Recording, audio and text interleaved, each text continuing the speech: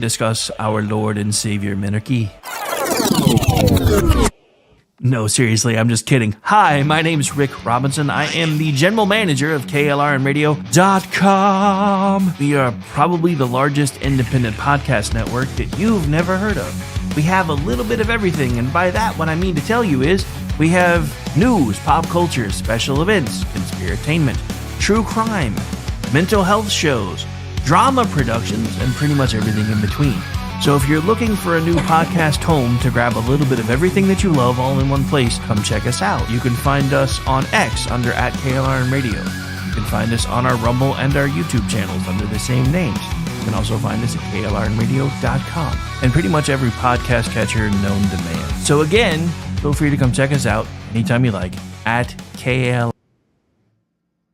Not to be a backseat driver, but can you say for sure you got the best monthly payment possible on your auto loan? Could it be that you might have gotten a better deal by shopping the loan at a few places and have a lower car payment? Next time, before you go car shopping, visit Communication Federal Credit Union first. Our auto loan experts will find you a perfect loan and get you the lowest monthly payment we can. Communication Federal, your auto loan experts. Restrictions apply. Federally insured by NCUA. Hi, everyone. This is JJ, the co-founder of Good Pods. If you haven't heard of it yet, Good Pods is like Goodreads or Instagram, but for podcasts. It's new, it's social, it's different, and it's growing really fast. There are more than 2 million podcasts, and we know that it is impossible to figure out what to listen to. On Good Pods, you follow your friends and podcasters to see what they like. That is the #1 way to discover new shows and episodes. You can find Good Pods on the web or download the app. Happy listening. KLRN Radio has advertising rates available. We have rates to fit almost any budget. Contact us at advertising@klrnradio.com.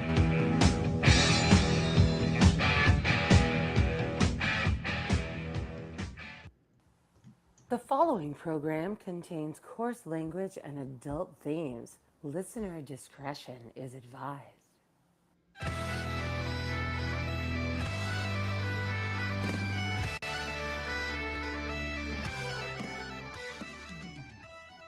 Hello, welcome to Inquiry, a dialogue about a topic to be named later.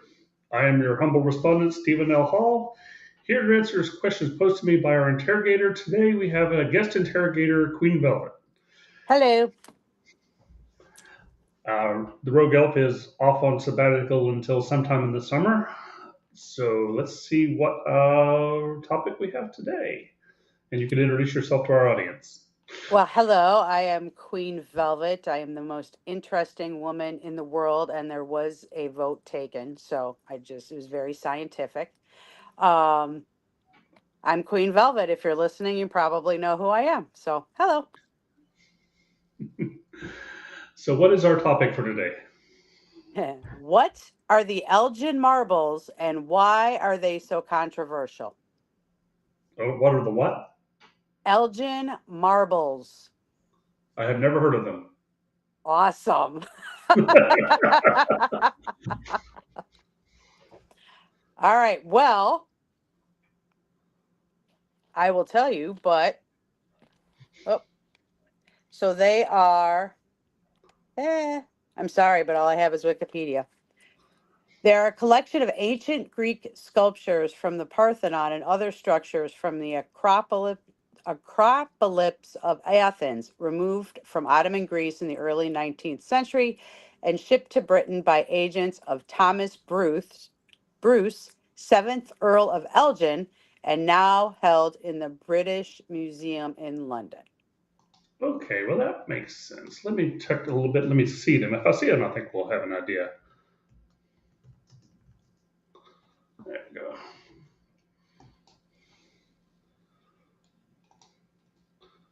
Okay, so they're referring to statuary as marble statues. Oh, Yes. they're bas reliefs. Okay. That would make sense. That's a very common way that they would depict stories of battles and things like that. You basically tell the story by this relief, the way that they would in the Middle Ages with a tapestry. The ancient world would very often do that with carvings in stone. The Egyptians did that a lot, and sometimes they would paint them on there, but sometimes they would actually carve them into the stone. The Romans would continue that with their triumphant arches. So you kind of have to know Okay. the story that it's telling to figure out who all the characters in the marbles are, and they are supposed to be done with secrets. So when you take them out of the original context of whatever temple or monument they were originally put in, you don't necessarily get the right order, so you don't necessarily get the right story, and you're supposed to know the story that goes with it. And sometimes these get lost to history. So looking at them, it's pretty obvious what they are. I'm not sure why they would be controversial other than the fact that they're in England and a lot of people, okay, That's why. because they seem to think that ancient stuff is somehow the inherited property of a new culture and society, which doesn't really make a lot of sense. If you know anything about when the Muslim population in, was it, not, in Afghanistan, were dynamiting these old Buddha statues. Right. You remember that? Yes. So the culture that's there, the Islamic culture that's there, is not really connected. They may be genetically related to the culture that was there before, but they are not culturally related.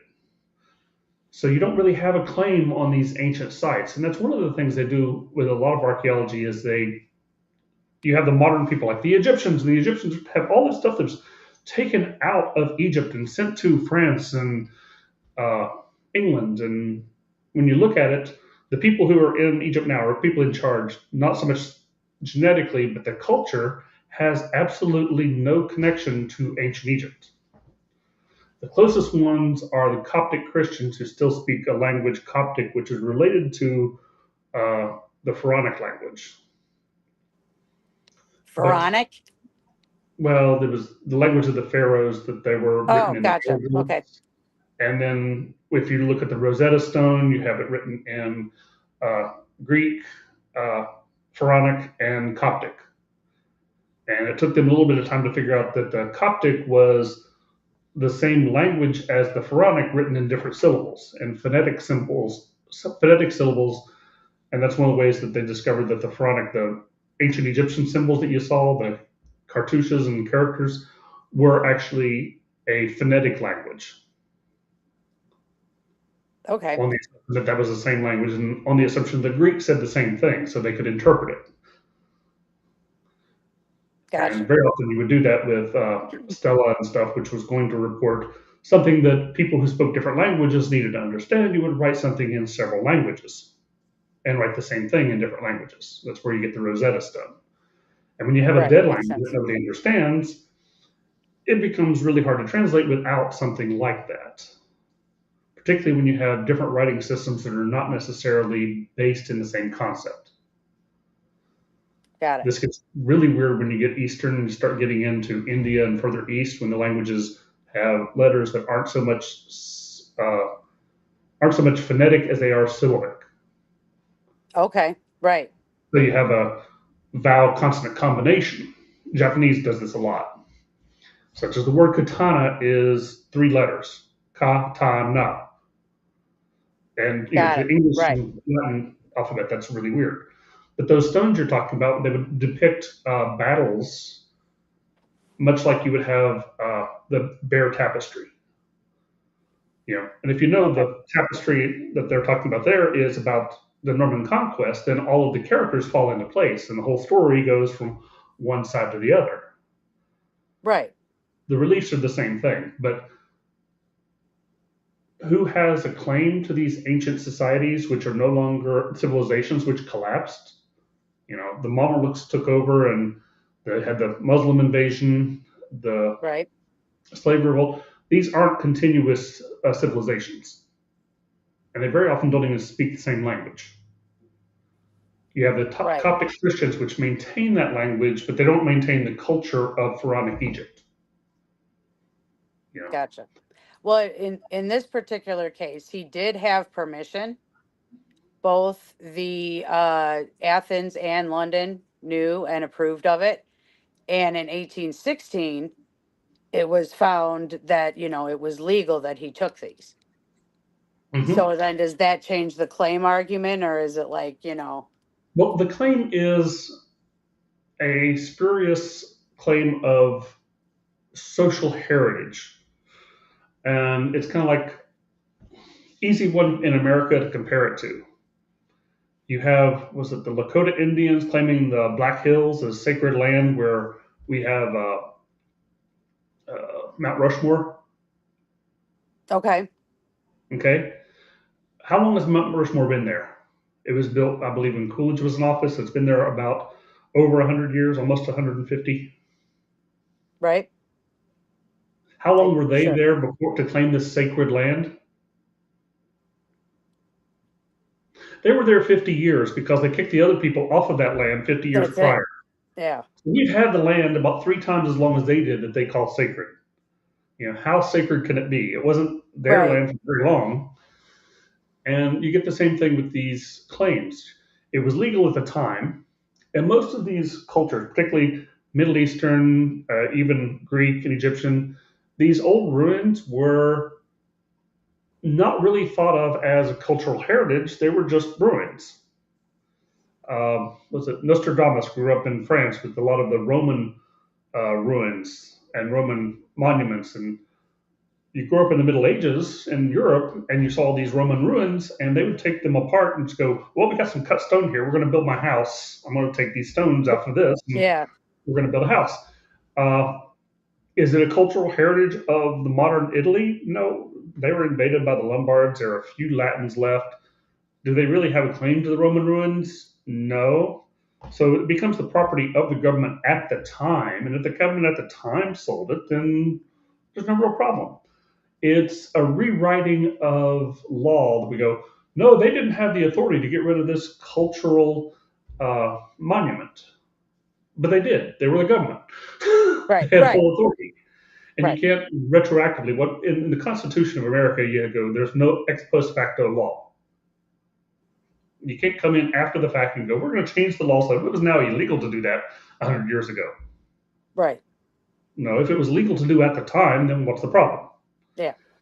But it's trying to undermine a cultural narrative to say these people were bad because we don't like what they did back then, even though it was lawful to do. Right. And it's more a vilification than it is a real argument.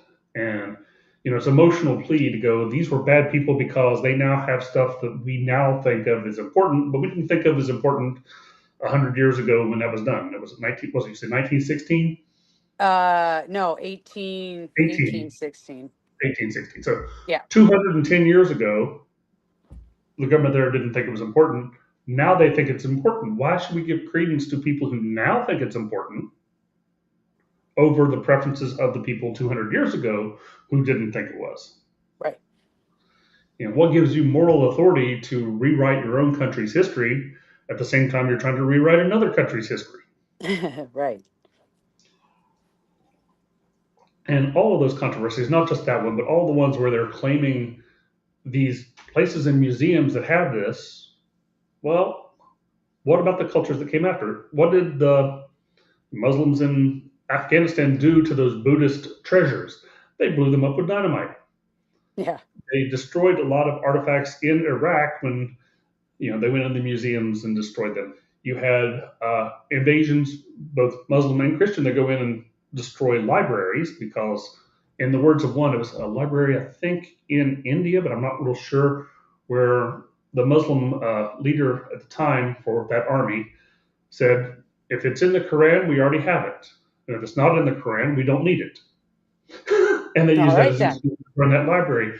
But the modern rewriting of history is the Muslims preserved all of these ancient writings. Sometimes they did, and sometimes they burnt the whole library to the ground. This is, those happenstances of history. Right. So that Library of Alexandria, where there's no real evidence of the fire that was supposed to be there, and everybody talks about it burning down, there were fires around it. How do you burn down a stone library? Yeah. Right.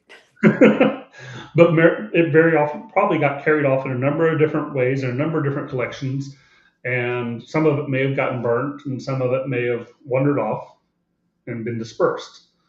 Right. But who owns the works? And who has a duty to preserve it for the future? And particularly when you get to something like this, which is a stone relief, who treasures it? Well, the person who owns it. And we're in the West, we Right. believe in private property ownership, and if they own it, that's their relief. And as long as they didn't steal it against the laws of the time when they acquired it, there isn't a problem. Yeah, it should be theirs. Well, and then they also argue that it could set a precedent where, other countries would want their artifacts back, and Well, that's my apparently the point. British Museum is full of them. Yeah, that's my point. It's not their artifact. Okay. Well, I don't know what happened. All right. I don't know. You went away. I was like, oh my God. No.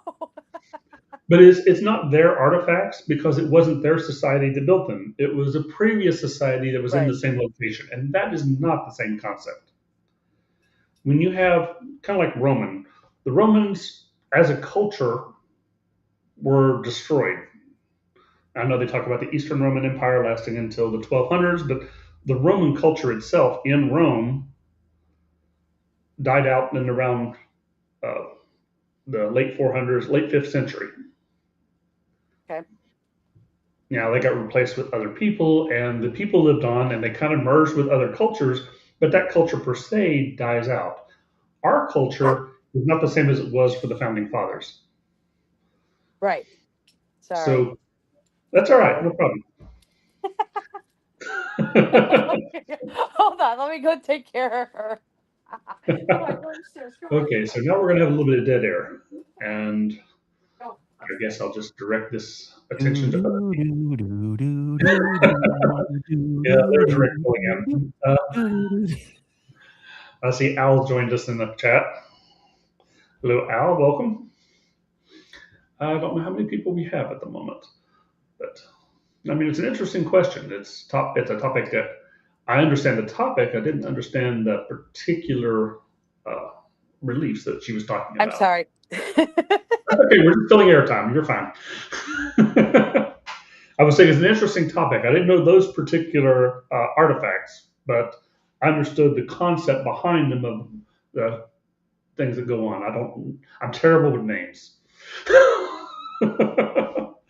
So you go, this type of thing. I'm like, I don't know. Show it to me. Okay, no more. What figured history, and some pretty obscure stuff. So I do, but I don't know what it's called. gotcha. Perfect. So I have to be more like Pictionary. Well, that Antikythera device wasn't called the Antikythera device. That's just where it was found. So what's its real name? Okay. I don't know. Well, never mind. Okay. If you were there at the time when it was built, that's not what you would have called it. True. Well, but So do you know what it's called? Or no? I refuse to answer on the grounds that would make me really old. We're both really old. So you're saying you 2,000 do? years? Huh? 2,000 years old? Oh, well, no. Well, you're All not right. 2,000 years old. You don't look a day over 1,500, Stephen. Yeah.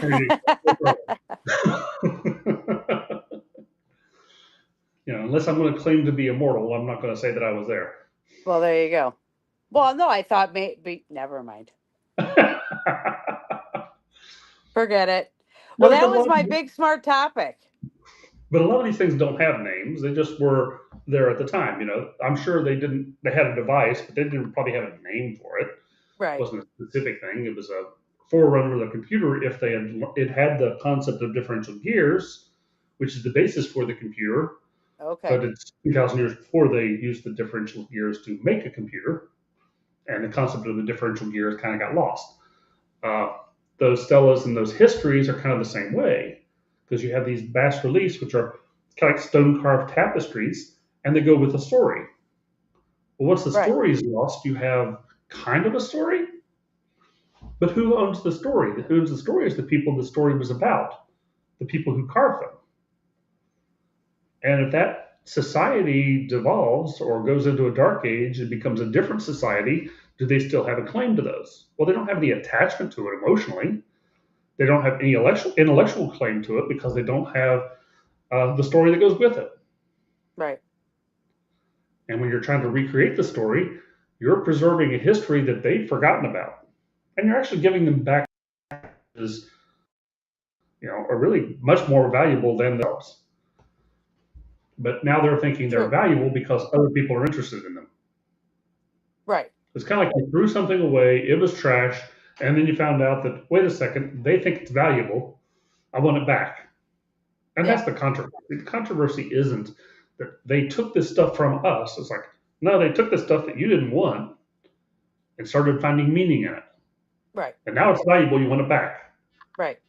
That's not a real claim. That's not a real controversy. That's a fake controversy. There you go. Always That is drama. what we- That is It's what we always call wrong. that is what we call today a non-traversy. Oh, that's good. I like that. Non-traversy. But I mean, it's always interesting when they do this, and it's always when you're trying to recreate the past.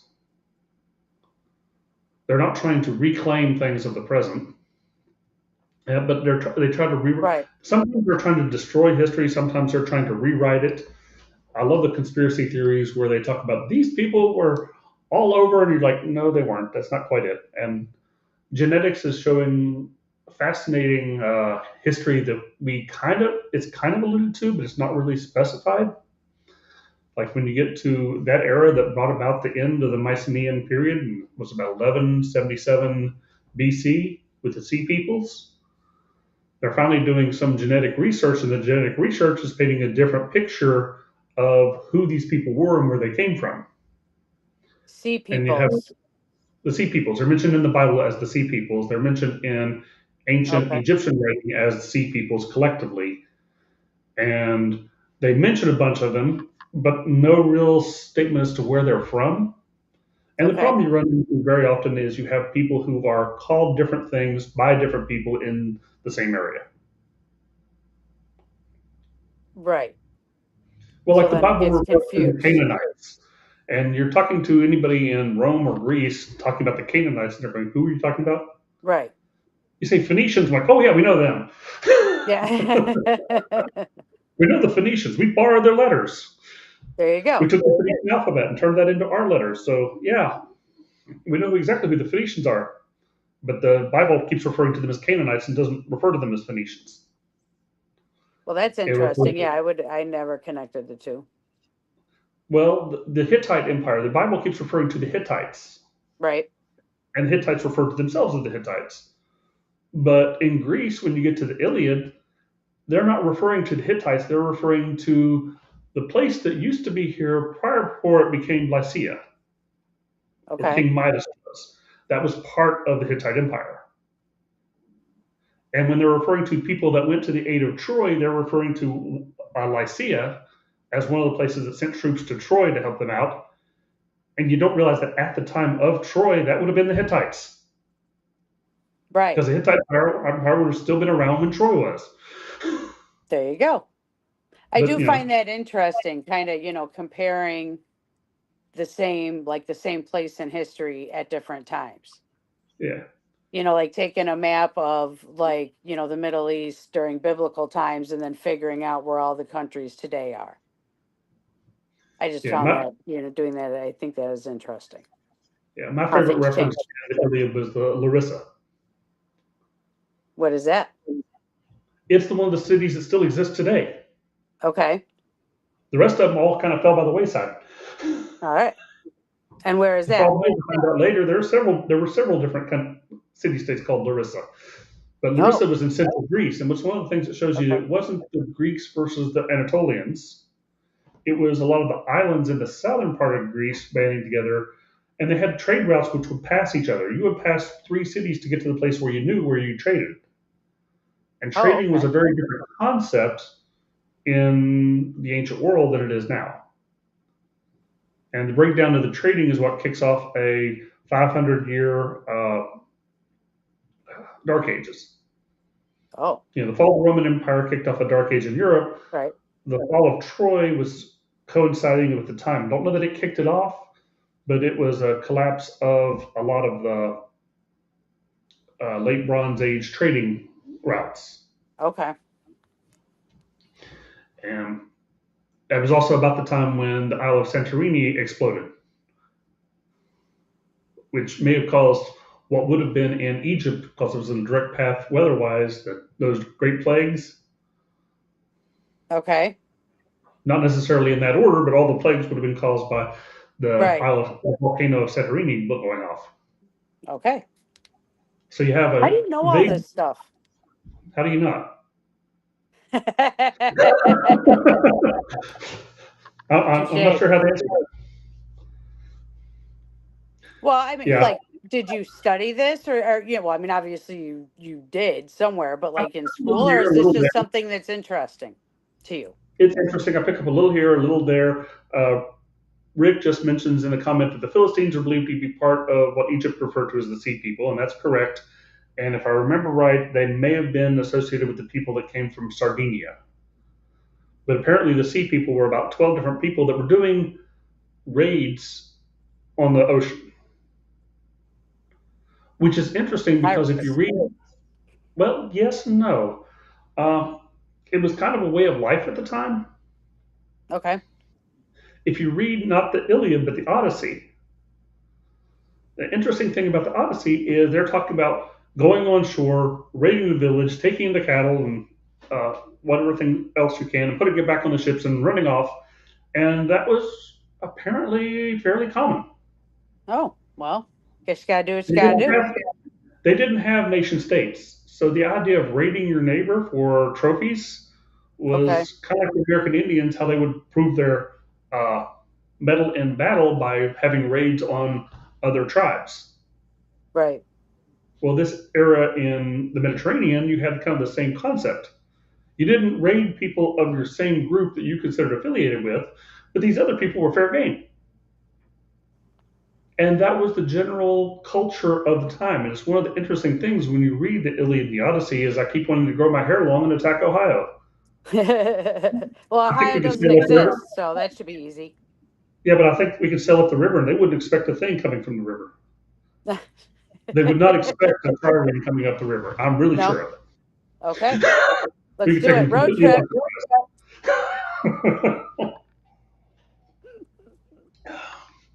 But Wait, when are we doing this pillaging and plundering? I have to put it on my calendar. Yeah, right. But you read that and you're reading about an entirely different culture, and it's a hard thing for people to do this and put their mindset in that culture. Right. Well, because it's not at all what they know. Right, but they talk about sympathy and empathy, but they really don't have it because they really can't think a different way. And that's one of the things you have to do when you're looking at a lot of the ancient stuff is their systems worked, but not the same way. They traded with the city that they knew how to get to, but they didn't really have the maps. They had a general idea of coastlines, and they knew there was a city there, so many days travel this way. Right. But like I said, they may have passed 3 or 4 other towns that they're not trading with, and they weren't aware that they're even there. Gotcha. So your trade networks are kind of convoluted, but you still had trade networks that went all throughout the Mediterranean. In the Bronze Age, what's the most important thing in Bronze Age? You tell me, Stephen. Well, how do you make bronze? We need metal of some sort. You need 80% copper and 10 to 20% tin. Okay. So the problem is copper you can find a lot of places. Tin, not so much. And by the time the biblical era comes around, you're getting a lot of tin from England. Some of the tin would come from Afghanistan. Some of the tin would come from Russia down the river in the Black Sea. Okay. Well, once you disrupt the trading routes and people can't get a hold of tin, they can't make bronze. If you can't make bronze, and that's the oil of your society, imagine if all the oil dried up. Yeah, that would be a problem. That would be a problem. Well, if your sources of tin get cut off, because guess what was a major trading port? Somewhere in Troy. Iran. Where? Troy. Troy. Troy. Oh, The okay. city in the Bosphorus, coming out of the Black Sea. Yeah, where the tin's coming down from Russia. Afghanistan. Well, I was thinking more along the Volga and up in the Russian steppes, but Okay. whatever it is, you have the tin coming through. You destroy Troy. Now you can't get a hold of the tin. And There goes your what was oil. the Hittite Empire built on? The Hittite Empire was built as the nation of 1,000 golden spears. That's what they called themselves. Right. The golden spears were the main weapon used were bronze spears. Then that collapses your whole society. Yeah, if you cannot supply your military with the bronze that they need, and you have a loosely held confederation of people you conquered, those people start wanting independence. Right. And the Hittites had a really interesting way of incorporating people. They said, almost every group had a pantheon of 12 gods, and they're kind of similar. And the Romans would say, your Zeus is the same as our Jupiter. So it's the same god, just a different name. And they would try to find whatever that local god was the same name as one of ours. Right. Bridget in England becomes, well, that's Venus. Same person, slightly different aspects. The Hittites didn't do that. They just added them. Oh. They would take those 12 gods, add them to the other, and they had thousands of gods, hundreds of gods. Where they have these 12 from this group, and these 12 from this group, and these 12 from this group. If everybody's God, is anybody God? Yeah, pretty much. But that was the way they tried to unify their society with all these people that they conquered into an actual empire. Okay. But the empire is built on military power, and the military power was built on bronze. And when the bronze goes away, your empire starts rebelling. And that's why they just kind of disappear from history. Wasn't what happened in the Middle East where because they were in Anatolia. They were between the Greeks and the Levant. Okay. And they're just kind of fragmented. They balkanize. But when you conquer people, you build a relief of this very important battle and the people you were, and you have, we're talking about those controversies of the stones. That's your war memorial of this is who we conquered. Kind of like when we had the Jewish revolt and was it Vespasian beat the Jewish revolts in Judea and sacked the temple, and they had the parade of all the stuff, and that's what they were carving on those reliefs in Rome. Right. Now, of course, nobody took that out of Rome because Rome or Italy, by the time it was around, was not the wealthiest part of Europe, but we already knew most of that. So there was no real advantage in taking the reliefs from the monument, which is still standing. But if you have a monument that's starting to collapse and you want to preserve the reliefs, you take them and you put them in the museum. Because what's going to happen to that relief if you don't? Right. Then it'll just disappear. It'll get busted up and used in somebody's hut. There you go. What happened to the scrolls of Nag Hammadi? They were using them as firewood, and it's like, well, these might be valuable, so let's sell them to somebody. We can sell them for money and get more firewood than what that's going to burn for. Yeah, exactly. And then once you find people will buy it, you start making fake ones. And that's one of the things you get with the antique trade in that area. It's like, we can make new ones. Yeah. We're willing to buy it. There you go. So that's always a hard thing when you get to those. But, one of the highest art forms in the Middle Ages was tapestries. But the highest art form of the time we were talking about with the ancient Greeks and Romans was stone carvings. Right. And particularly the stone carvings in and around Greece, because the mathematics that they used allowed for much more realistic carvings, much more realistic statuary. Yeah, I mean, they're amazing. The mathematics of the golden rectangle. Right. Yeah, because math is important to everything. Yes, but I was told there would be no math. Who told you that? I lied. Yeah, nobody really. I just say that because I don't math. I used No, to on the math. on the one What? sheet I sent over, I specifically said there would be no meth. I didn't say anything about no math. Okay. Pardon me. I was wondering, because you just never know. Well, I'm a mathematician, so the math plays a large part in it there. Yeah. But the concepts of perspective, the concepts of the golden ratio gave you very realistic artwork. Yes. And you see this huge advance in artwork in around 500 to 300 BC, that era, probably a little bit before that. And that's where the Greek culture becomes pervasive throughout most of the area. And it was mostly due to their artwork. Their artwork was so much more realistic than what you were getting. Right. Now, Egypt also had some that was somewhat realistic. They weren't completely proportional, but they were a lot closer than most other cultures. You get into some of the other cultures and you get what you call primitive art, which is vaguely humanesque. Like stick figures? Well, no, like they have facial features, but they're not really lifelike. Okay. They're flat, they're not really proportional. And you get a lot of that with the statuary. It's kind of the same thing that they ran into when they took plans for how to make a clock from Europe and Germany over to China with Marco Polo. Okay. And, they're smart people and they have these plans to make a clock, but they draw everything in 2 dimensions. They didn't have So the there's mathematics. get lots in translation there.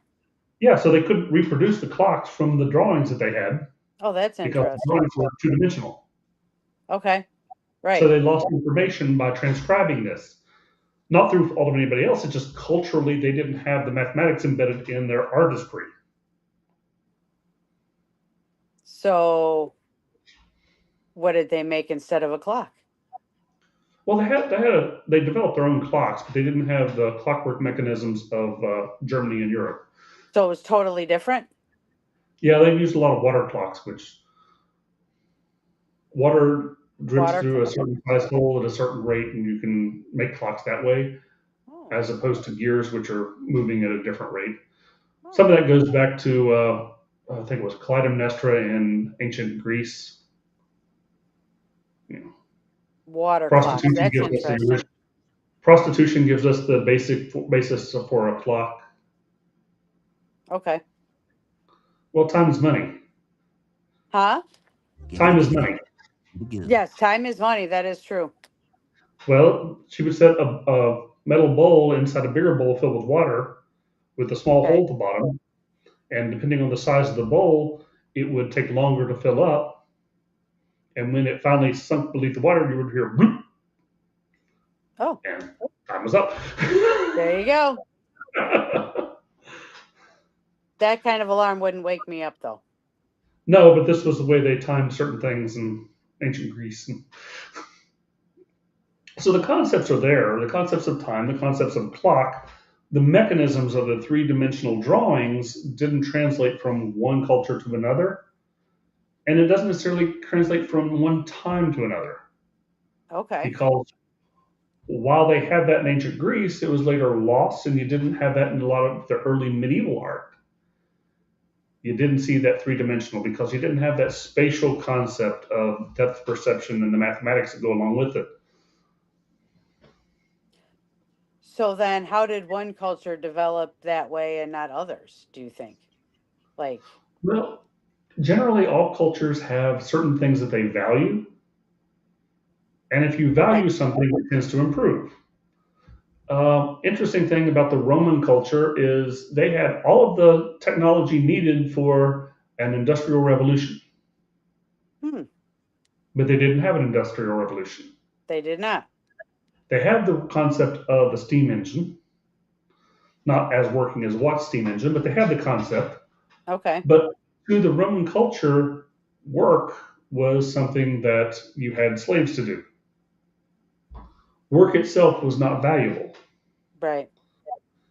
And so the people who did the work, if you were intelligent, you were Archimedes, you could design a great machine, but that machine was designed for whatever purpose, very often military purpose. It wasn't Right. designed for improving work. Right. The what Because you steam need engine someone else becomes, doing the work for you. well, yeah, you got plenty of them and they're expendable. Right. But if you're the one doing the work, and I think that was the first use of the what steam engine was down in the coal mines pumping water out. Okay. Well, if you're the guy in the coal mine, that's very valuable. Yes. But if you're the guy that owns the coal mine and other people are working, you don't care as much Right. because they're expendable. Yeah. Yeah. So you Okay. have to have a culture that values the work before the machinery becomes something worth investing the time to develop and improve. Gotcha. The So you same's don't true with the have to art. automate if you just have labor, basically. Yeah. And the same's true with the art. If you're a culture that has this value of the realism in art, then you spend more time and effort investing Figuring in that that. out. Yeah. The Renaissance kicks off with people going, we have plenty of money. We want to decorate our churches. That's very valuable. So you get Michelangelo and Da Vinci, and you're paying them to do these frescoes and statuary Okay. That makes sense. because that's now something you value and you have the money to spend on it. Except, you know what Da Vinci most wanted to do? Design war machines. Yeah. I was gonna say I airplanes. mean, the art paid the bills, Yeah. but the That's so real funny. patronage was to get in to make the war machines. What a switch, huh? Yeah, well, you do what you got to do. And I'm going to paint this. Yeah, fine. Because the Renaissance is an interesting transition because at the time, painting wasn't that valuable. So what kind of art was Statuary, value? Statues. Okay. yeah. If you were skilled at making statues, and more importantly, tapestries. In the Middle Ages, tapestries were the major art form. Okay. And that's the stuff you hung on your walls. But the problem is it Yeah. doesn't last as long. But that's what they spend a lot of effort in doing their artwork. So you had a lot of artists who were really good who kind of left by the wayside because their tapestries no longer exist. On the other hand, these guys that were Right. lower level painters, their stuff's still around. This canvas lasts longer than yarn, Yeah. I guess. So what they valued at the time and what we value in retrospect are two different things. Right. So we're sitting here going, these were great artists. Well, they were, but they weren't really the great artists Right. compared to other people at the time. Right. It's kind of like somebody getting an Academy Award for a show that people 50 years later are going, yeah, that wasn't that great. At the time, that was wonderful. Now it's like, eh. Right. And Well, that it's like happens. when you're a kid and there's a really big slide and it's the best slide, and then you like are gonna go on it when you're older, and you're like, that was stupid. That happened to me. But those frescoes are the frescoes you were talking about are the same thing. Right. They were very valuable when they were made. When they were taken away to England, they weren't valuable. Now suddenly they're valuable again. Right. Well, I mean, and they were valuable enough to, they paid up for it. Mm-hmm. They knew about it, so. But the culture changes, and now they're like, this is our cultural heritage. Right. But it's It not wasn't really, because cultural that culture is heritage. gone. Right. Yeah. And that's something that's a hard thing for people to understand is culture it changes within a lifetime. That the culture you grew up with 50 years ago is not the culture of today. That's the truth. And particularly when you have different changes in technology and different changes in values, and it's really hard for people to put their mindset into the value of the culture at the time, much less a culture that's far more antiquated. You go back to 3,000 years ago when those things were probably made, and I don't know what era they were made in, but I'm assuming ancient Greece would have been about 2,500 years ago. Okay.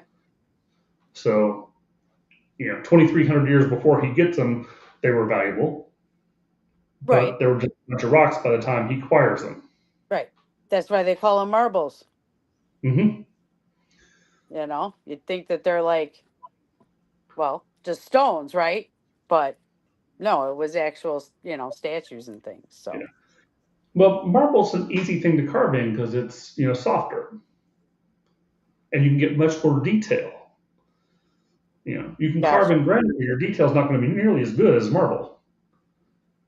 Gotcha. And the problem is if the marble's outside exposed to the weather, it weathers faster. Because it's softer, So, which is why it's easier to carve. So that makes sense. right. And like malachite, the marble is, you can get a lot of fine detail because it's very uh, like fine grain. Okay. You don't have the big grains like you do in granite.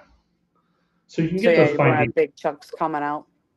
but it'll also degrade faster. So how do you preserve them? And that's one of the things you want to do. You find this buried under the ground, it's been preserved because it's been out of the weather. You bring it to the surface, now you got to preserve it. You can't leave it there or it will degrade. So would they be as valuable now if he hadn't taken them to England? Well, it'd probably be gone Or they'd still be to a underground, nobody certain knows. extent. Yeah. If they were left out to weather, they would degrade. Right. If they were left in the ground, nobody knows about them. So where's the value lie? And who deserves to have that value? The Right. people who dug them up and found them, to my mind. I would think so. And I would think if you want to see them, you want to see your heritage, take a vacation, go to England, see them. There you go.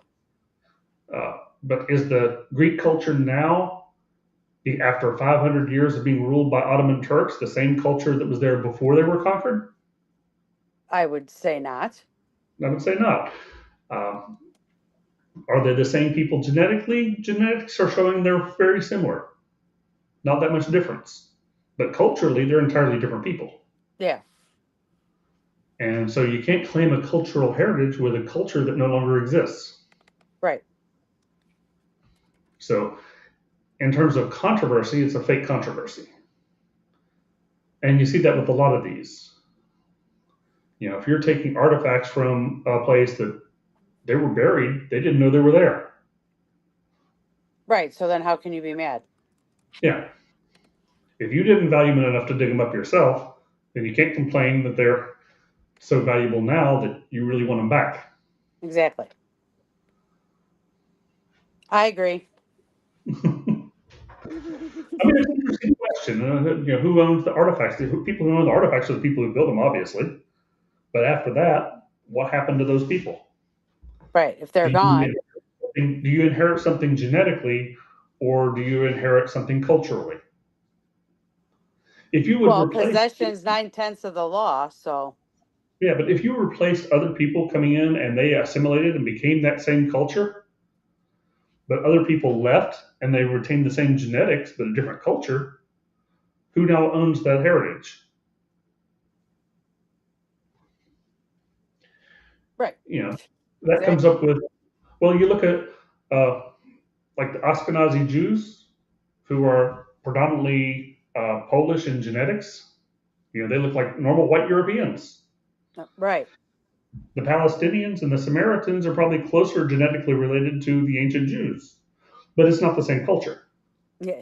No. So who has the claim to it? Is it the people who have preserve the culture, or the people who preserve the genetics? Right. Kind of a nature nurture argument. Yeah.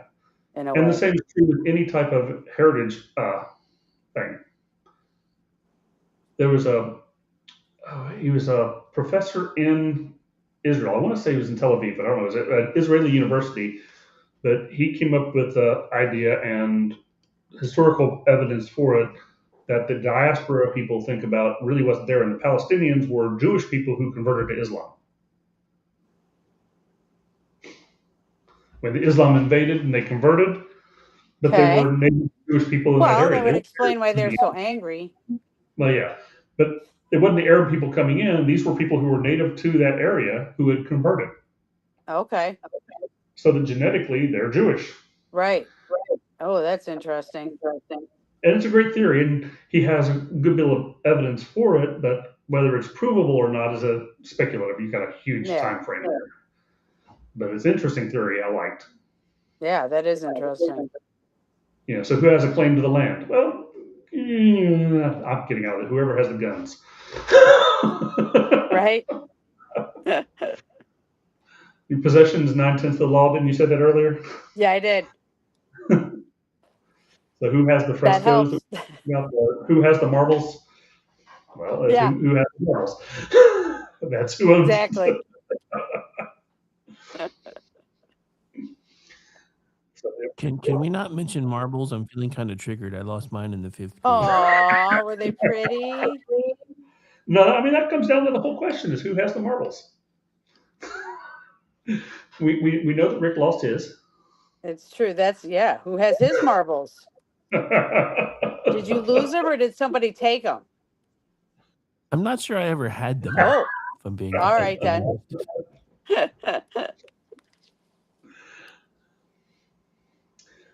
So I think we've pretty much covered this topic. I think so. Probably not as in depth on that particular topic as we'd like, but we go with what we have. Well, you did great, Stephen. So, what would you propose as a solution? Who do you think owns the marbles? I would say probably the British Museum. I mean, they came about them legally and everything, and like you say, if they weren't valuable enough for you to keep before, why are you complaining now? So I don't know if I agree with the argument that it sets a precedent that other cultures would take their stuff back, though. It seems like that would be kind of a, I don't know, outlying situation. Well, they would But claim it because you're trying to get something from somebody who has. You never file a claim against, well, in law, you call that the deep pocket theory. You don't sue people who have no money right, because there's nothing to gain from it. yeah, exactly. Yeah, So no, it encourages exactly. people So to complain. You got stuff that's valuable. We want it. right, That's the deep pocket theory. So the museums have it and we want it. Therefore, we have to file a claim that was ours at some point in time. there you So it's go. the And deep if I pocket was theory. totally cynical, I'd say it was a marketing ploy, and like no one would have known about it unless there was a controversy. Well, But I there is really, that I one. really don't think that's the case. But Sometimes that happens. Like, you got to drum up the value of it. It that's right. becomes more valuable the more people who are contesting for it. Yes. If Although, nobody wants it, it's not valuable. the early 1800s, there wasn't exactly, social media. So, although Yeah, but I'm now, sure they had their own version of it. yeah, it People are was people. carrier pigeon and town criers, and Yeah, right. Just took a lot longer. well, They that had was time to after think Gutenberg. about it. So we had the press, we had the Gutenberg, Right. and you had books, and so we had a press then. There was a media already. Like it's a whole end of Gosh. the Spanish Inquisition and all that. That's a different thing. Yes. That's a whole nother topic. I But say yeah, they stay with the British Museum. yeah. But that's an interesting theory that you have that there are people who own it are behind pushing the controversy just so that it becomes more valuable. Yeah, I got Why these. not? Anybody want these? I said, they're mine. Yeah. Now they're valuable. We put them up on auction, and now we get a higher bid for them. Yeah, So there you go. they But could they're very not well be. selling, but that brings people to the museum. Yeah, but it could very well be that they're creating the controversy to create value. I wouldn't put it past museum people. They're like that. This is why they have things like a banana on the wall, a banana taped to the wall, going, Right? "This is a work This of is art." art. And somebody ate it and it's like, "That's $100,000 art." Well, the art isn't that. The art is the concept, and they sue over that. And like, the Well, why exact isn't it placement. just as valuable with a bite taken out of it? Why is it not more valuable? Because then it has bite marks that are unique. Well, So it's because then more you get unique to than just a deduct banana. the artwork from your taxes. What? You get to deduct the artwork from your taxes because that's a donation, a charitable Oh, donation. okay. The That's the banana. value. That's the value of modern art is tax deduction. Because it's because you buy it and it's an asset? Yeah. Unless your last name is I Biden, and then it's money That's laundering. exactly what I was wondering. But you think about that, these modern art, you go, who's going to pay money for that ugly piece of crap? Somebody Well, you will. can if you donate it and you get a deduction for it. That's crazy. That's So our then tax code. who determines how much the art's worth? Huh? Who determines how much the art is worth? Well, it's whatever the market sold it for. That So it's kind of a self-fulfilling thing. that's just, well, that's how Hunter Biden makes $1 gazillion off a painting then. Hmm. The only way that's possible. Well, that and to buy favors from his father for Well, having done it. right. But that's why the art's so valuable. Yeah. Because that you have to make that exchange somehow. Yeah. So that Unknown ridiculous artist. painting is, $300,000. Yeah. Unknown artist paintings don't sell for much. They may Yeah, I look would nice, but imagine they don't not. sell for much. But like a bowl of fruit. Hmm. There you go. But if you take that bowl of fruit and you put it in a museum in a different country, and then you have people suing them, going, "That was our bowl of fruit. We want it back." Give Now it's us our valuable. fruit back. Yeah, fruit thief. See what happens? Yeah, right. Now it's valuable. Now you have It's all about controversy. the marketing. Exactly. And what's with this? You ever seen the artwork from Hitler? I mean, I'm sure I have, but Yeah, they kind of hid a bunch of it. I actually liked his stuff. It was good. It was realistic. It yeah. was kind of like a poverty Norman Rockwell. Oh, okay. He highlighted a lot of poverty with realism. Wasn't real good with people, so he tended to do scenes. Yeah, okay. It definitely wasn't good with people. Well, yeah, but some artists are not that way. But anyway, Or like John Wayne Gacy's paintings. yeah, I haven't seen any of those, but I've seen some of the Hitler ones. You haven't seen like the clown pictures and stuff? He'd draw clowns, and then he I'm- was a clown. I might have seen them, but I really wouldn't have noticed it. Talk about getting off topic. Well, it's artwork. It's controversial artwork, so we're not too far There off you go. topic. There you go. I mean, you're still talking about controversial artwork, so it still kind of works. Speaking of Hitler, with him doing like kind of just scene things and stuff, I always half expected him to like paint an ashtray with a Star of David in the center or something, and he never did. I was Kind of disappointed. thinking that would have been his thing. I would have thought. No, I mean he was that wasn't his focus. That was kind of a sideline. That wasn't.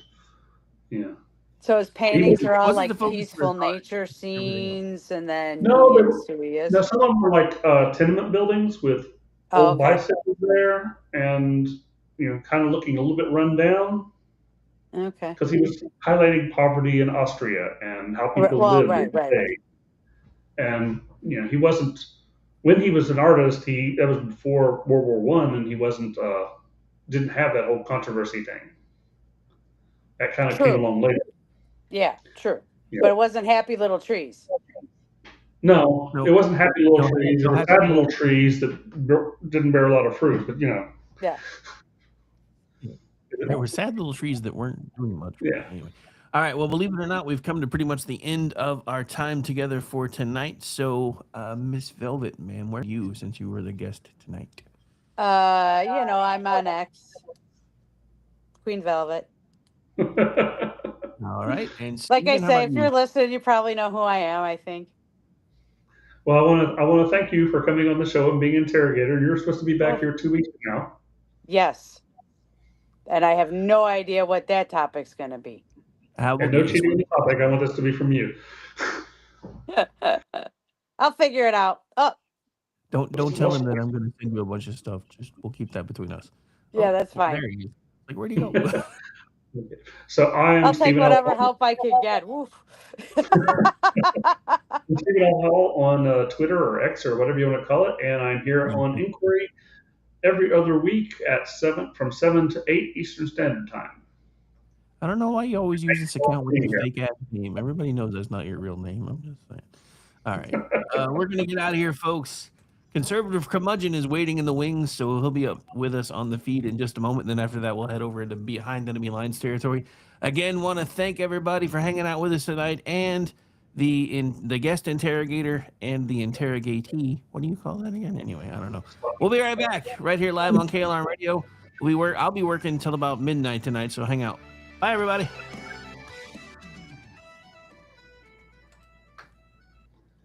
Hello, friends. Do you have a moment so that we may discuss our Lord and Savior Minarchy? No, seriously, I'm just kidding. Hi, my name's Rick Robinson. I am the general manager of KLRNRadio.com. We are probably the largest independent podcast network that you've never heard of. We have a little bit of everything, and by that, what I mean to tell you is we have news, pop culture, special events, conspiratainment, true crime, mental health shows, drama productions, and pretty much everything in between. So if you're looking for a new podcast home to grab a little bit of everything that you love all in one place, come check us out. You can find us on X under @KLRNRadio. You can find us on our Rumble and our YouTube channels under the same names.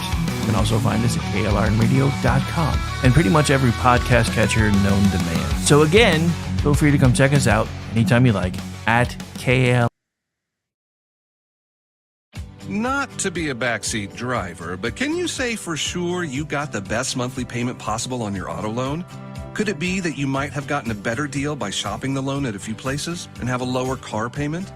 Next time, before you go car shopping, visit Communication Federal Credit Union first. Our auto loan experts will find you a perfect loan and get you the lowest monthly payment we can. Communication Federal, your auto loan experts. Restrictions apply. Federally insured by NCUA. Hi, everyone. This is JJ, the co-founder of JJ. Good Pods. If you haven't heard of it yet, Good Pods is like Goodreads or Instagram, but for podcasts. Like It's mine. new, it's social, it's different, and it's growing really fast. There are more than 2 million podcasts, and we know that it is impossible to figure out what to listen to. On Me. Good Pods, you follow your friends and podcasters to see what they like. They That is like the me. number one way to discover new shows and episodes. You can find Good Pods on the web or download the app. Happy listening. To me.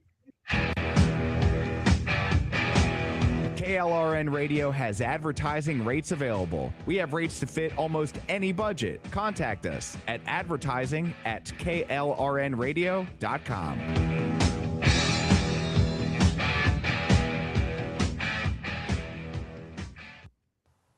The following program contains coarse language and adult themes. Listener discretion is advised. It's time now for the Conservative Curmudgeon Radio Show. Now, here's Grouchy.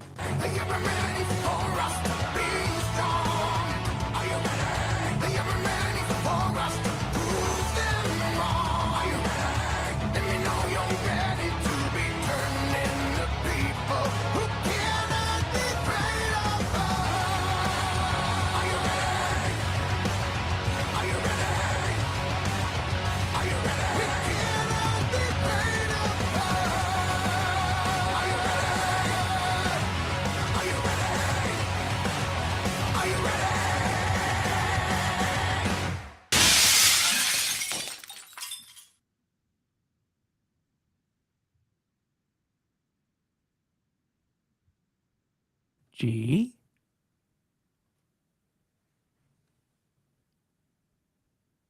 Apparently we're having a bit of an issue. I know he can hear stuff because he was responding a minute ago. Where did he go? Oh, I'm right here. You had that mute button pressed again, didn't you? No, you didn't hear the music? I heard the music. Okay. No, we were good. I was just playing a little ditty from my childhood. Oh, no. I didn't hear that music, so that would explain that. Because, yeah, we got on this side of the air. Well, shit, I didn't think about it until it was too late to send it to you. Otherwise, I'd have done that earlier. But I had the wonderful little parody song by Vince Vance and the Valiants, Bomb Iran. Oh, I wish you would have told me. I would have had that ready to go. Oh, because, yeah, we couldn't hear that. But, yeah, so. Anyway. Well, damn it. How did you not hear it? I mean, I wasn't muted. Yeah, I don't know. But, yeah, it didn't play through, Weird. sir. It did not play Well, through. damn. I feel dumb now. You tried to play music, and all I heard was this and started panicking. Oh, no. I mean, Like, yeah, I where'd mean, he go? you could possibly said, oh yeah, he's having internet issues again, but but no, I'm here, and I hope everybody else is here too, and I hope you're holdover from Inquiry with Stephen L. Hall and his guest Queen Velvet, the Most interesting woman in the world. Self-professed. Apparently, I can make apparently, no claims to that whatsoever, one way or the other. She is apparently there was a self-proclaimed. vote taken. So yeah, What's apparently there that? was a vote. There was Apparently a there was a vote? vote of some. Yeah, there was a vote of some kind taken on that. I was Okay. not polled, however, but I don't know. Seems like it fits. All right, I so was not told. so just so we can put you back on track here, let's do this. Yeah. Bomb, bomb, Iran. Bomb, bomb, bomb, bomb, bomb, Iran. Bomb, bomb, bomb, bomb, bomb, Iran. Bomb, bomb, bomb, bomb, bomb, Iran. Bomb, Iran. What country's got a feeling really hit the ceiling? Bomb, Iran. Bomb, bomb, bomb, bomb, Iran. Yeah. So get out there and find it. It's on YouTube. Vince Vance and the Valiants. It's from 1980. We used to run around middle school singing it all the time. It was huge, huge back then. And you know what? I know not everybody likes the potty mouth, but you know what? Fuck Iran. I just couldn't give a shit. Blast them into an ashtray. They should have been there 45 years ago. So, well, it's interesting because I was kind of hoping you were going to open with this because the one of the things that I find the most interesting is listening to people that are in Iran saying, I don't care if I die as long as we get rid of these assholes. Right. And the left are still like, oh my God, I can't believe we're done. Like, they've been begging us to do this for 47 years. It's amazing. And the left will tell them how stupid they are. And, who's up next for the job anyway? The supreme leader. Last I heard, they got rid of the council that usually votes them in. So the son has been selected. As far as I know, he's still breathing. I haven't heard anything. I saw something today that said he was dead.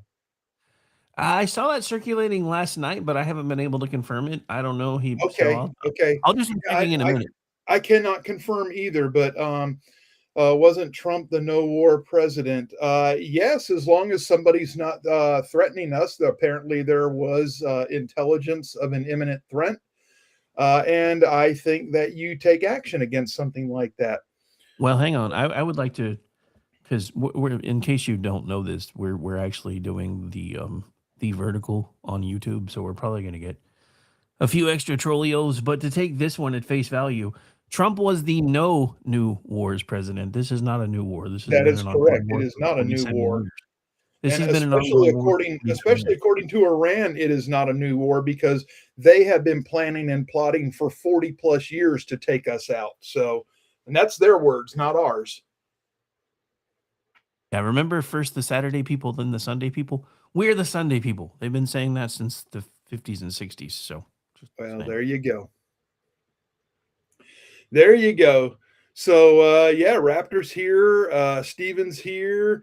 And the troll monkeys are here. It's all good. I love the hate too. Come on with it. I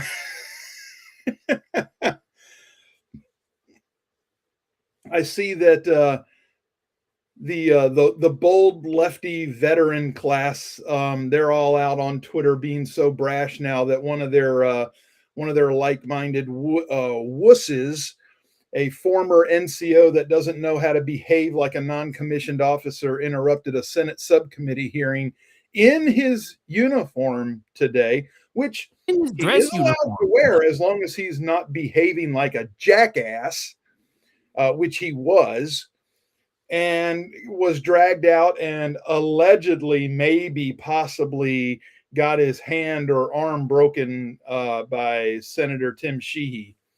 So, yeah, whatever. Don't be a little dick and you won't get hurt.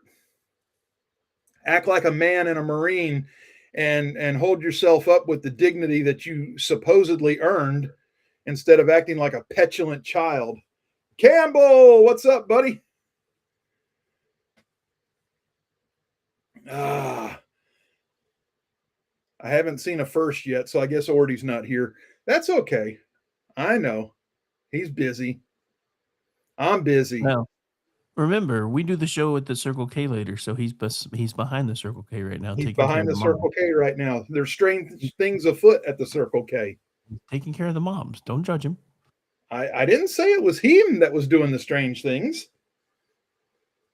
I just said there were strange things afoot at the Circle K. And twice you've missed the reference. A foot, akimbo, yeah, same thing. Anyway, no, Huh? I didn't miss the reference. I just wasn't taking the bait.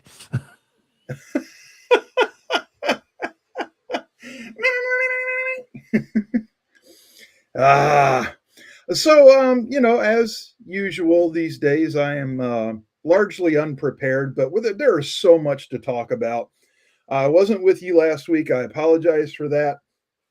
Apologize to Rick, but I know he took good care of you. He told me he had a 2-hour Kingdom and Crown, and I'm sure that it was fantastic. I, on the other hand, was cussing at the top of my lungs at somebody who holds a license to be an engineer that apparently does not know how to read schematics for a building.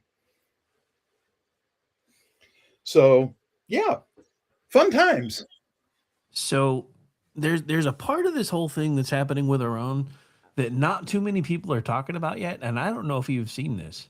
What's that? The president of Lebanon has basically made a civil address while wearing his military uniform and declared Hezbollah outside the law and announces clear and explicit military confrontations against it. So Sweet. yeah, so this is setting off a chain reaction everywhere. I'm down for it. Yeah, it's just funny because remember, according to the left and even according to some of the people on our side of the aisle, this would be impossible. We can't. Right. We would never be able to go up against Iran because this, and this. And granted, earlier in the 80s, we might not have been because Russia was a hell of a lot stronger in the 80s. Right. Iran was too, but Russia has been caught in its own little quagmire, and I know that because I know that before we started sniping them, the leaders of Iran were reaching out to Russia going, help us, help us, help us. And they're like, yeah, we're a little busy over here, so we really can't do that. Thank you. Absolutely. So, no, I think that's great. I mean, let it roll. And now we've basically taken control of the Strait of Hormuz by basically telling one of our companies that they're going to have to insure the boats and the ships because the British didn't want to do it. So we just ousted those of London. I understand that we gave Iran their first submarine. I saw something that said we took out their next gen battleship. Oh yeah, well, yeah. Oh yeah, that's been all the rage today too because everybody's like, "Oh my God, we violated the Geneva Convention." I was like, "How do you think the other ship knew where to find the survivors?" That was our submarine radioing the people saying, "Hey, we just took out this ship and there's people in the water. You should come get them." Because a submarine cannot operate rescue operations, folks. There's not enough room. As per the Geneva Convention, they are only required to radio the position of the sinking ship, and then they're allowed to go on about their day because they've done. There you go. And for everybody who's like, we just attacked it. We just attacked a non-combatant. I was like, it's an Iranian military ship, and they declared war on us in December. Whether we wanted to declare war on them or not is irrelevant because they declared war on us. They're the ones that said they had control of the Straits of Hormuz, and if the orange pig thought he could open it, he should go ahead and try. And we did. Yeah, done. They had ships and mines and everything else in there, and we chewed through them in 6 hours. I mean, check. What's next, Tehran Tim? We got Baghdad Bob. Now we got Tehran Tim. No. If we're gonna do that, it's got to be Tehran Timmy. Yeah, I think I'm gonna steal that. I'm gonna use that from now on. So thank you. You should. I've been trying to think of an alliteration way to do it, and you just gave it to me. So no, and I think that by the end of next week, he's going to be like, "Screw you guys, I'm going home." if he's not alive, if he's not in a bag by then. Yeah. But no, it's just and look, I don't. So the thing that I find the most interesting about this is everybody telling us what a mess our military was going to be with Hegseth at the helm. Oh yeah, That dude has done some amazing things. I mean, let's not forget absolutely. that just about a month and a half ago, we were talking about the fact that we snatched a dude out of a snuggie out of his room. Just like, Yeah, you're coming with us. And yeah, now this has come off without a hitch. I mean, I have to admit, after the signal debacle within the first couple of weeks of everything, even I was kind of going, I don't know about this. But he's definitely found his feet. He's definitely doing his job. And he's gotten the military back to their job, which is to kill people and break things when asked to do so. yes. Not parade around like Klinger in a dress and go, oh, look at me, I'm in the And military. guess what also he has done? What has he done? He has our recruiting at such a status now that there is a wait list to get into the military. When is the last time you heard of anything like that? When I enlisted Yeah, it was. in 1985. But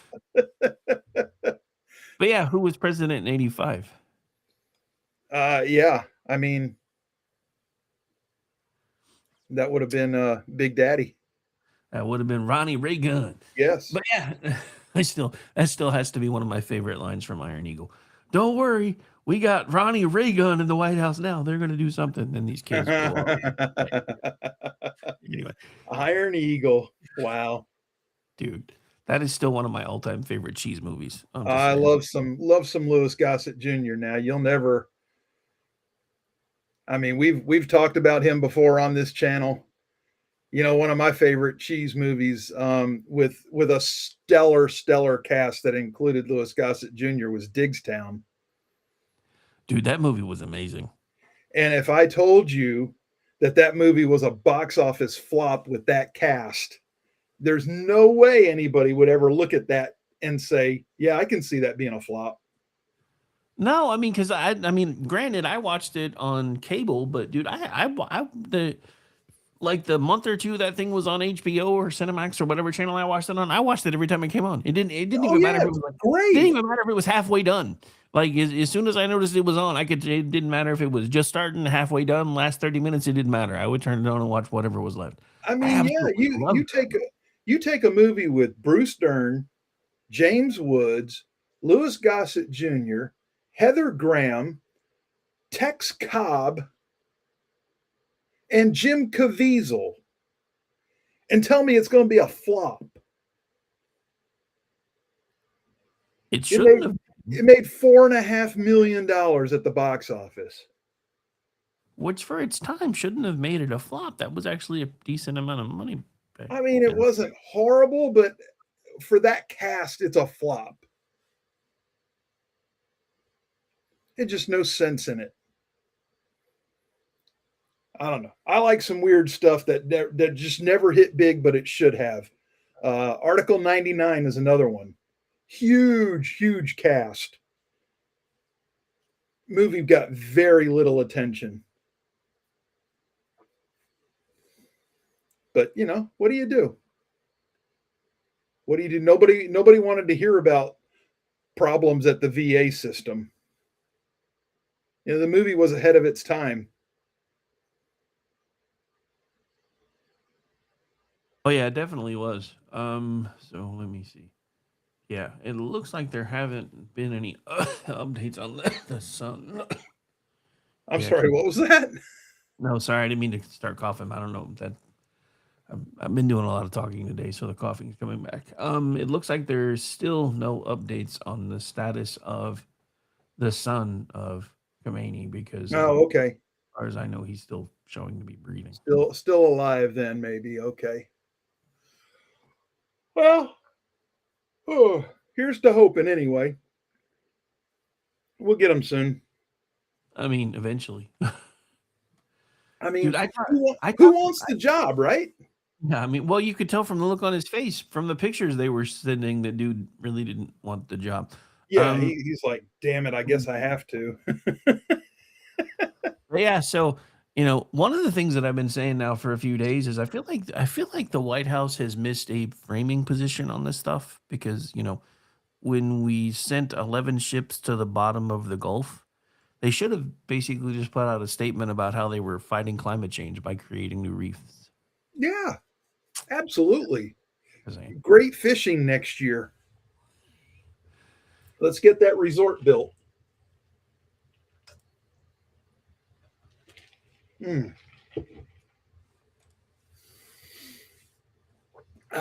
Anyway. Wow. What else is going on? Oh yeah. Hey, Jasmine Crockett on her way out. Na, na, na, na, na, na. Oh, yeah. And as happy as that makes me, I'm also a little worried about the flake that beat her because he's not a whole lot better. Yeah, but I don't really see Texas electing that idiot. I mean, I hope not. I hope they're smarter than that. He's already all over social media saying that my skin color, which is white, makes me immune to the disease, but we spread it everywhere. I'm like, Oh yeah, yeah, I saw that. I told him he was an imbecile. You just shot yourself in the foot Our all Carg over. Island. I like it, Campbell. But it's just, all of this is just insane because, again, we've got people from all over the region that are talking about being the boots on the ground so that we don't have to go in. We've got, Hezbollah basically being run out of Lebanon. There's all kinds of things that are going on that everybody told us were going to be impossible and how we never could do these things. Right. And I mean, look, and for again, this goes back to all the people that are all like, "Oh, this is a new war." No, I'm sorry, it's not. This has been an ongoing war for forever. And my favorite thing today was watching the Senate try to do their "we're going to try to stop the war," and the only Republican that voted for it was Rand Paul, of course. The only Democrat that voted against it was Fetterman. So basically, that was a wash. Yeah. But, dude, I never thought I would be extolling Fetterman as a normal Democrat. Well, I didn't either, but apparently the better he gets, the more normal he becomes. So, yeah, and he describes himself as an old school Democrat. He said he is not an extremist, and he has classical Democrat views, and they do not go far left. Yeah, it's just it's funny because that's actually been a theory of mine for a while now. Is I'm wondering if part of what happened was after he was recovering from his stroke and his brain had to relearn some things, if it figured out a few things. Yeah. That's HERE, genius. Here. Yeah. Here. HERE. But just for the record, this isn't another war. We keep saying this, but you trolls, keep coming in here with the same line. Oh, we're going to war again. No, they never stopped being at war with us. We're just finally fighting back. Exactly. Go back to masturbating in the corner. You were more useful there. Yeah, I was gonna say I'm pretty sure they probably spend most of their time on Chatterbait. They should probably go back there. Whatever. Spit in your hand and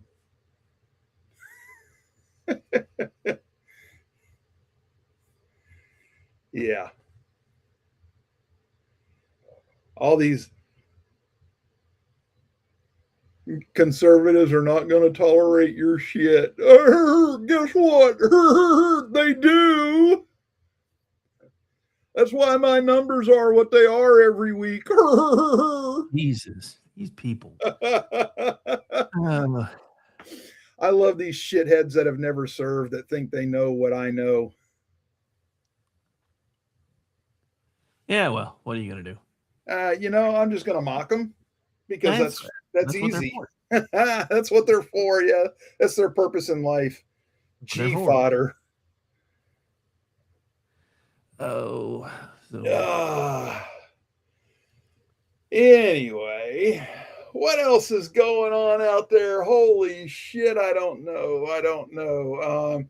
DeSantis was signing a whole bunch of stuff into law. Let's see. Supreme Court ruled on parents' rights yesterday. That was pretty big. Yep, and shot California right in the face. Oh, yeah. I mean, put a boot straight up Newsom's ass. But hey, conservatives aren't going to tolerate that shit. I don't know. Would Newsom even notice if there was a boot up his ass? I mean, I'm just saying.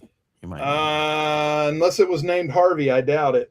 I'm not sure, one, if he would notice, or two, if he might not enjoy it. So I don't really know where to go with that. So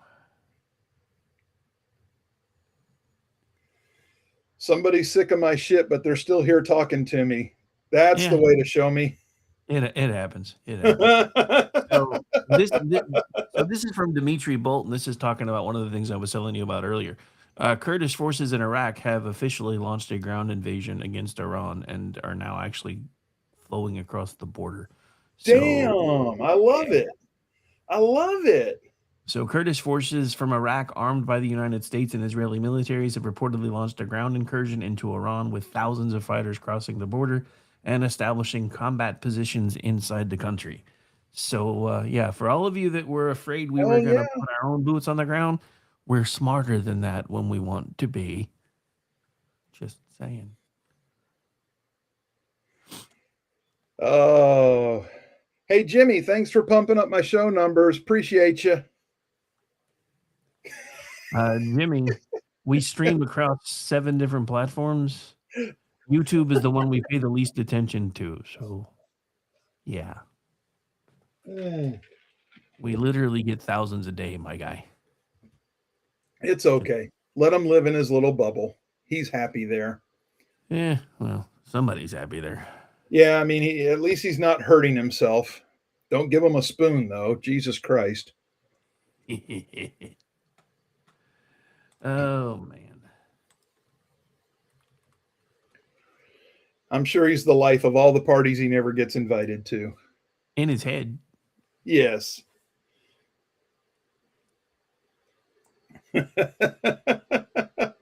Oh, no, not bots. All of a sudden, there's people in the chat room, so you're bots. Yeah. Yeah. Oh, no, Jimmy, no. I would pass you a tissue, but I couldn't give a fuck about you. I'd be afraid of what he used the tissue for, so I wouldn't give him one. It's hilarious. Wow. So how about Dan Crenshaw? How about Dan Crenshaw? I bet he didn't see that one coming, did he? Yeah. Looking with a good eye. I know it's a bad joke. Everybody's like, Dan Crenshaw was supposed to be the future of the Republican Party. What happened? I have a 3-word answer to that question. And you can tell me I'm wrong, but until you can prove it, that's my answer. And the answer is follow the money. He was bought and paid for, and we just don't know who it was, maybe. But somebody got him. So, hey, Jimmy, this is the first time I've ever seen you in our chat room. Yeah. Don't you dare say a fucking word about what we have or have not said about the fallen soldiers that have died in this war. Because I myself do several shows a week, and I've talked about it multiple times already. So why don't you just get bent? Tell the truth. You wouldn't know a Netanyahu bitch if he bit you in the ass. That's the truth. He doesn't even know the truth. No, he wouldn't know the truth if it drove up his Holland Tunnel. It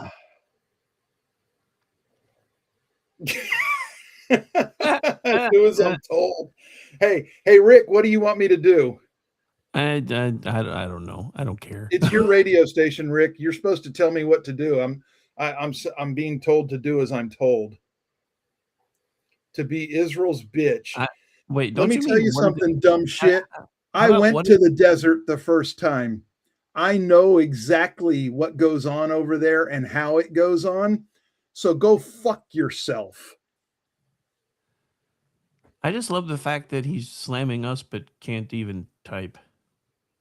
Well, he's so angry. He's got the spittle flying and probably blood coming out of where. And hey, Jimmy, it's been fun, but off to the sin bin with you, brother. Bye. More American tax money. Yeah, we should spend it on shrimp on treadmills like Congress has been doing for years and years. That's a great Ouch, expenditure Raptor. of taxpayer money too. Raptor, I hope your wife's not anywhere near what you're typing. Leave sir. wifey out of Ouch. this. Ouch.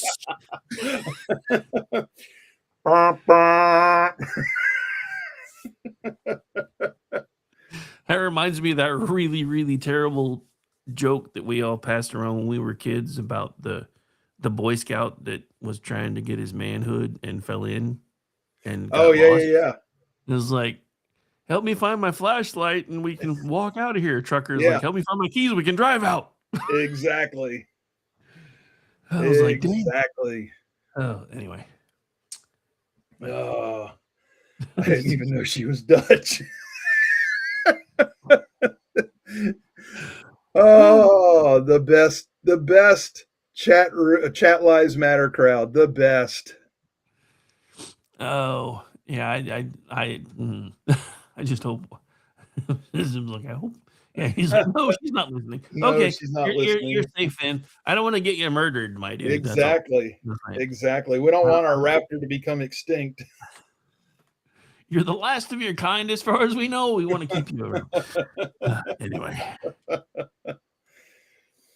All right. I guess we should take a break, huh? Bottom of the hour.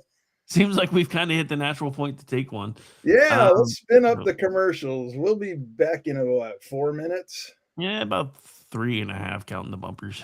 3.5 counting the bumpers. That's enough time for Jimmy to hit it twice. Yeah, Jimmy's in the sin bin for a while, so we won't be hearing him again. And have a smoke. You are listening to the Conservative Curmudgeon Radio Show live on KLRNRadio.com. We'll be back after these commercial messages with more of your favorite Grouch. What you doing? I've been jumping through some hoops. Wanna get my body loose. Wanna tell you what to do. I've been running out of bounds like an animal struggling, looking for a diamond. I'm trying, I'm fighting, riding in the rhythm now. I just wanna stay out now, wanna stay out. You are listening to KLRN Radio, where liberty and reason still reign. Not to be a backseat driver, but can you say for sure you got the best monthly payment possible on your auto loan? Could it be that you might have gotten a better deal by shopping the loan at a few places and have a lower car payment? Next time, before you go car shopping, visit Communication Federal Credit Union first. Our auto loan experts will find you a perfect loan and get you the lowest monthly payment we can. Communication Federal, your auto loan experts. Restrictions apply. Federally insured by NCUA. Hi, everyone. This is JJ, the co-founder of Good Pods. If you haven't heard of it yet, Good Pods is like Goodreads or Instagram, but for podcasts. It's new, it's social, it's different, and it's growing really fast. There are more than 2 million podcasts, and we know that it is impossible to figure out what to listen to. On Good Pods, you follow your friends and podcasters to see what they like. That is the #1 way to discover new shows and episodes. You can find Good Pods on the web or download the app. Happy listening. Celebrity designer Jeff Lewis is back with Hollywood House Lift. I'm excited to be working with new clients. I'm not getting rid of that. I hope I never see you both again. Yeah. An all-new season. Those have to go. That has to go. From oh, wow. It's been an actual nightmare. To oh, wow. This is such an upgrade. With celebrities like Josh Duhamel, Christina Ricci, and Gina Rodriguez. Dazzle me, Jeff. It looks like Chuck E. Cheese. Stream an all-new season of Hollywood House Lift with Jeff Lewis. Now streaming on Freevee.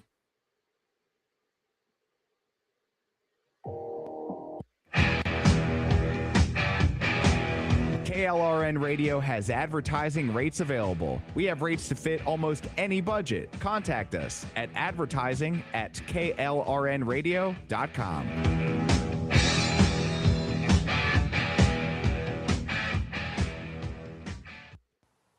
The following program contains coarse language and adult themes. Listener discretion is advised.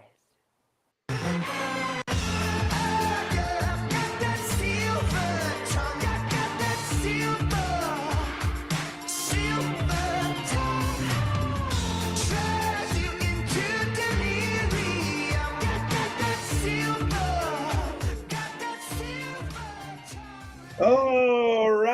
welcome back to the unplanned, but so far pretty fun show. I mean, we've been making fun of idiots that have made their way into the chat room, and we've discussed a few important topics. So, who knows? Maybe the second half of the show is going to be just as good as the first half. We'll see. I mean, we'll find out. Yeah, whatever, right? We'll go with it, whichever way it flows. Hey, Rick, what's coming up after me?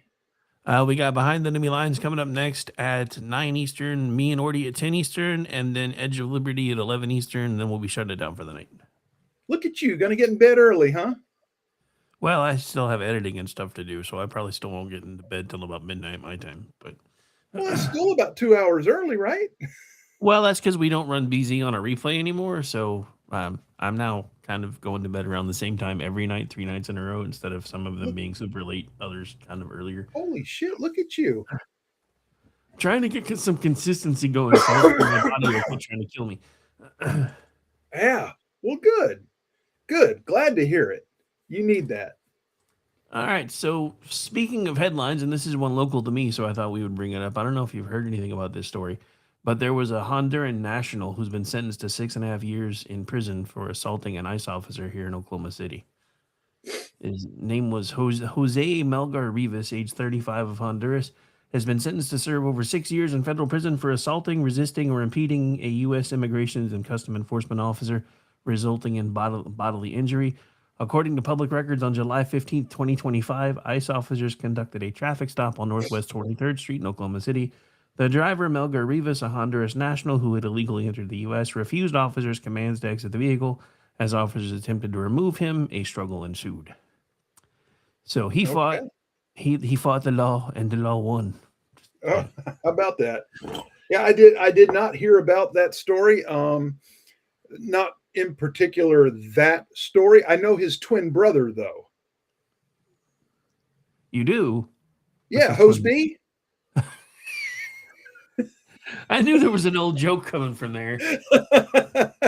Nerd. Yeah, Jose's twin brother is Hose B.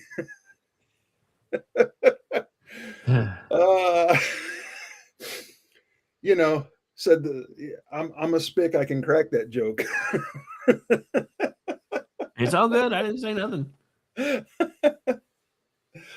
Oh man, the Native American in me doesn't find it funny though.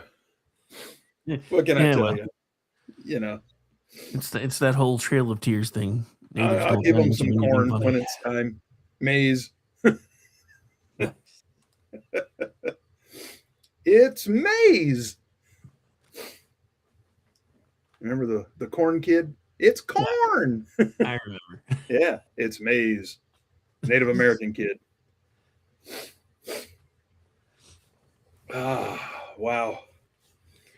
I just I think it's a good thing. I think so. Was this guy actually an illegal? Does it say? Oh yeah, he was an illegal. So he's going to do time and then be deported. Yep. I love it. It kind of does away. Honestly, I love it. I want to see more of that.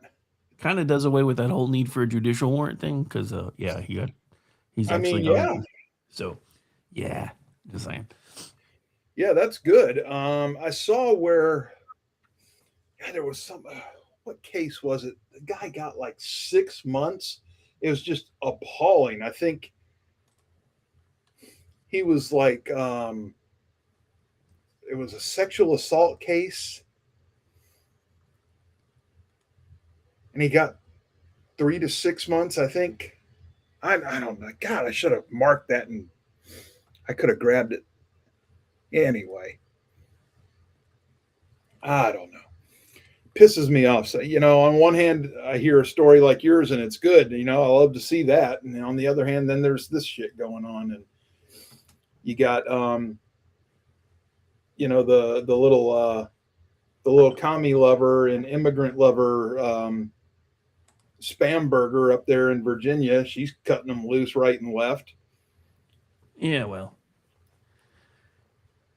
what are you going to do? I mean, Virginia really screwed the pooch putting her in office. I mean, I know I know 45% of the state didn't vote for her, but y'all got to do something, because Should have if been that can get into 55%. office, it can get a lot worse. Yeah, right. And she's pretty damn bad, so Miss run on affordability as a moderate, and then has raised taxes on every aspect of Virginia's everyday lives. I don't. Are 55% of voters in Virginia really that stupid?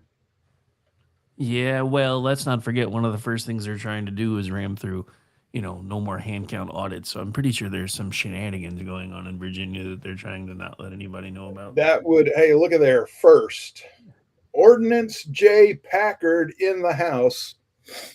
Hey, he's been springed from the Hooskow. Yeah, look at there. I knew he'd make his way back to us. Can't keep a good Amish down. Yeah, no, you cannot keep a good Amish down. The churn will bring the cream to the top. As long as you use it. Giggity, giggity. Giggity, goo. Giggity, giggity. Giggity, goo. I hate that Orty missed out on Vince Vance and the Valiants, but, we played some Bomberan, Orty.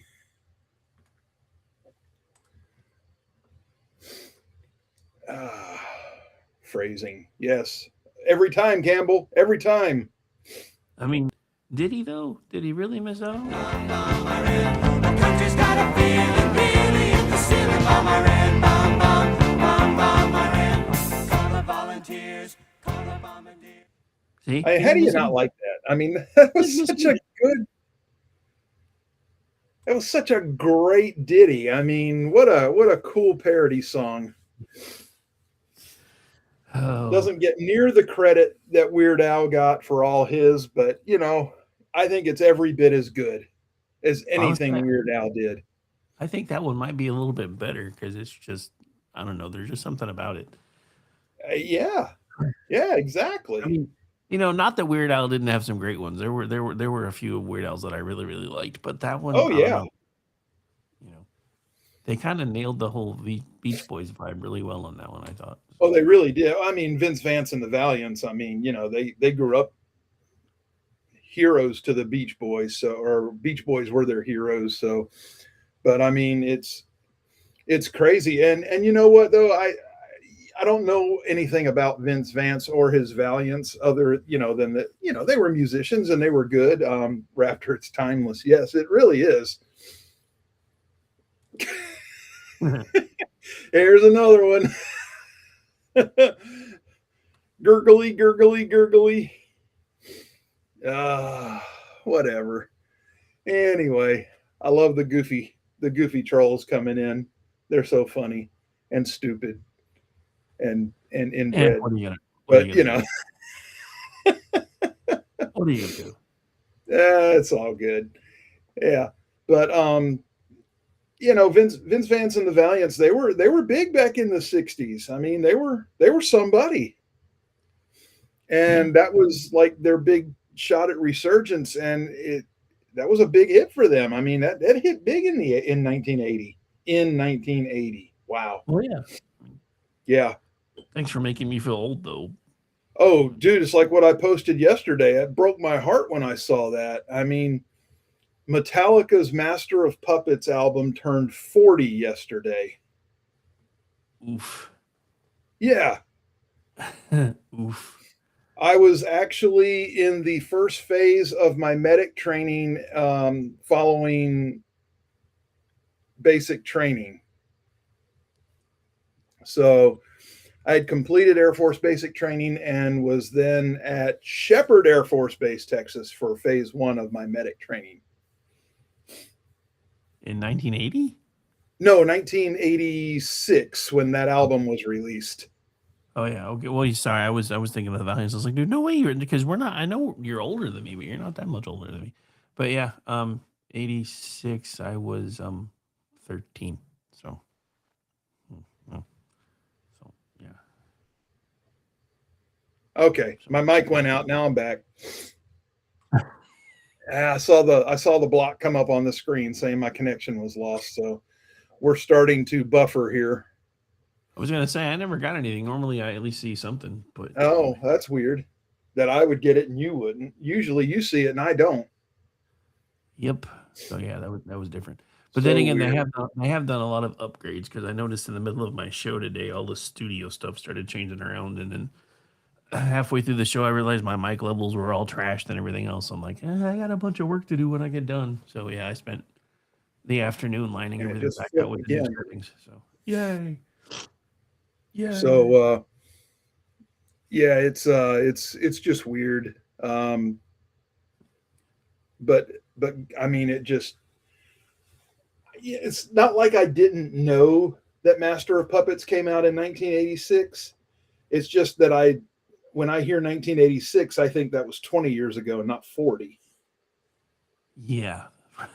Yeah. And I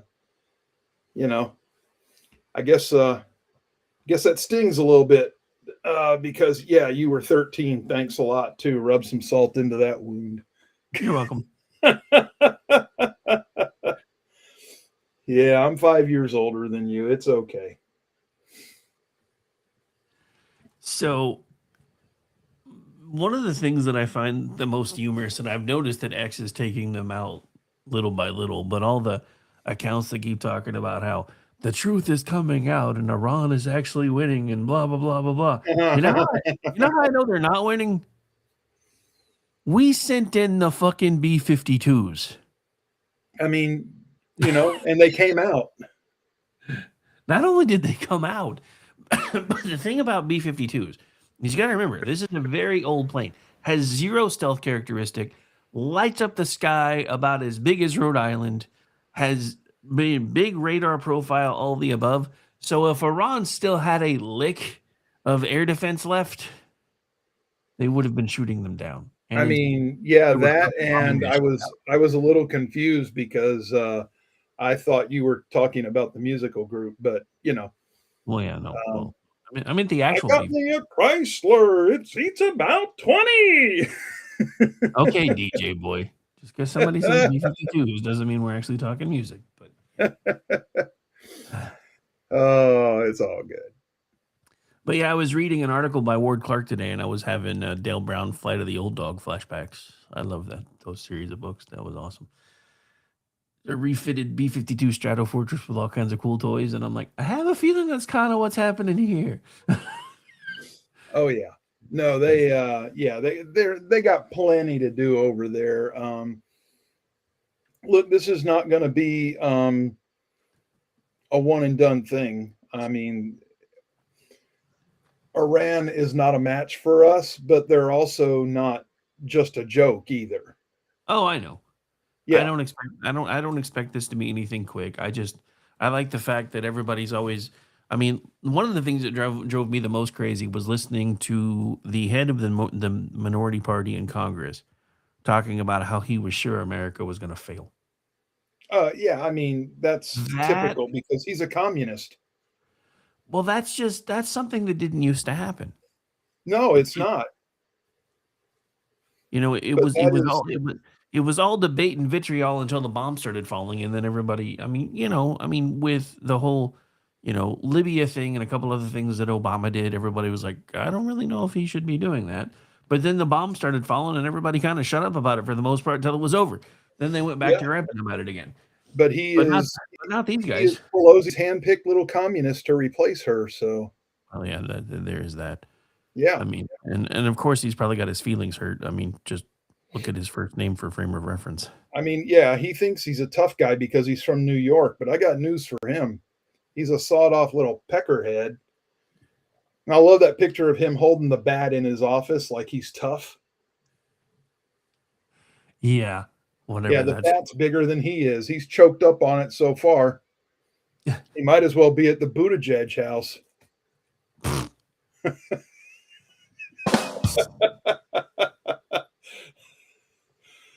uh, Not the Buttigieg house. whatever. Craziness. And I saw the thing yesterday. I didn't get to see the whole thing, but I saw something that said something about Pete Buttigieg has a beard and an axe. So he's trying to be lumberjack Butch now. I just figured they meant he was getting married. I mean, what was the thing about? Oh, yeah, somebody replied, he has a beard. So I sent him a picture of Cory Booker.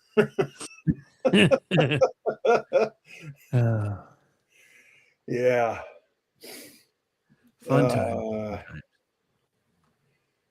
Steven knows what I'm talking about. Steven, what were they trying to get at with the piece there that was really stupid? If you could put that in the chat, we could share it with everybody. Okay, I'm gonna step out for just a second. My granddaughter's trying to come in here to say goodnight, so hang on just a sec. Yes, take care of your granddaughter. I can sit here and hem and haw for a couple of minutes. I will be perfectly fine, especially since we're almost to the top of the hour. Yes, when 1701E is retired. I have full faith in that, Orty. Petey trying to butch it up is hilarious. Yes, it's really weird. I mean, trying to make him look manly. Okay. So it's exactly what I thought it was. They were trying to turn him into Paul Bunyan, and he's more like Pete Onion.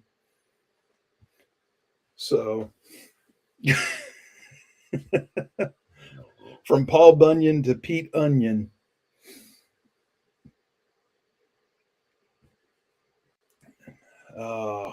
Does he have a callous outlook on things?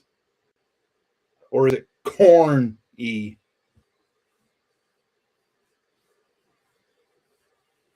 I don't know.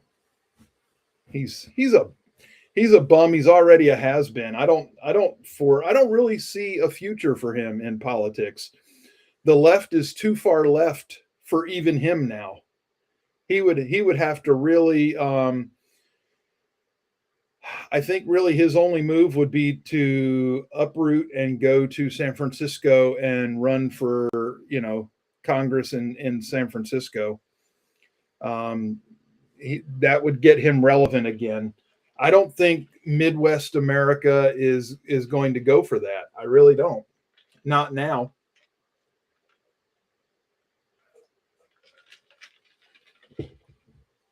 But that's just my opinion. And we know what opinions are like because everybody has one, right? Yeah. They're like Buttigieg's. Everybody has one.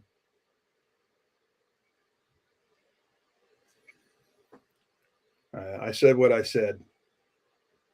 Anyway. Yep. Rick is taking care of the important stuff, and I'm going to just stand here and look good. That's what I'm going to do. Oh, yeah. It was the Atlantic. Of course it was. Of course it was the Atlantic. Pete Buttigieg seem like a man. Seems, yes, heavy on seems.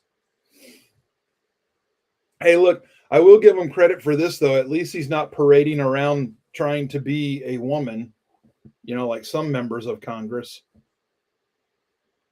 I will give Pete all that credit. Mayor of South Bend because the lefties at Notre Dame. Oh, yeah, I can believe that for sure, Campbell. Without a doubt. Without a doubt. And speaking of the lefties at Notre Dame, I saw the passing of Lou Holtz today. Lou Holtz, if you don't know anything about college football, it won't matter to you. I was not a fan of Lou Holtz. I am a fan of the Miami Hurricanes, who we all know, if you're into college football, it just Miami and Notre Dame hated each other, and Lou Holtz was the coach at Notre Dame back then. So, and hate on Tim. Who's Tim? Boom. Chat just went away, Rick. Where'd we go? Hang on, I'll put it back up in a second. I'm getting set up for the next part. Ah, okay. You're freaking me out, man. It happens. Chat's coming back in 3, 2, 1. Oh, I There see we it. go. I'm there. I see it back. Anyway. Yeah, you get your little girl taken care of there. Yep, she's all squared away now. All right. Grandpa doing the grandpa thing. It's what I do, man. It's what I do. Hey man, I love it. That's wholesome stuff. Can't beat that. That's a toxic masculinity, you know, which will be next week. Yep, next week. Everything went black. I was so scared. Campbell.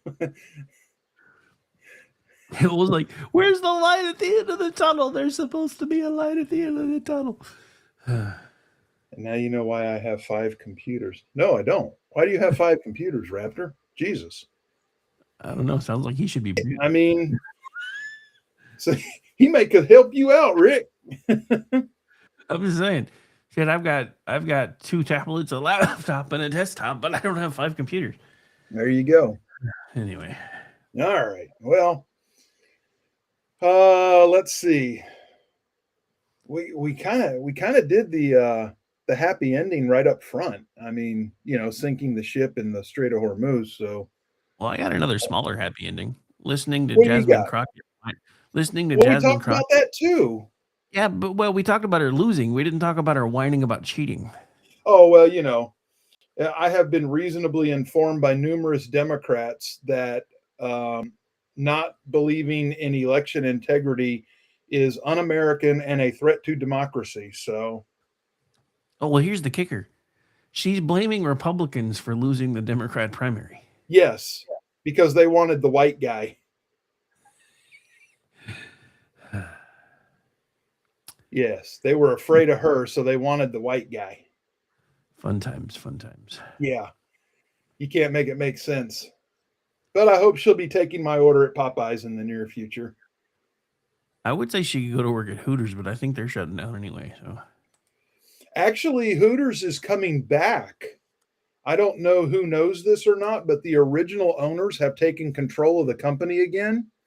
And they said that they are going back to what made them great and forget all the woke crap that's happened over the last decade or so with Hooters, but they intend to bring it back better, bigger and better than ever before. So they're coming back with bigger and better Hooters? We're going to have bigger and better Hooters and tighter and tinier shorts is what I understand. Woo-hoo! Yep. Hey, I'm single now. I can go enjoy things like that without somebody giving me side eye. So, you know, absolutely. But you might get some side boobs. So, you know. Hey, side boob is better than side eye. There you go.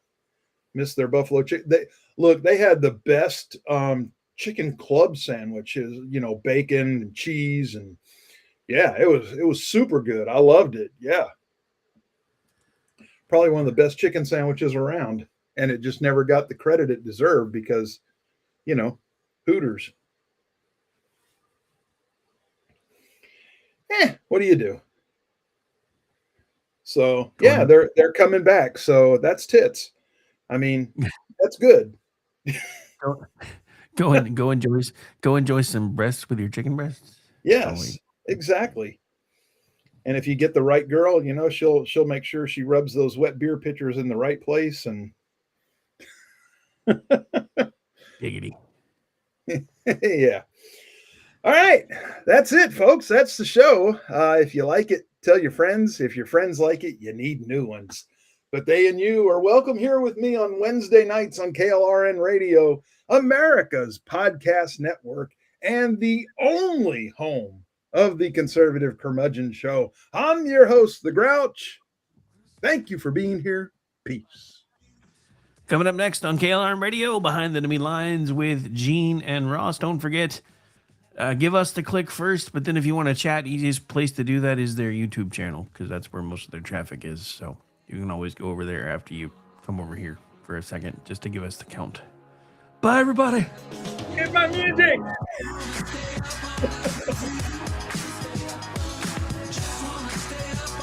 I hate this place. Nothing works here. The medications don't work. I've been here for 7 years.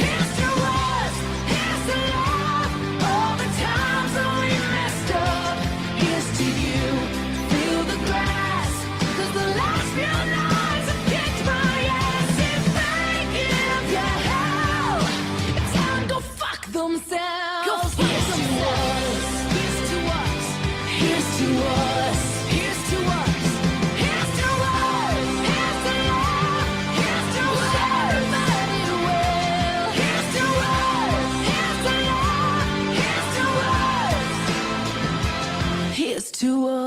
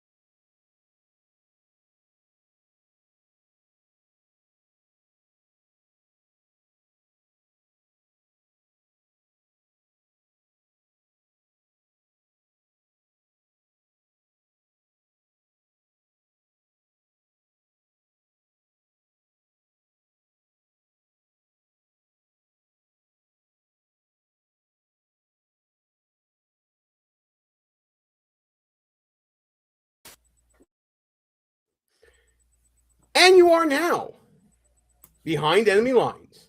Hey there, how you doing, everybody? Gene Baradelli, Ross Galloway here with you, albeit a little late if you're watching live. What's going on, man? What's the story, man? Well, I missed you this week. You told everybody in the chat that you left me in the bathroom with 3 squares. I don't know what that's all about. You were like hundreds of miles away. I don't know what the deal is there. Stop lying to them. I walk right in that room right now. We share a 2-bedroom on the Lower East Side. Oh, sure we are. We got a good show for you guys tonight. There's a lot going on in politics. I don't know if you saw that Tim Walz and Keith Ellerson were in D.C. fighting over fraud and whatnot. And there was actually a member of Congress saying, why are we having this House Oversight Committee? This is a waste of our time. It's a waste of time to talk about fraud? Okay, then. Great, right? One of the few things they actually should be holding hearings on. I mean, I gotta be honest with Gene. I felt bad for Tim Walz. Am I the only one? You might be. You might be. Oh, he's in over his head, man. Like, you might be. Hey, look! I just saw that we're working, so I got a little my phone here for a second. Here, I'm all disheveled. Everything is like coming at us too fast here. But it's that new opening, bro. It's too quick. It's not the new opening. I ended up being behind because of work, and I got home late, and my camera isn't even set up right. I got to fix the camera up here. There we go. That's a lot better here. And it was just, life coming at you pretty fast. That was pretty much it. Rick, I see him in the chat. He can get in here anytime he wants to. I sent him the link. I think that he is just that's it. Trying to make me look bad. Jazzy Jasmine Crockett, who fits right in. Yeah, absolutely. Well, we're going to be talking a lot tonight about the results of the primaries that occurred last night as we're taping this, that occurred in Texas, in Arkansas, in North Kakalaki, and what they may mean for the rest of the nation going forward. And hopefully, as people start rolling in here, we're going to be able to discuss what we think are the tea leaves that you can read from this primary season, the first of the primary season. But before we get to everything, folks, of course, if you're watching us right now on YouTube, on Rumble, on X, wherever you are right now, be sure to like the stream wherever you're watching. If you can, subscribe to the channel that you're watching this on right now. And especially if you're on YouTube, hit that like button, because the like button is going to be helping us out in spreading the show's message and all this other stuff here.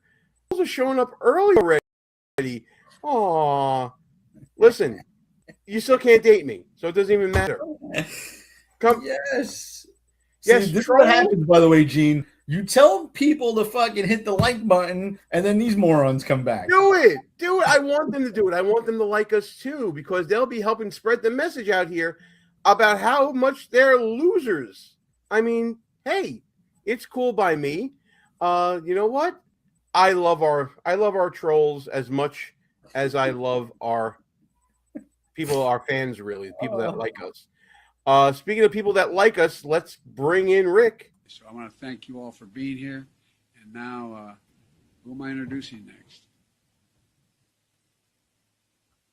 Who's next? Rick Robinson, how you doing, pal? I didn't hit the mute button this time. Good job. Good job. Yeah, from one gay bearded homosexual to another. How you doing? Hey, I'm not gay. I'm just happy. Oh, that's what they all say. I mean, do you be really nice? do you need to like preface it with gay if you're using the word homosexual? I mean, we got it. Yeah, I mean, listen. I'm just proud that Gene finally came out of the closet. We've all seen this for a decade. Well, actually, see, people don't understand. We're not that. Although there's nothing wrong with that. You know, I prefer to be called moron. Yeah. Is this moron number 1? Put moron number 2 on the phone. Yeah, Jimmy, he's right here. Hold on.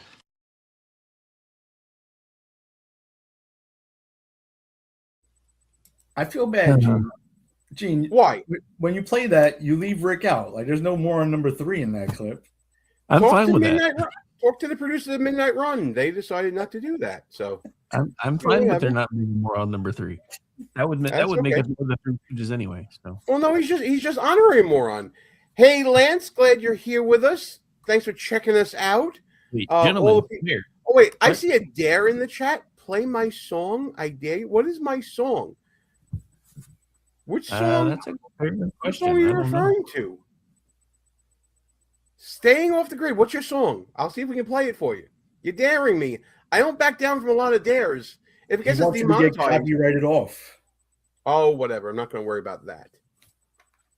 So, I you know what? We've done our little bit of banter here. It's time to get into the show. I can go. Let's get in. Let's fuck it. Let's do it live.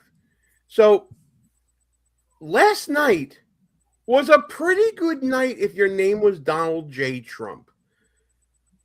With the exception of one candidate who they're still counting votes to see if there's going to be a runoff or not. All of Donald Trump's endorsed candidates from last night either won their primary outright or are in a runoff. That includes 7 out of 11 candidates who don't hold office and are challenging for an office this cycle. And the only one that isn't in that isn't either in a primary or runoff is up by 27 points. So we're just waiting to see if they break the 50% threshold that you need in Texas. But Ross, a hell of a night for the president and all of his candidates that he endorsed. Yes, sir. I just hope he's not about to make a big mistake. And I know we're going to talk about it next, so I don't want to spoil it. I know that Trump loves to get involved in primaries or elections, especially when he knows that the guy he's going to pick is going to win. And he usually picks, he usually gives the people what they want and picks the MAGA candidate. I just hope he keeps that streak alive and doesn't do something really dumb in the coming days. And of course, we're talking about the Texas Senate race where there's scheduled to be a runoff between John Cornyn and Ken Paxton. But before we get to that part of the discussion, Rick, what do you think about all these check marks you're seeing on the screen right now? Hang on. I was promoting, so I wasn't paying attention. I'm sorry. You can always promote the show. Right now, the only one who isn't either under the win column or the runoff column is Jace Yarborough, and that's because he's leading, but only 49% of the vote in a race with 29 different candidates or something like that. I don't know. I think it's just 9 different candidates in the GOP primary for the 32nd district in Texas.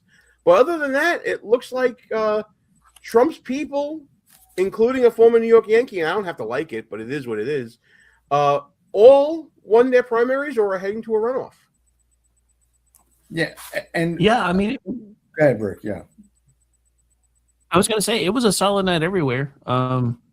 And I have a bad feeling about one of the Texas runoffs though, because I think Trump may be about to pick the wrong guy. But Okay, so you both have alluded to this now. So let's get into Well, it. before we go there, Gene, I know we kind of pushed you into that, but I did want to just say something with this screen up. You know, a lot of people involved in party politics, and it's actually being said about our next topic. You know, it's not good. It's not healthy for the party to have primaries. Like, that's so fucking wrong. Of course, it's healthy for the party to have primaries. This is our chance to get rid of rhinos, right? You don't get rid of them in the general election, or you wind up with someone. Thank God it's not going to be Jasmine Crockett, spoiler alert, but you could have wound up with someone like that, right? Same thing with the presidency. Sometimes you have to hold your nose and vote for a Mitt Romney, God forbid again. Hopefully, because I'll tell you the truth, like I've said this a few times, I'm a Trump guy, not really a Republican anymore. We have to clean house. You do that in primaries. In 2028, if there was a nominee that I absolutely thought was a rhino at the top of our ticket, which I don't think that's going to happen this time around, but I knew we would at least keep one house of Congress, I probably wouldn't vote for that Republican. I just wouldn't vote at all. Wouldn't vote for the Democrat. But who cares? Let them have the fucking White House. And as long as we have one house of Congress, we could theoretically slow them down. Right?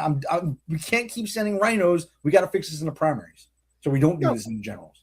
And I get all that. And by the way, folks, if you're in the chat and you agree with what Ross is saying, let us know you agree. Let us know you disagree. Hit that thumbs up. Let's see if we can get like 30 likes on this video tonight on the vertical stream, on the horizontal stream. If we get total, that would be pretty damn cool. But we've been dancing around it for a little bit now. And the big marquee race for the GOP side of things in Texas was the race for Senate between John Cornyn, Ken Paxton, and also Wesley Hunt. Congressman Wesley Hunt joined the race a little late. And it turns out that Wesley Hunt was playing a bit of a spoiler role that may have resulted in this runoff, Rick. What do you think about Wesley Hunt's role in all this? I think with as late as he came in, I think he was somebody's nudge to give them a shot to stay in it for a runoff, if I'm being honest. But the thing that concerns me is with the other side basically already knowing who their pick is, if we go into a runoff, we're burning what could potentially be hundreds of millions of dollars that could be used elsewhere, which is why Trump made the announcement today that he's about to make an announcement and say who he thinks should be the pick, and whoever he doesn't pick should just drop out. My concern is and actually, John Thune, the Senate Majority Leader, was discussing this on Fox News. Let's take a look at that clip. With the president already today about Texas, and I'm certainly hopeful. I think, as probably you know, Martha, I've made no secret of the fact that I hope the president will endorse John Cornyn. He is an incredibly effective senator for the state of Texas, a strong conservative voice here in the United States Senate, and represents by far our very best hope of making sure that Texas stays red in November in that Senate election. And so we'll see. Ultimately, the president, he makes his own decisions, but I've certainly weighed in many times, I should say, in support of Senator Cornyn, and I believe he is not only going to win the primary, but the general election in November.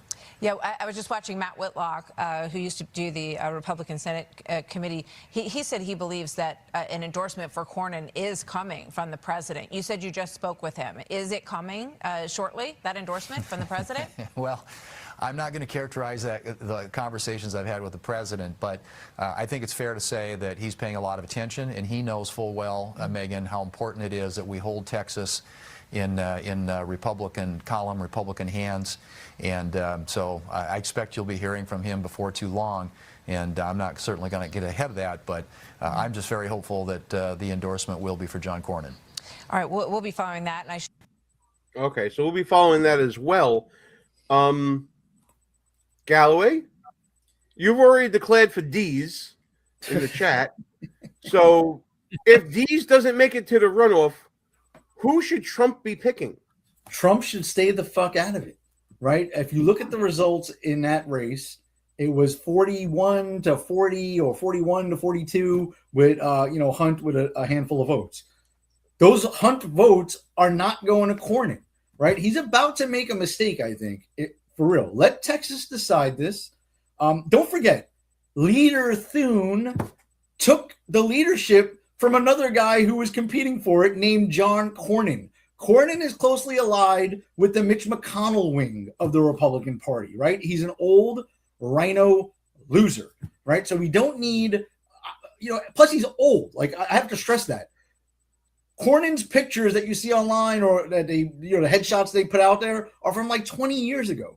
This guy should be retired before he winds up like Mitch McConnell, right? He has no business being in a leadership position.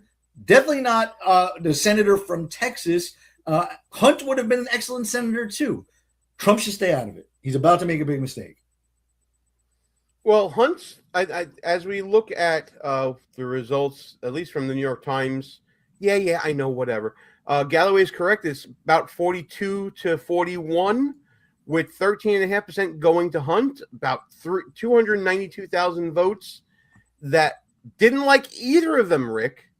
Should Trump get in the middle of this? And if so, who should he pick? Well, I, for one, think he should stay out of it. I mean, I don't know how much you guys know about Cornyn, but he's one of the guys pushing for amnesty. And if Thune wants the dude, I don't. I'm just being serious. If that's the guy Thune wants, that's the last guy I want in the Senate. Well, because I don't trust Thune any further than I could throw him anymore with half the shit he's pulled. No, I get it. I get all that. Everybody hates the establishment, and here we go. Gene's going to defend Cornyn. Let's go, Gene. No, I'm not going to defend Cornyn. I don't like Cornyn. What I am going to do is throw out the political equivalent of a sports trade. And I want to know if you would take this trade. Let's say Cornyn goes to Trump and says, Mr. President, I know you want to get your agenda through this year, not only to help us win in the midterms, but also because it will help out your administration. Let's say Thune and Cornyn go to the president, because we know that Thune's aligned with Cornyn, and says, if you endorse John Cornyn, I will pass the SAVE Act through the Senate. I will be the one to help get it over the finish line. Do you make that deal? And I want to start with Rick. Yeah, I mean, if they put something that heavy on the line, I might be okay with it. But let's face it, Thune doesn't have the sack for that anyway. So we've established that Rick can be a sellout, and so now Galloway, would you take that deal? That's not being a sellout. That's getting the SAVE Act passed. We need the SAVE Act. That fixes future elections for generations. That's not being a sellout. But you just said that Trump shouldn't get involved, and that was your principles, and now you just threw that all to the wayside. But whatever. It's okay. I don't mind. You're pragmatic. It's okay. Galloway, are you as pragmatic? Who's the senator from Maine, the other rhino? Collins? Susan Collins. Yeah. So that deal would never work, first of all, right? What do we currently have, Gene? 53 senators? Yes. So even if he would, try to get the SAVE Act across the finish line, that would involve like either doing the talking filibuster or eliminating the filibuster. And I don't know if the Republicans, the rest of them will go along with it. You're still going to have Murkowski hanging around. Collins is running for re-election. I just don't see it happening. They've already said they're not going to do it. And Mitch McConnell is around until he dies or until, his election is up. So it's real tight. I know for sure Ken Paxton will. Right. So if we can hold the Senate until, after this midterm election, then we will get the SAVE Act. Right. But I wouldn't make a deal to keep a rhino around that pushes amnesty, probably would never vote to eliminate the filibuster. This is the time. You're never going to get this again, this opportunity. Trump is gone. I want him to be king like the rest of us, but he's probably not going to be. I don't know, guys. I think I would take that deal. And again, how can he guarantee the deal, though? So he'll say he'll do it. He's won. You think Rand Paul is going to vote for that? Vote for the SAVE Act? I think he would. No, eliminate the filibuster to do it. Oh no! Listen, the filibuster, doing all that you can do and whatever with the filibuster, that's what Thune has to have a plan for. I'm saying that if he goes and able to do it, I say fucking do it. It'll never happen. Listen, Yeah, but the thing is, can he do I it? can take 6 years of Cornyn if our elections are more secure than they are now. Don't you mean 6 more years of Cornyn? Yeah, 6 more years. Absolutely. I can take 6 more years of Cornyn if our elections are more secure. Absolutely. And see, that's where I am. The problem is there's no way to get it done. So Thune can promise that till the cows come home. He doesn't There is have. a way to get it done. There is a way to get it done. And the way you get it done is that you become amenable to whatever amendments Collins, when maybe someone like a Murkowski would want. If they're things that you can swallow, then you do it. Except Now, there'll be things that we can't swallow because that's but you're assuming that. You're assuming that. You don't know. I'm assuming that based on past evidence, sir. Yes, but again, if you're in an election year and Collins is going to be in a very tight election because you got the guy with the Nazi tattoo coming at her, she's going to want help. She's going to want money. And if she wants the GOP support for that, then it's worth it to me. I'm telling you, Gene, the landscape, if we hold on in the midterms, the landscape is better after that because you get rid of Mitch McConnell. You get rid of Tillis in North Carolina, right? You get rid of Cornyn, hopefully, right? If we get rid of some of these dudes, we're in much better shape than we are now. You're not going to get all these people, no matter what you give them. I just wrote down Who has 5 a better names. shot? Who has a better shot of beating Tallarico? Is it Paxton or is it Cornyn? I don't believe for a minute that Texas is purple or light red. The Republicans going to win, right? Paxton, you can't argue. My question. Gene, you're falling into a trap. Who's got the better shot? Let me just say this. To me, it's irrelevant. Any Republican's going to win. People act like Paxton never won a statewide race. He wins statewide races all the time. Right, but his own party impeached him. Right? Yeah, they don't have voter party registration in Texas. So you have a bunch of rhinos, like literally rhinos, because they don't register as Republicans, running around claiming to be a Republican to get elected because Republicans are the only ones that can win in Texas. That's what I'm saying. I'm not worried about Paxton winning. You could have put me on that ballot and I would have won in Texas. Okay, and you know what? That's fair enough. Let's listen to what Ken Paxton said recently on John Solomon's show in reaction to this runoff here. And by the way, I spent $5 million versus $100, and there've only been 2 U.S. senators that I know of that lost a primary in the last 40 or so years because the finance rules are so rigged in favor of the incumbents and so limited for challengers. But it's I think Richard Lugar lost and Bob Bennett lost to Mike Lee, so it's a pretty unusual thing to take on an incumbent and actually do well against them, and we're going to do really well in the runoff. So when you look at the vote, 60% of the people who voted last night voted against Cornyn, though he's been in office for a long, long time, 4 decades.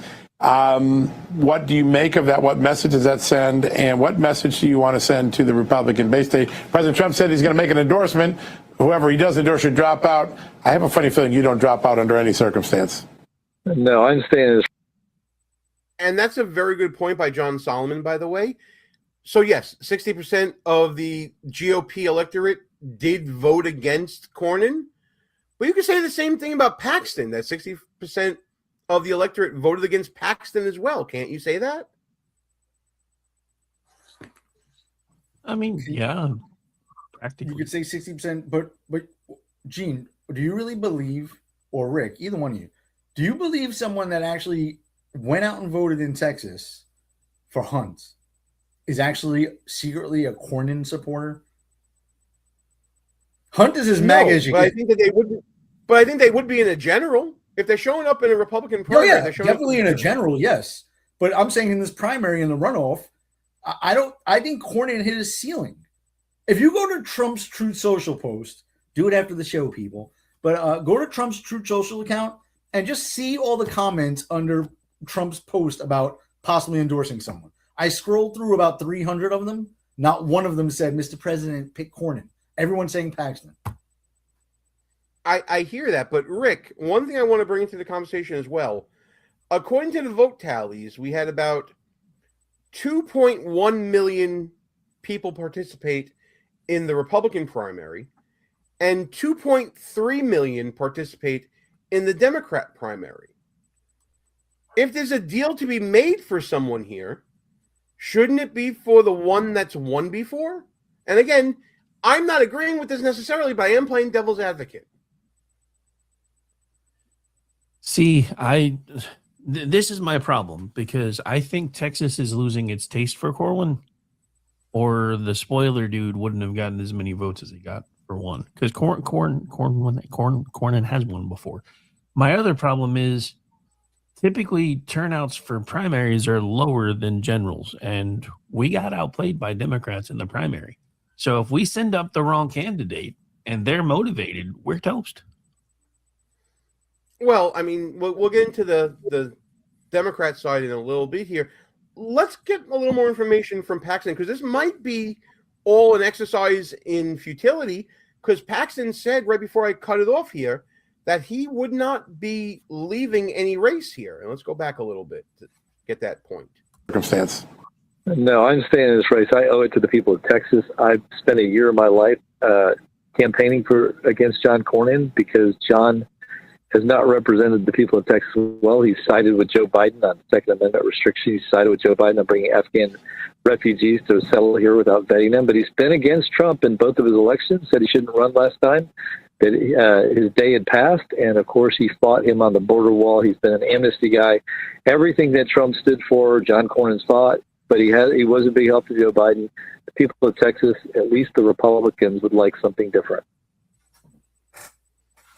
And that may well be true, that Republicans want something different this election cycle. The question becomes, is it too risky with someone like Tallarico, who's trying to outflank conservatives by pushing a more progressive Christian bent here, which to me is kind of nuts, but it seems to be working because there's excitement, at least in the primary, if you look at the raw numbers of turnout, Galloway. Yeah, for him to beat Crockett, he had to be like far left, but he really does believe these things. He said that God is non-binary, right? He's all about the trans stuff. Like, I'm telling you, we don't have to worry about him. He's worse than Beto O'Rourke, if that's even possible. I will tell you this, maybe this is part of the deal, and Trump, he always tries to make these deals, but he floated the idea the other day of possibly, nominating Ted Cruz to the Supreme Court if a vacancy should open, right? That's a big if. And maybe that's like the deal he has in the background. If he might think he can get Paxton to step aside, because if Cruz goes, he can convince Abbott to appoint Paxton to fill out the rest of the term. I have no idea what Trump is thinking. All I do know is this, the Iran thing and a few other things that he's done over the last few months pissed off some of his base, right? I'm ride or die with Trump. I don't care. But this is going to piss off a lot more people. If he goes for a rhino candidate that said January 6th was like an act of terrorism and he supported Nancy Pelosi's fake committee for the January 6th stuff, if he actually endorses Cornyn, it's going to hurt Trump bad.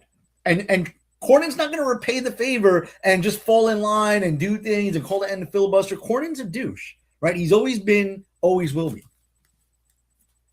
All right, I think we've devoted enough airtime for that subject. Let us know what you think in the chat. If you think President Trump should endorse John Cornyn or Ken Paxton, let us know what you think. And while you're doing it, hit the like button, subscribe to the channel, all that good stuff. Let's get to the fun stuff, because it's time to dance on a political grave here.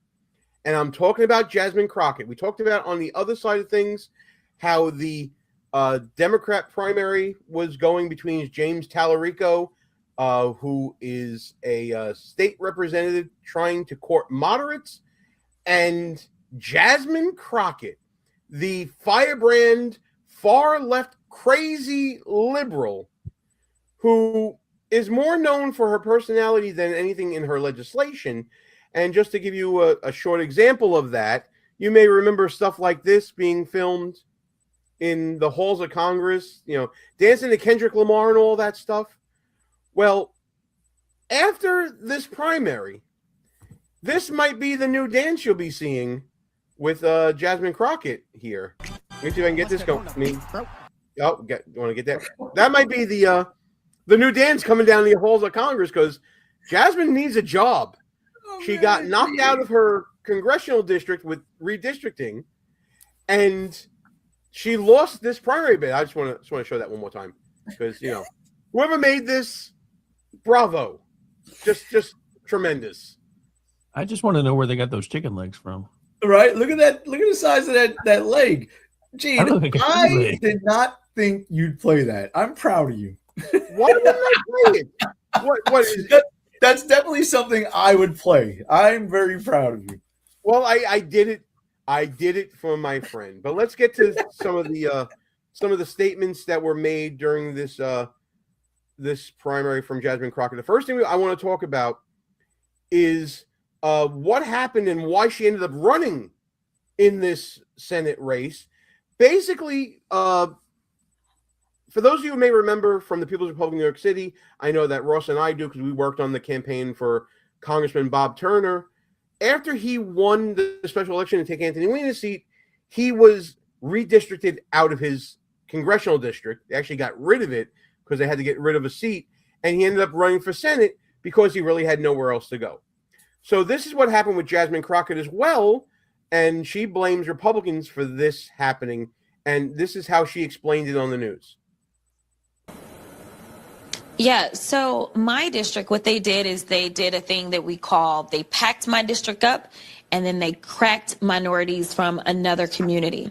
And so what they did is they've increased the number of African Americans in my district. But while they were cracking out persons from another community and packing them into my community, they also removed all the economic engines, which is yet another red flag. This means that I don't have Southwest Airlines or JSX Airlines or Dallas Love Airport or Downtown or AT&T or Goldman Sachs, and the list goes on of amazing companies and corporations that I'm typically bringing in to make sure that we can talk about economic opportunities for the people that live in my district, including getting rid of the medical center in my district as well.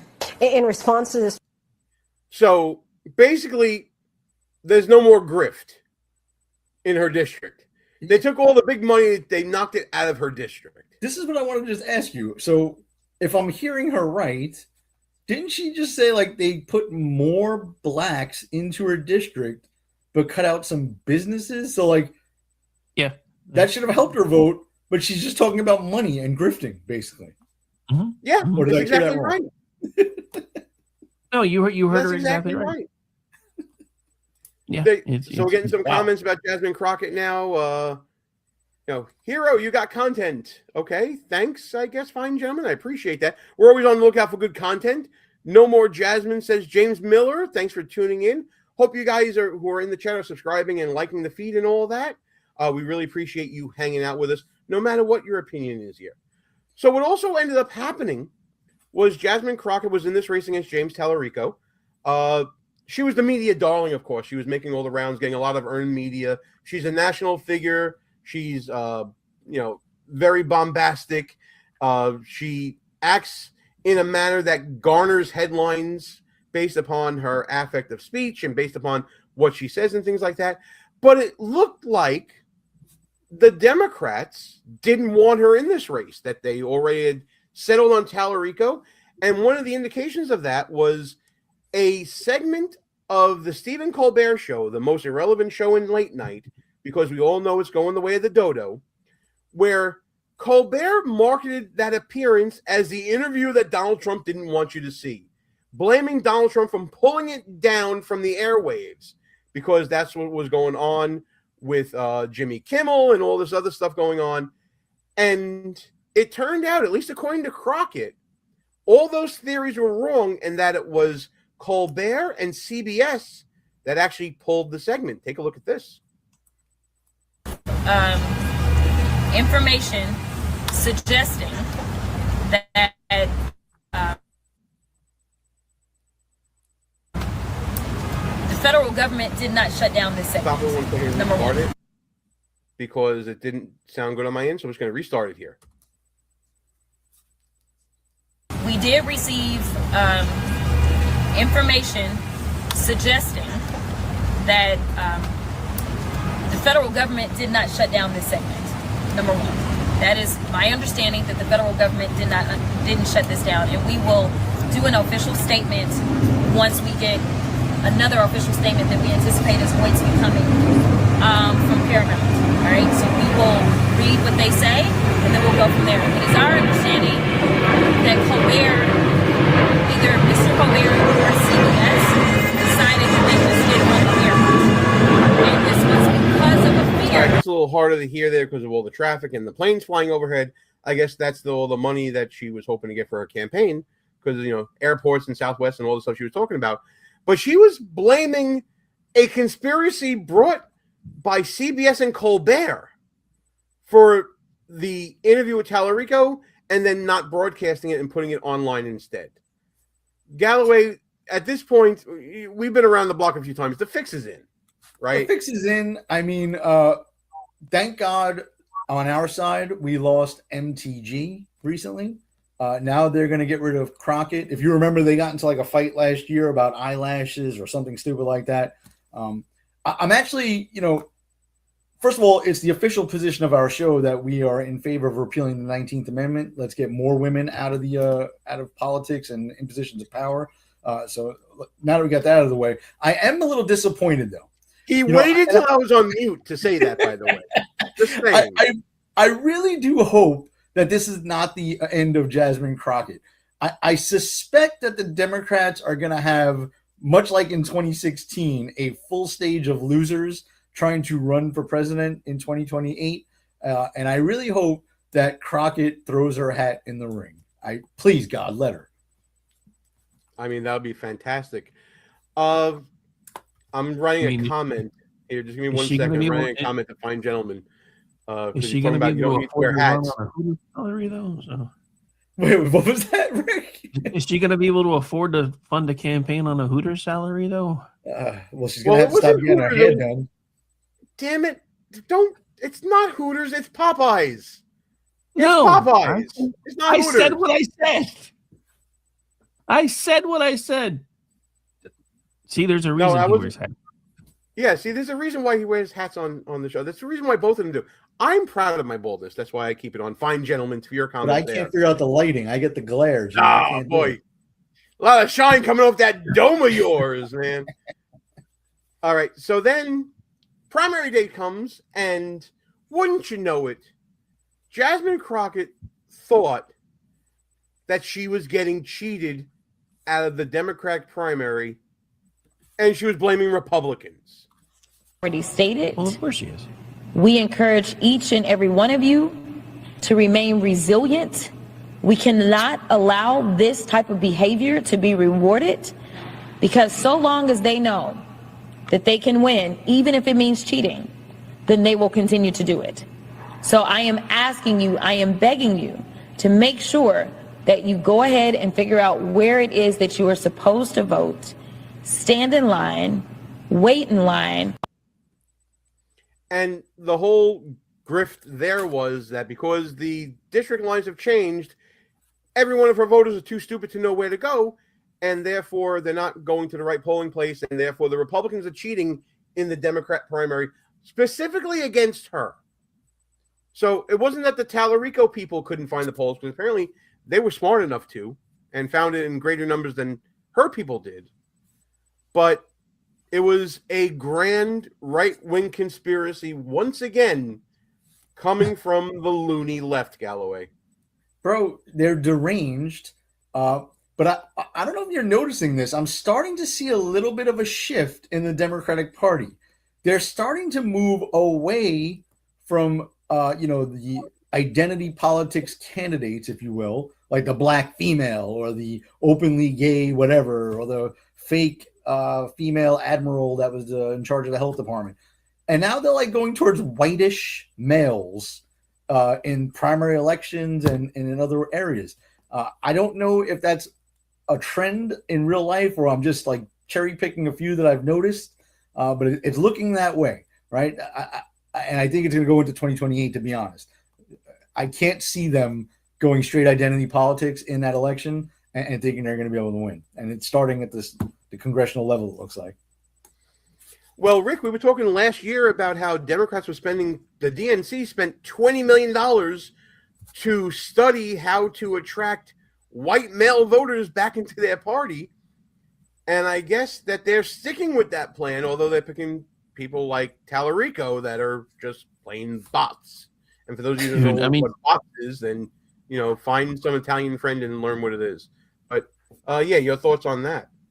Well, the scariest thing about Tallarico was a post I saw him put out earlier today about how, as a man with white skin, he is immune to the disease that our kind spreads everywhere. So, yeah, if that comment alone didn't shoot him in the foot in Texas, then Texas is in worse trouble than I thought. He's not winning Texas. There is no way. But it's just, I don't know. All of this is just insane to me. But, yeah, I mean, for the Democrats who are wanting to know how to bring white men back into your party, stop transitioning them. Be easy. Wow. All right, if you agree with that, by the way, as we are talking about the results of some of the Texas primaries from last night, give us a like, give us a thumbs up, subscribe to the channel, hit that notification bell so you don't miss shows wherever you are. And I just want to show again, the conspiracy theory went into the night with Jasmine Crockett before she ended up conceding the race. In the morning of the speech, she did it with a tweet, the most lowbrow way you could possibly do it. But this was Crockett last night as she was still throwing a fit over how this primary was going. Dallas!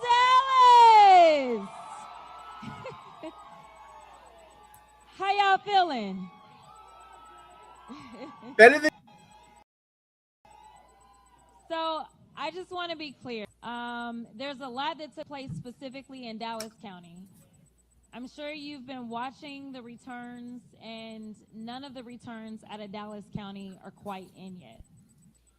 Dallas County should have the second largest voter participation of any county in this state. We don't have any of the results because there was a lot of confusion today.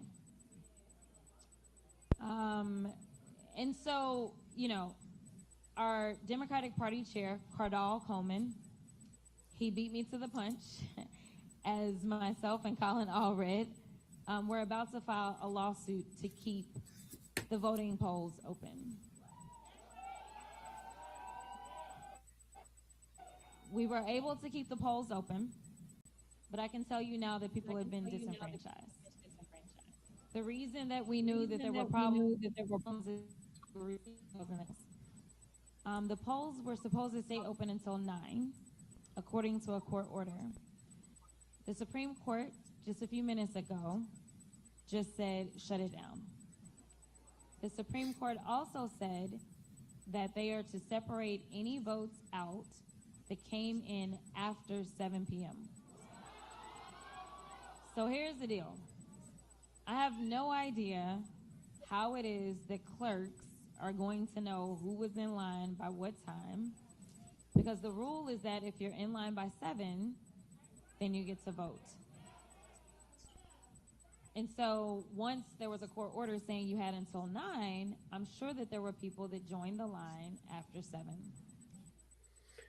By the way, is anybody else noticing that she has dropped her slang ghetto mentality that she would show in many of the viral videos that would be out there about Jasmine Crockett, how she was acting and interacting with Marjorie Taylor Greene that we had talked about, all of her outbursts in committees that we see. And now all of a sudden, she's back to, for lack of a better word, and I'm going to say it this way, speaking like a lawyer. Right? She got the good weave. She got the she didn't put the long eyelashes on. Everything looks all right. She's dressed conservatively. She's not speaking Ebonics. Yeah. It's amazing when you try to run in a conservative state.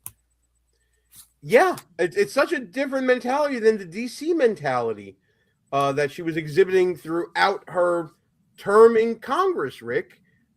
How do you explain it? It's a common African-American thing called code switching. Okay. So you racist? No, I mean, call me whatever you want, but it's the true thing. No, it's But, something that is seen. I mean, the best example of code switching would probably be Hillary Clinton being no ways tired when she was on the campaign trail. Now I when think that's white folk do it, that's when it's racist. Because African Americans, the reason they do it is because it's a survival mechanism. Because they Rick, have you got to go to Brooklyn with Gene. He does it too. He's like, "You guys over there, what's going on?" Bada Hey, bing, yo, bada how you boom." doing over You know there? what I mean? Yeah, I listen. I'll do it. By the way, I'll- Gene, do you know? that's different. I'd be Do you dabbing know people up and shit. Come on. That's Italian code switching. That's different though. No. When we would go campaign, I'd be dabbing people up and shit. Come on now. Gina, I couldn't make out what she was saying. Where did the 9 o'clock thing come from? If the polls closed at 7, what was she saying about 9 o'clock? Apparently, they had gotten a court order to keep some of the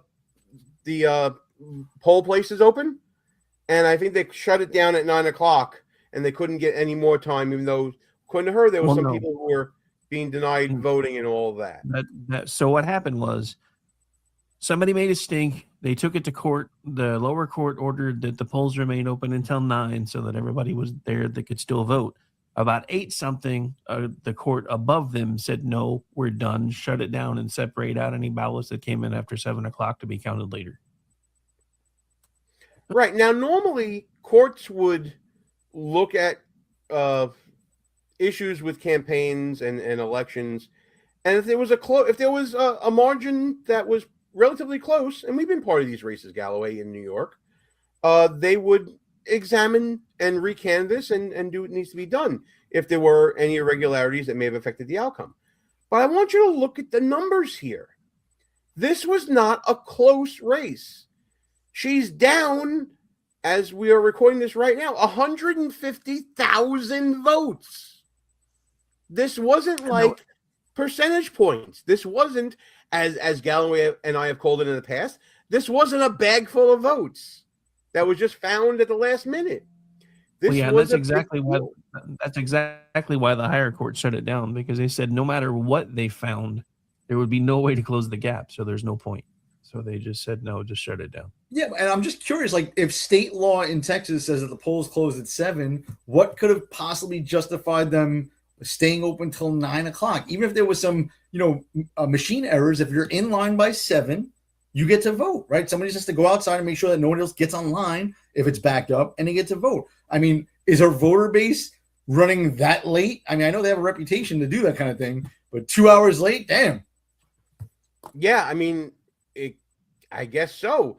But whatever the case may be, there was a lot of votes coming out of Dallas County, 277,000 votes that were plus 19 for Crockett.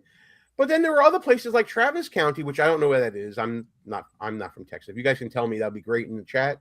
Where it was Tallarico plus 52. And that certainly offset whatever was going on in Dallas and other counties. If we go back to the map, it looks like a lot of eastern Texas where Dallas is and some of your major population areas are. Yeah, she was doing really well there, but Tallarico did well everywhere else, including on the border where there was a significant amount of Hispanic support for Tallarico. So this wasn't, if we go down here, okay, counties with more white voters, Tallarico plus 9, more Hispanic, Tallarico plus 22, and black voters plus 23 for Crockett. But look at the counties that cover these areas. I don't know what Crockett's plan was to win over voters other than what looked like her, but she clearly didn't execute it.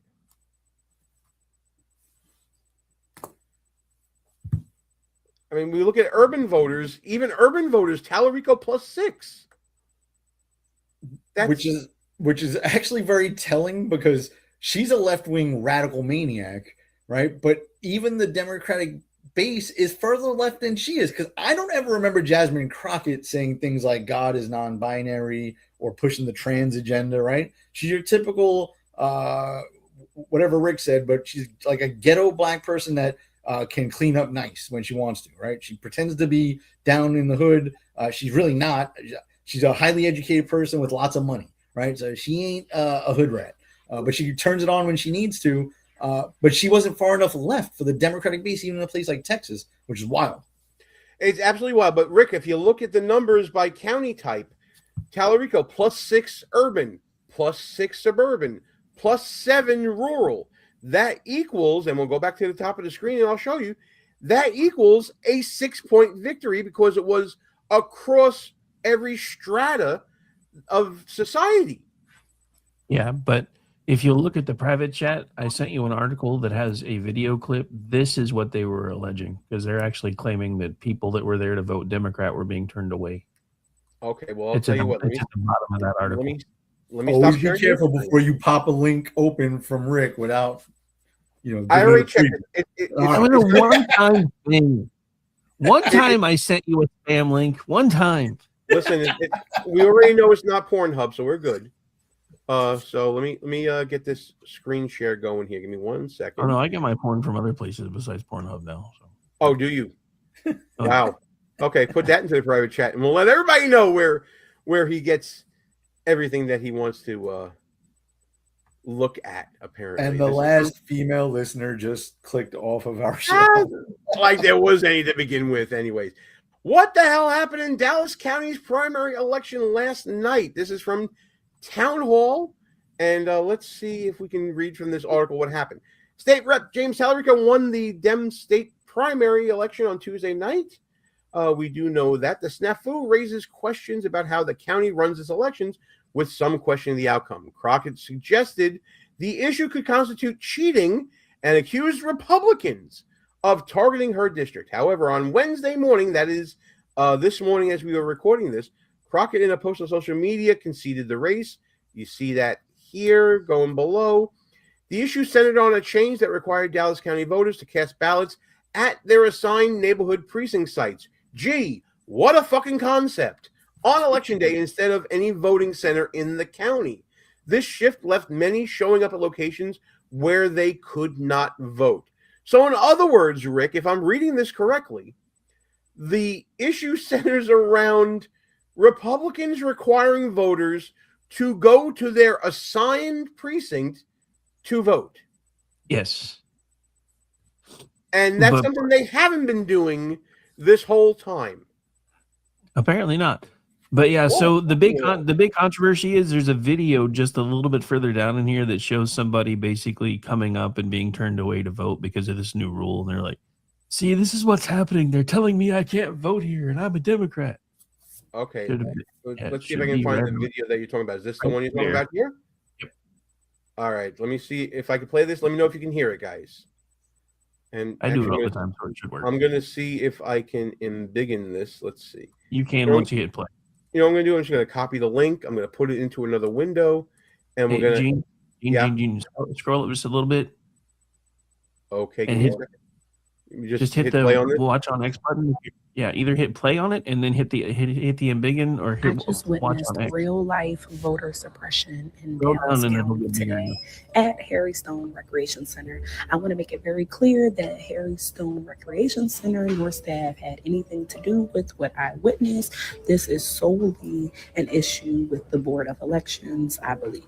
I was told by the poll workers that they were informed when they showed up to work the poll this morning that the location that they were at had been changed on the same day from being a location where both Democratic and Republican primaries could be voted on to a Republican-only location. The voters nor the workers were notified of this change prior to arriving at the recreation center to vote.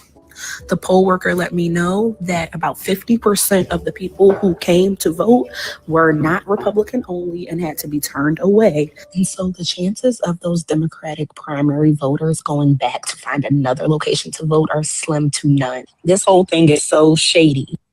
So I'm going to call bullshit on this because, as we may have been discussing earlier, these primaries are not party primaries. You choose what primary you want to vote in. Texas rules state that, because there's really no party affiliation other than the candidates declaring themselves, that you can choose what primary you want to vote in, except for a runoff, you have to stick with the party you originally voted in the primary. What is this bullshit about? It's a Republican precinct house? I don't buy that at all.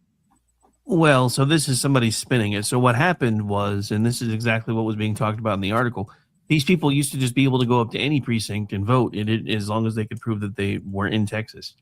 And now they can't. Now, because here in Oklahoma, I have to go to a specific polling place to do my voting. I can't just go to anyone because they don't have me on the rolls there. So that's exactly what's happening. Is these people that were used to just being able to go anywhere and go vote were being turned away because they're like, no, you have to actually have to go find your polling place now.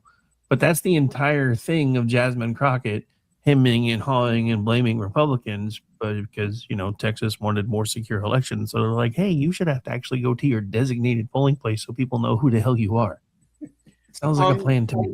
So, yeah, I mean, so what you're saying is Jasmine Crockett's voter base was too dumb to know where to go and vote and too lazy to go to the correct place after they might have been told. I actually don't believe it was true either. I hope it is, though. Like, I wish that we would do more stuff like this to fuck them like they fuck us on election day. But at the end of the day, they show up. First of all, shouldn't you look online or something, or you get something in the mail telling you where to go vote before you go vote? Do a little bit of research. And when you get there, they're like, no, sorry, sir. You go to the school that's actually really close to your own house to go and vote. You just go hit that on the way home and go vote. Right? Like, I don't understand what the problem is. Yeah, folks, let us So, know. yeah, that actually happened to me. That actually happened to me once. Believe it or not, that actually happened to me once. I was supposed to have gotten a card in the mail that they had changed my polling place. So I went to where I always used to vote, and they're like, we don't have you here. And I'm like, I still live there. And they're like, oh, yeah, did you not get the thing in the mail? They moved you to go vote here. And I was happy because before I was having to drive like 5 miles. Now I'm like a mile down the road from my house. I'm like, dude. So you didn't just go home and say, fuck it, I'm not participating in democracy? No.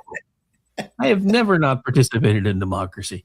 But I hate to chat and run, gents, but I got another show coming up in like 4 minutes. And let everybody know what you're doing tonight at KLRN Radio on X, at KLRN Radio, at Rowdy Rick 73. Well, here in about 4 minutes, it'll be the Rick and Woody Show with myself and my token Amish friend. Then after that, we'll be over in SHR Media Territory for Edge of Liberty. And then tomorrow afternoon, I'll be doing Thursday, I don't do a show anymore during the day. So tomorrow night will be Jen and Rick, 10 p.m. Eastern. And then Friday, all the usual stuff. Just feel free to check our schedule at KLRNRadio.com if you want to come hang out. But I got to bounce, gents. It's been fun, and thank you for inviting me as usual. Always a pleasure to have you on, Rick. Thanks for joining us. We really appreciate it. By the way, Gene, I don't know if you know this. When he's on his other show, he refers to us as his token Italian friends. Hey, that's what I like to hear. That's what we should be known as. All right, we got a little bit of time left in the show here. I do want to mention Al Green. Please. I was hoping we were going to skip over him. Well, we're not going to skip over him, but honestly, there's no video of Al Green at his primary night saying anything about the runoff that he's now in. Apparently, his district was drawn out as well, and he's going up against Christian Menefee, who won a special election last year to replace a deceased member of Congress from Texas, and now they will be going head-to-head. And, oh, man, wouldn't it be doubly sweet for poor Al Green, the ultimate disruptor of States of the Union, to no longer be in Congress? That would be great. Right? Back-to-back removals out of the State of the Union. This is another guy that, no matter which Democrat gets in there, I'm not going to like them and I'm never going to vote the way I like. I'd rather keep Al Green, too. I like him. He's a comical guy. He's a moron, right? But it doesn't matter who replaces him. They're going to vote the same way. Let's keep the character. He's a cartoon character. Right. So Al Green, of course, he was displaced and put into another district. I believe in that runoff, he came in second, which is absolutely crazy considering he's part of the fixtures of the Congressional Black Caucus from Texas. And it turns out that he's going to have to spend some extra money and fight off a runoff. And the last one I want to bring up, and to me, this is chef's kiss. I mean, just Dan Crenshaw. Ooh. I mean, I think I said it to you earlier today. He got blindsided. He didn't see this coming. Apparently, that was oh well. He got beat by Toth a state representative, and yeah, an incumbent under 40% from the last thing I saw. And he's another one, Gene, that could not read the room for a long time. He's a big proponent of the Ukraine war and a bunch of other stuff that really didn't sit right with the base. He was never really a big Donald Trump fan, despite what he might have been saying leading into this debacle of a loss. And good riddance to Dan Crenshaw, right? This is the time to clean house, the primary election season. This is it. Yeah, this is what you say it's for, right? This is why you like to see this stuff here. I love it. I'm not losing any sleep over Dan Crenshaw, right? I don't even care if it's a close district. He's a douche. Neither is Matt, who says he's glad Crenshaw is gone. Steve Toth seems pretty solid. I tend to agree with that. And meanwhile, Black Dream Hunk 2, this is our demographic right here, I'm sure. The United States of America is racist. Of course we are. Sure we are. No problem. Absolutely. That's why we're spending lives and treasure overseas to liberate a Persian nation. We're so racist that we got people. We're so racist that we got brown and black people from the entire fucking planet fighting their way here, right? I didn't see many Jews like fighting their way into Germany during World War II. All right, folks, we're going to be stepping away from this one. Hang out for Rick and Orty coming up next. It's a great point.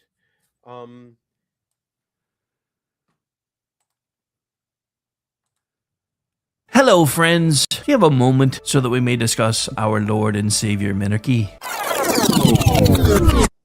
No, seriously, I'm just kidding. Hi, my name's Rick Robinson. I am the general manager of KLRNRadio.com. We are probably the largest independent podcast network that you've never heard of. We have a little bit of everything, and by that, what I mean to tell you is we have news, pop culture, special events, conspiratainment, true crime, mental health shows, drama productions, and pretty much everything in between. So if you're looking for a new podcast home to grab a little bit of everything that you love all in one place, come check us out. You can find us on X under @KLRNRadio. You can find us on our Rumble and our YouTube channels under the same names. You can also find us at KLRNRadio.com and pretty much every podcast catcher known to man. So again, feel free to come check us out anytime you like at KLRNRadio.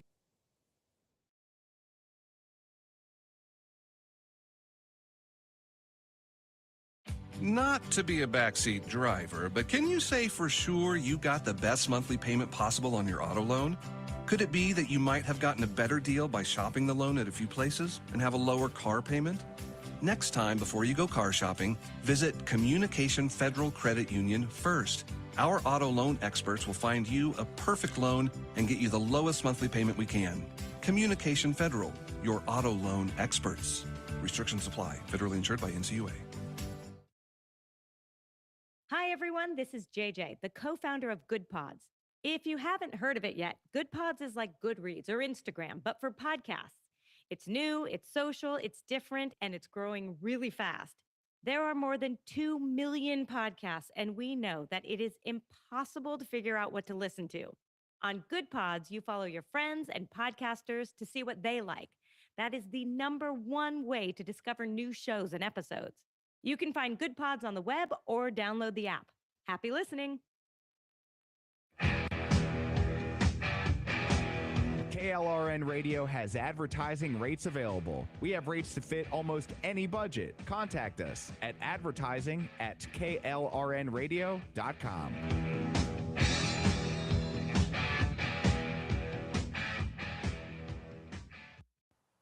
The following program contains coarse language and adult themes. Listener discretion is advised. The way I always do. How was I to know she was with the Russians too?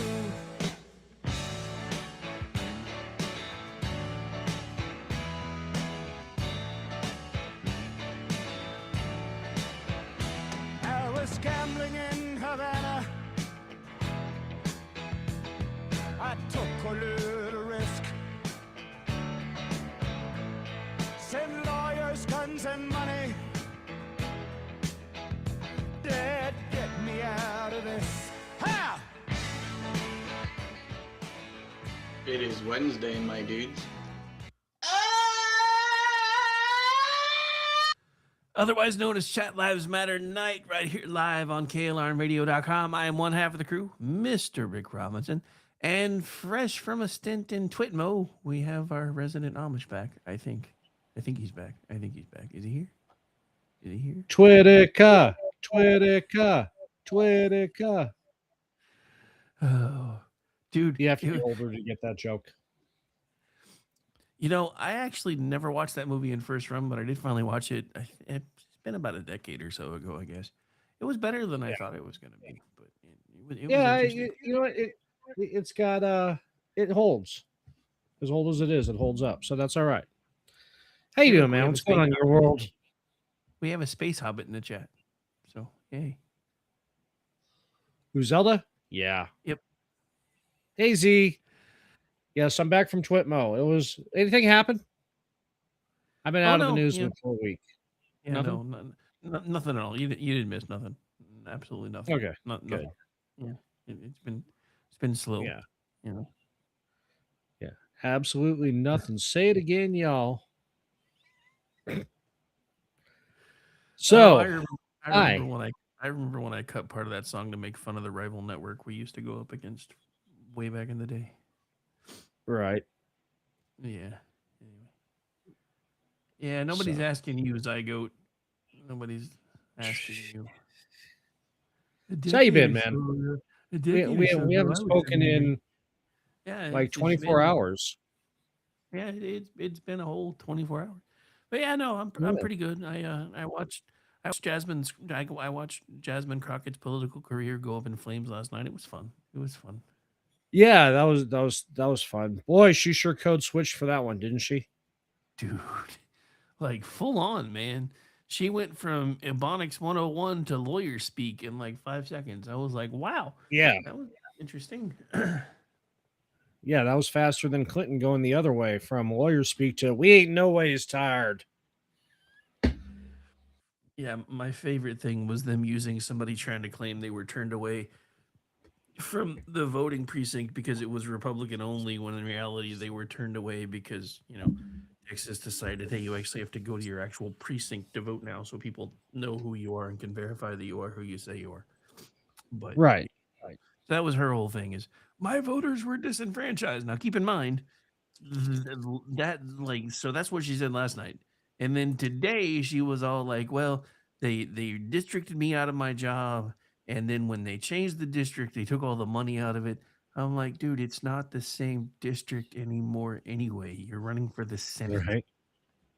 Yeah. So half of our it's like, my constituents couldn't figure out. So wait, Tarantino, Terracotta, whatever his name is, his constituents can figure out where to vote, but yours couldn't.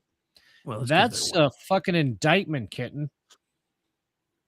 But yeah, it was one of the things that I wanted to bring up on Gene's show earlier, because when he played the clip and she's like, yeah, they pulled all the funding out of my district. They took all the big money when they changed my district. I'm like, you're not running for Congress anymore. Senate is not a district job. Senate is a statewide job. Your district is the entire state, honey. You should have been able to fundraise from anyone you wanted to. So the fact that you weren't getting any money, guess what? It proves that they realized that you were a waste of space. Yes. You are all for the theatrics, not interested in actual governance. So, and the voters responded as such. Dude, and speaking of people that were all about the theatrics, what the fuck happened to Marjorie Taylor Greene? Not that I was ever a huge fan, but dude, I never liked the bitch. She's like straight up simping for the mullahs now. It's weird. Yeah,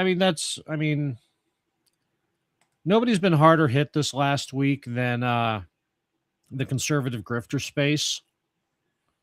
And, like Dave Smith and Tucker and, MGT or MTG. And yeah, it just good. Fuck y'all. It's like I'm seeing today. They were talking about how Sri Lankans fished like 87 bodies out of the ocean that were from various Iranian naval vessels. Mm-hmm. Somebody says, well, that's it. U.S. carriers and destroyers are are fair game now. And I'm like, dude, they've been fair game for 4 days. It's not a matter of will. It's a matter of ability. Dude, we sunk their entire navy. Like even the We one sunk they the thought first submarine that's been sunk since World War II. Yeah, well, yeah, but yeah. I mean, the funny thing is, and this is something that I was talking about earlier today.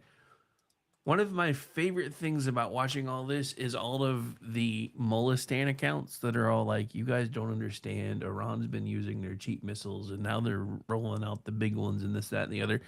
And we fucking straight up rolling with B-52 Strato Fortresses today, just to show Yeah, people that they have nothing left to throw at us because we're hitting them with shit that they can see coming from a mile away.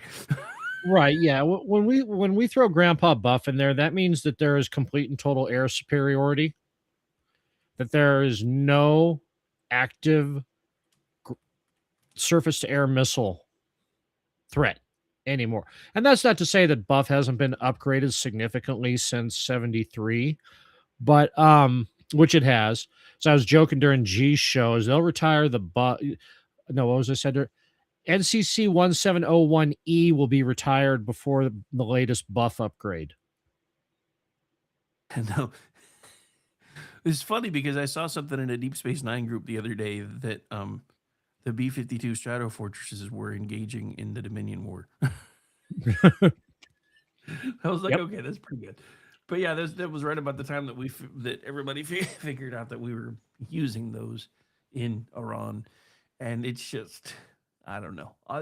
All these, and the funny thing is, again, the Democrats are on the wrong side of what is becoming an 80-20 issue, because now that the Republicans are getting a look at everything that's happening, the polls are switching again. Like you can't, like even Ipsos tried to get a bad poll, and the lowest they could get the number was 81% of Democrats supporting what's happening, or Republicans supporting what's happening in around right now, because most of us have been around long enough to know that this shit should have been taken care of in the 80s. Well, and not just that. I saw another poll. I think it was CBS YouGov. I know it was CBS. I just can't remember who it was attached to.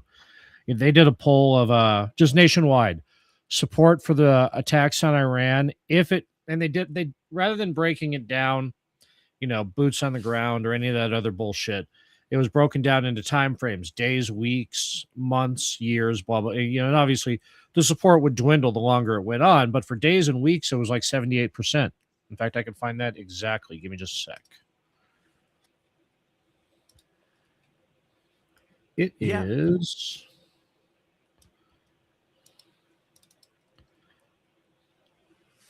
That was a CBS News YouGov.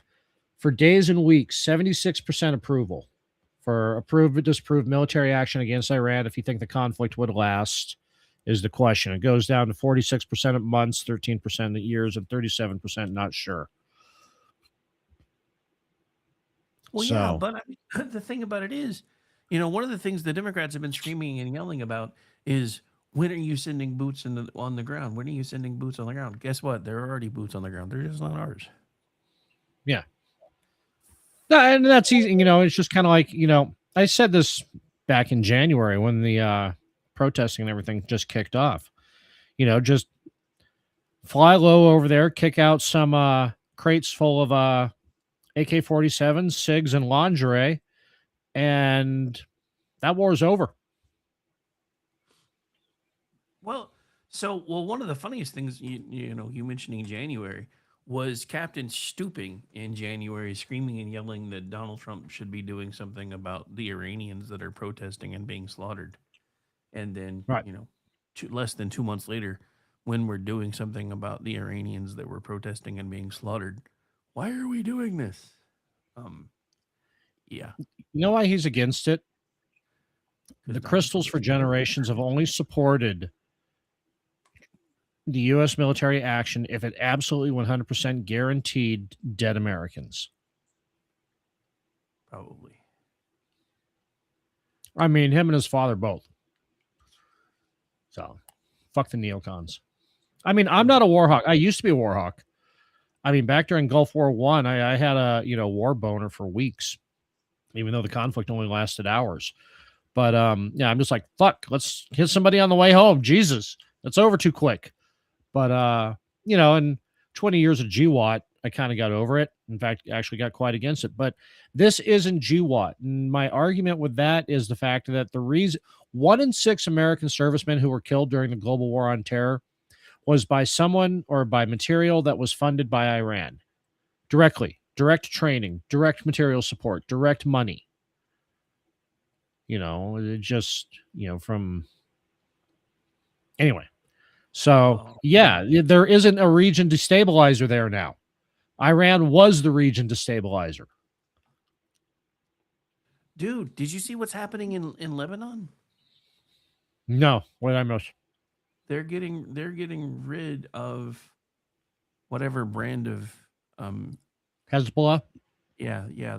They've outlawed them and they're starting to round them up. Yeah, you see, I mean, that was one, yay. I mean, obviously, when the money runs out, but two, the dumbest thing, and this just completely shows that there was no that once Iran's C2 was gone, when they just started flinging shit all over the place, when they were attacking American bases in Bahrain and Qatar and Kuwait and British bases and Saudi and U.S. bases in Saudi, when they just started went all fists and elbows, like a whirling dervish, it was over. That any support they had in the region was just fucking gone. It's like, what are you shooting at our hotels for? Dude, anyway, the Kurds in the Kurds in Iraq are coming over the border. This could get interesting. Oh, by the way, I don't know if you've seen this yet or not, but apparently we broke Nick Fuentes. Oh, did we? Good. Yeah, I'm voting Democrat in 2026 because white people can play both sides too. The GOP broke every single promise: Epstein file cover-up, regime change war in Iran, and no mass deportations. The GOP must be purged and burned to the ground in 26, and then hostile takeover in 28. So yeah, apparently we broke Nick Fuentes. Good.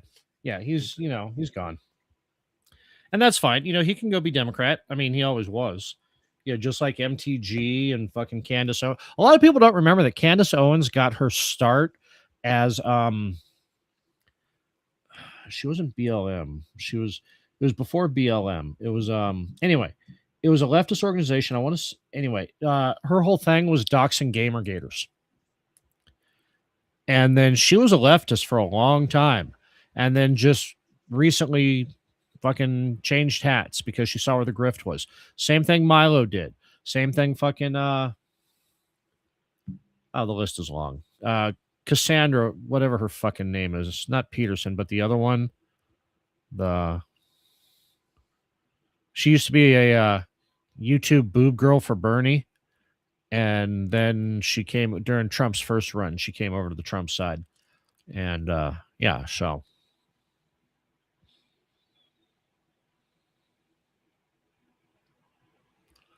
Anyway, yeah. I mean, it's like a friend of mine said in Discord, it won't be long before Candace Owens just says, "Oh, I'm a leftist now."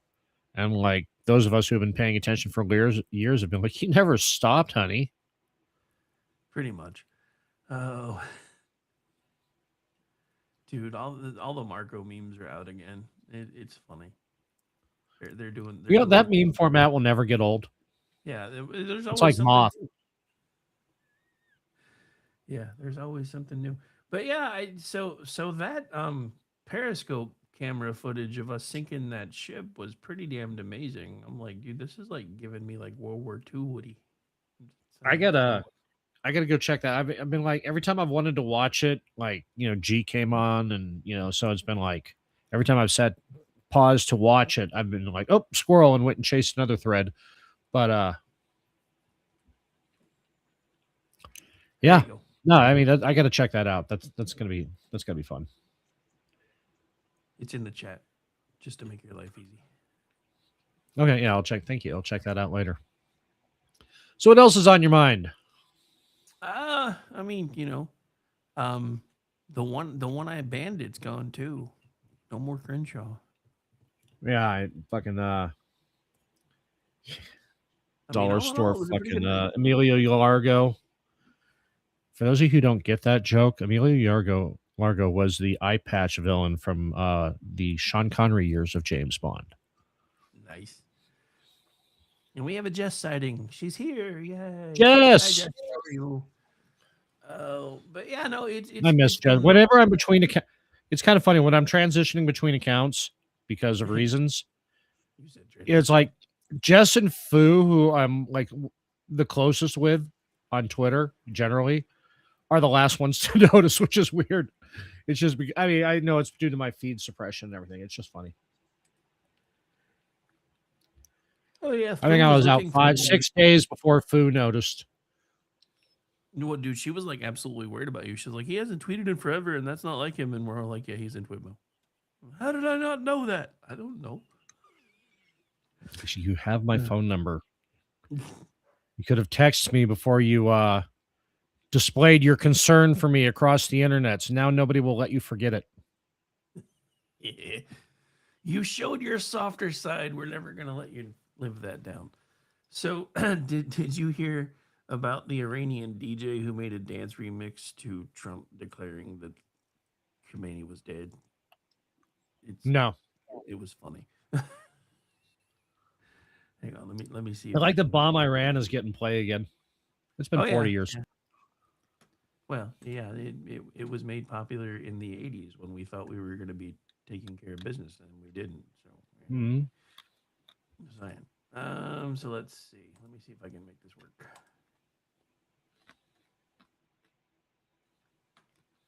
And no, it looks like it put it in the usual place. It's weird because there for a little bit it was letting me put stuff on multiple screens, and I was kind of happy about it. And then it stopped, and now it's being dumb, and I don't know what's happening. Oh wait, there it went. Hidden Now I songs put it that left in the 80s right kids one. traumatized. I got to go find that video after. Let's see, and here we go. This is only like 30 seconds. Iran's formerly supreme leader Ayatollah Khamenei is dead.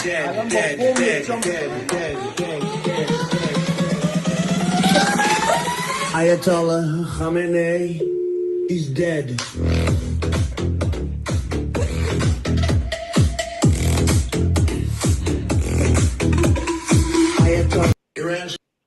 The Persians are flat out throwing a rave to the fact that dude is dead. And Dude, I was the watching liberal video right last night out of don't know Iran. what to do.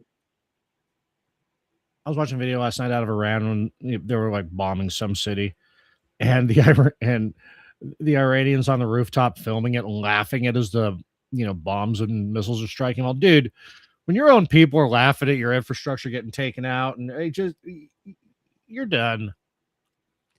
What I love is the few people that and the ones that every chance they get a chance to have an internet connection, which is rare.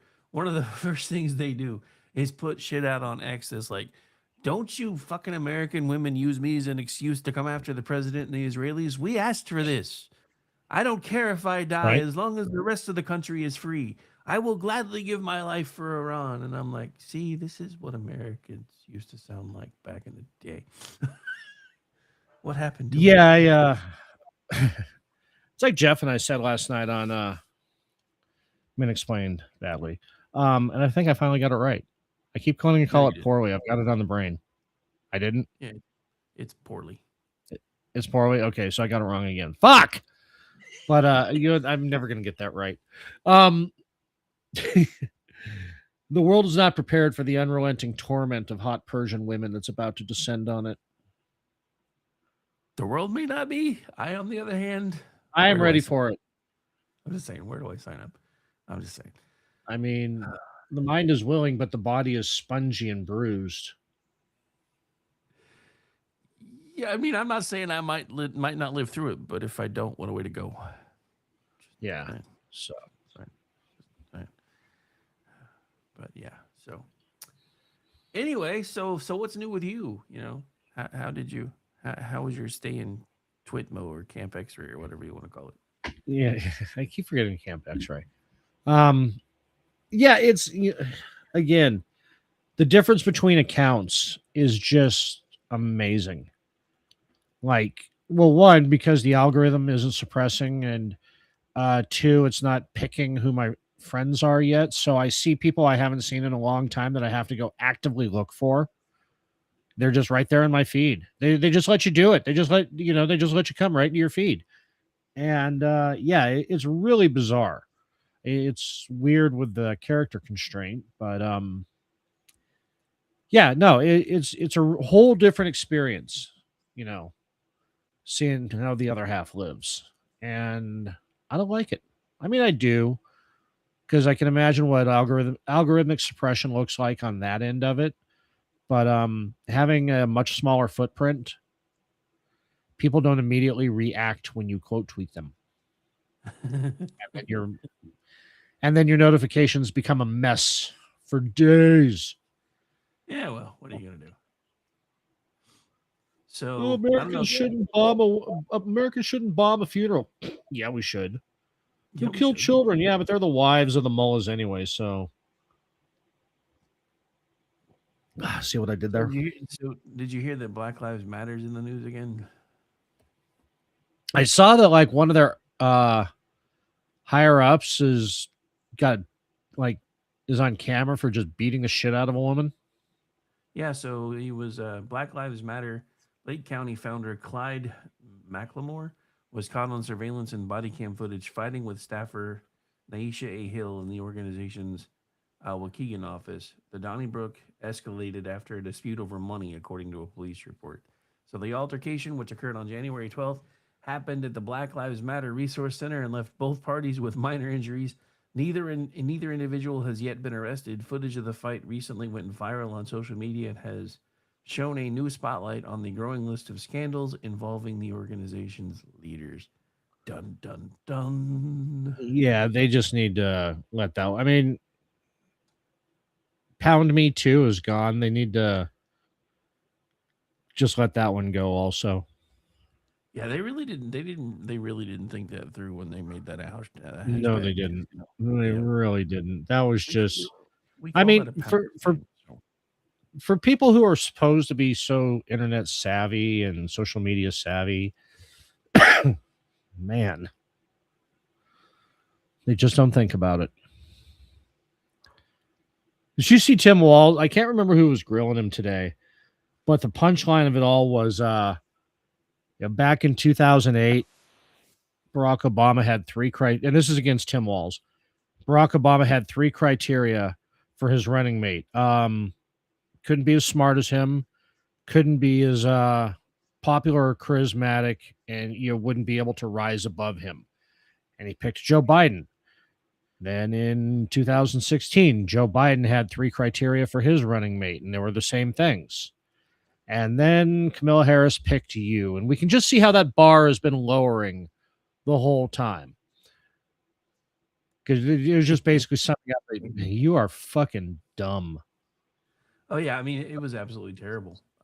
But yeah, I watched a little bit of that today before we started live streaming the DHS hearings because testing out some new stuff because Restream did a bunch of updates today, so I was getting used to things. I had to reset my microphone up and everything. I thought I had it dialed in well enough for my show, and then realized it sounded like trash, so I wasted like 2 hours. But then I got it fixed. So because they changed a bunch of things again, but it's okay. But yeah, no, yeah, it's just his whole thing was hilarious because they kept saying because he's like, I can't believe you guys took the money away, and they're like, we can't believe you were still letting people waste it. Right. Did you do anything about the fraud? Well, I took some steps but we were still working on it. And he said, yeah, that's exactly why we took the money away because you were still letting people waste it. So, yeah. Anyway, but yeah, no, it's just I don't know. Tim Walz is. I'm glad he's not running again, and I hope he.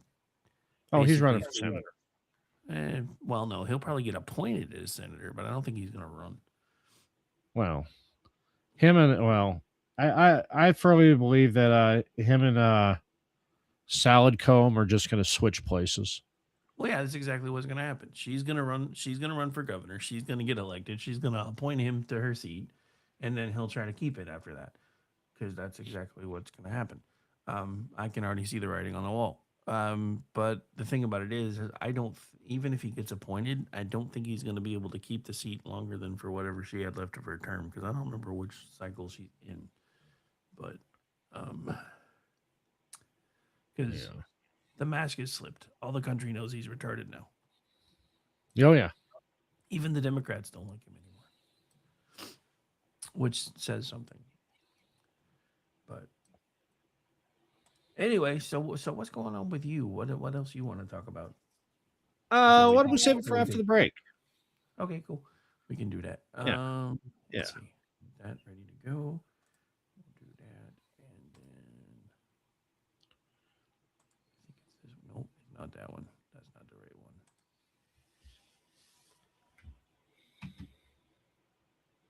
Not that one either. I thought it was that one. Where did it go?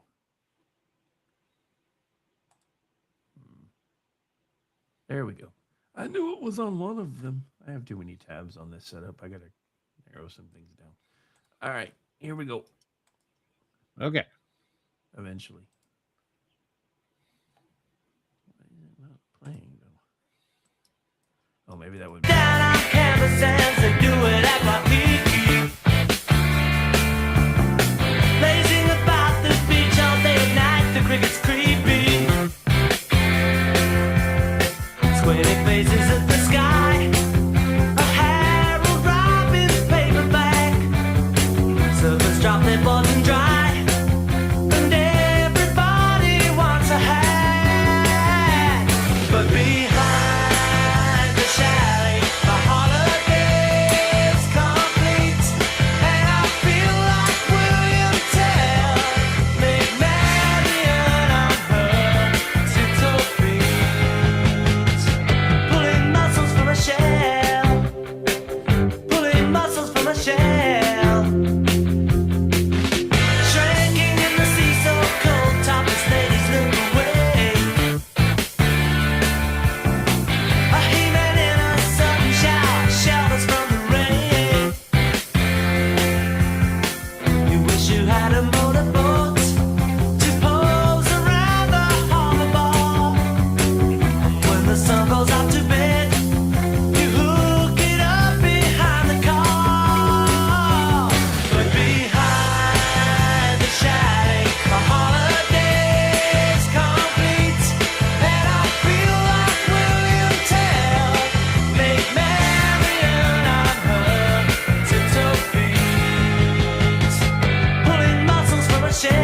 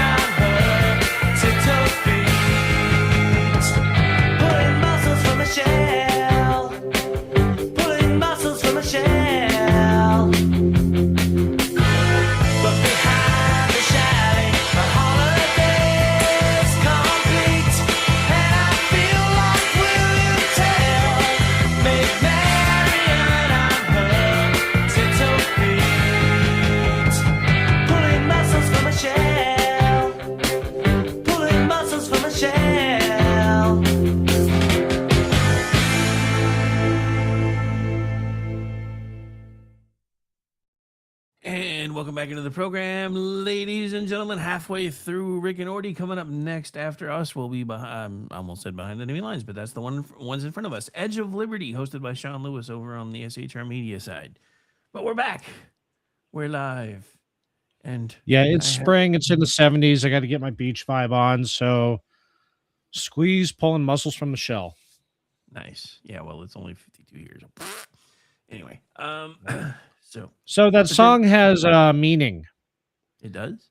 And it does have a meaning as well. The phrase pulling muscles from a shell has a meaning. Not commonly used in the United States. It's more of a UK thing, and people might need to look it up. It's we have children in the chat.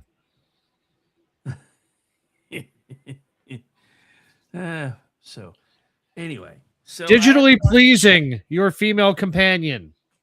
Yeah, I kind of figured when you said people had to look it up.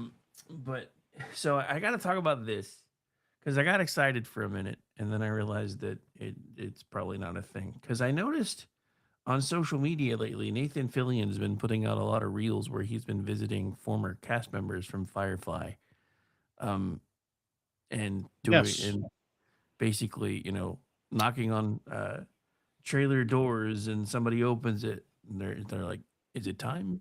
It's time. It's time. It's time." So I got excited because I was like, "Does this mean Firefly's coming back?" But apparently, there's no confirmation yet. Yeah, VC. I saw the one the other day with Summer Glau, and VC said it's probably coming on his podcast, but he actually said this isn't about the podcast. So, yeah. Well, so and I'm sure you know this because with the pop culture show that you and Brad do, but Disney actually was seriously considering a Firefly relaunch a few years ago, and then it just got quietly shelved. So that's one reason why fans are always like, "Is it coming back? Is it coming back? Is it coming back?" Because dude, Firefly got a super raw deal from Fox. That was probably one of the best sci-fi shows of the early 21st century, and it just got hosed. there is Jeff just hit me on Discord that there is supposedly a March 15th announcement. Yeah, and well, I mean, it's still Disney, so I'm trying. Well, I try not to get excited about things anymore. But I have to admit, anymore I could watch Nathan Fillion do just about anything because ever since Firefly, Watch him read a phone book. I've pretty much watched everything he's been in. I have to admit, Castle took me a while to get into, and then I didn't even watch it until after it ended because, and this is one of those things we brought up on the Mandela Effect before. I remember a completely different ending to that show, and everybody was pissed, so I decided not to watch it. And then one night I was bored and turned it on anyway. And then I got to the very last episode, and I'm like, okay, so either the last few seconds of this ending got preempted by something, and everybody's just assumed they died, or this is a different ending. Because all right. I remember during first run when everybody that was talking about it was like, I can't believe they killed them both off in the end. I'm like, well, shit, I ain't watching that show. I already watched these people. I already watched Nathan Fillion die once in the movie theaters. I don't want to watch that shit again. Yeah. But anyway, which not really. I think he may have been one of the ones that lived, if I remember. It's been a while since I've watched. Speaking of, I don't know if it's this episode or the next episode that is supposed to be our Mandela Effect episode. It's the next one. Okay. I mean, we can shift it around and do it this time if you want. No, it doesn't matter. Then just go back. I just don't, because I've got a chain of 3 shows set up. Completely dependent upon when Nemec can join us. Yeah. So, So I prefer not to break them up for a Mandela Effect episode, so we can kind of figure out what Nemec's schedule is and then work around it. Because I can throw something together this week, and then we can do Mandela in the next episode. Okay, that works. Yeah. All right. So we're putting it off. Punting it, as it were. We're punting. We're punting. Yeah.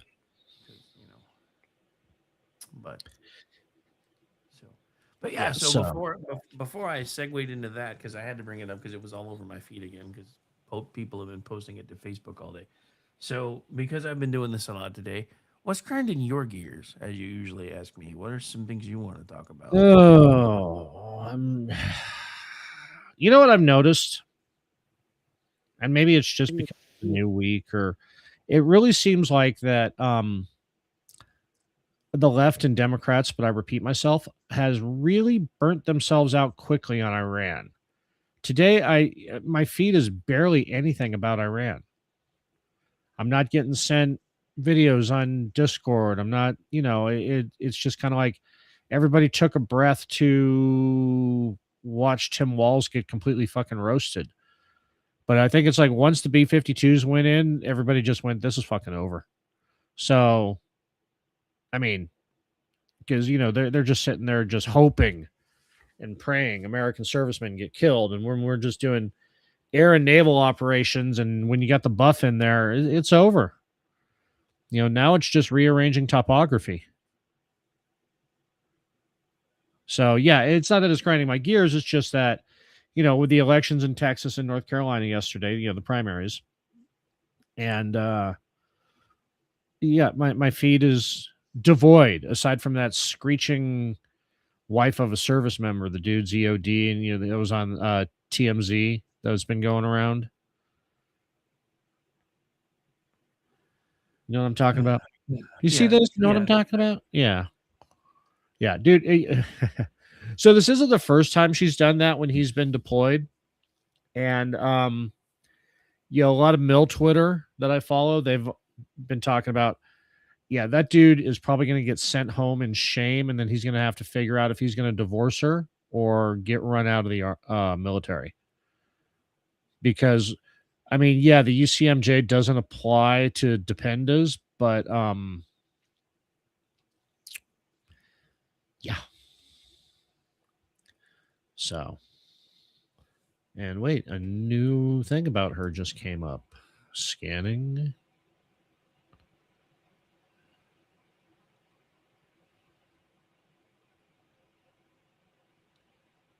Yeah, nothing important.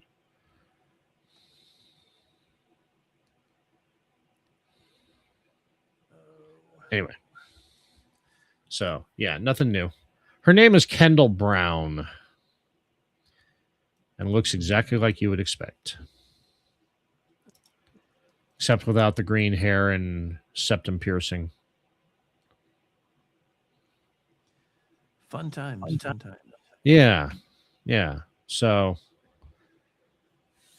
the good news, at least in my state, is that the woman who is responsible for the Santa Ynez reservoir being empty during the Palisades fire last year is they're saying she's, it's a management switch up and she's returning to Puerto Rico for better opportunities. No, she got fired. I almost guarantee she got fired. And the thing is, that was left empty for over a year to repair a $200,000 tear that had developed in the reservoir cover. So, okay, so I do a weekly show with a Puerto Rican who now lives in Texas. There are no better opportunities in Puerto Rico. Right. Yeah. Especially when, yeah. Yeah, there are no better opportunities in Puerto Rico. So, but that's, oh my God, gas price sticker shock. It went up $1 today. Yeah, I had a feeling it was going to hit you guys probably harder than it was everywhere else. Yeah, we just immediately went up $1. Well, I talked about, excuse me a sec. Okay. Sorry, I just had to cough. It was either last show or the show before on how California is getting 40% of their fuel gas shipped from the Bahamas. I mean, it's refined on the Gulf Coast and it's stored in the Bahamas. But because Valero is in its last weeks up in San Jose, they shut down Phillips 66 a couple of years ago. We've only got 6 refineries left in the state. So we have to import. One of the most oil-rich states in the nation has to import gasoline from the Gulf Coast. Seems a little retarded, doesn't it? Seems a lot retarded. And I'm sorry, but, it's not going to look good for Democrats in November. I have that feeling because 40% of the state is NPP.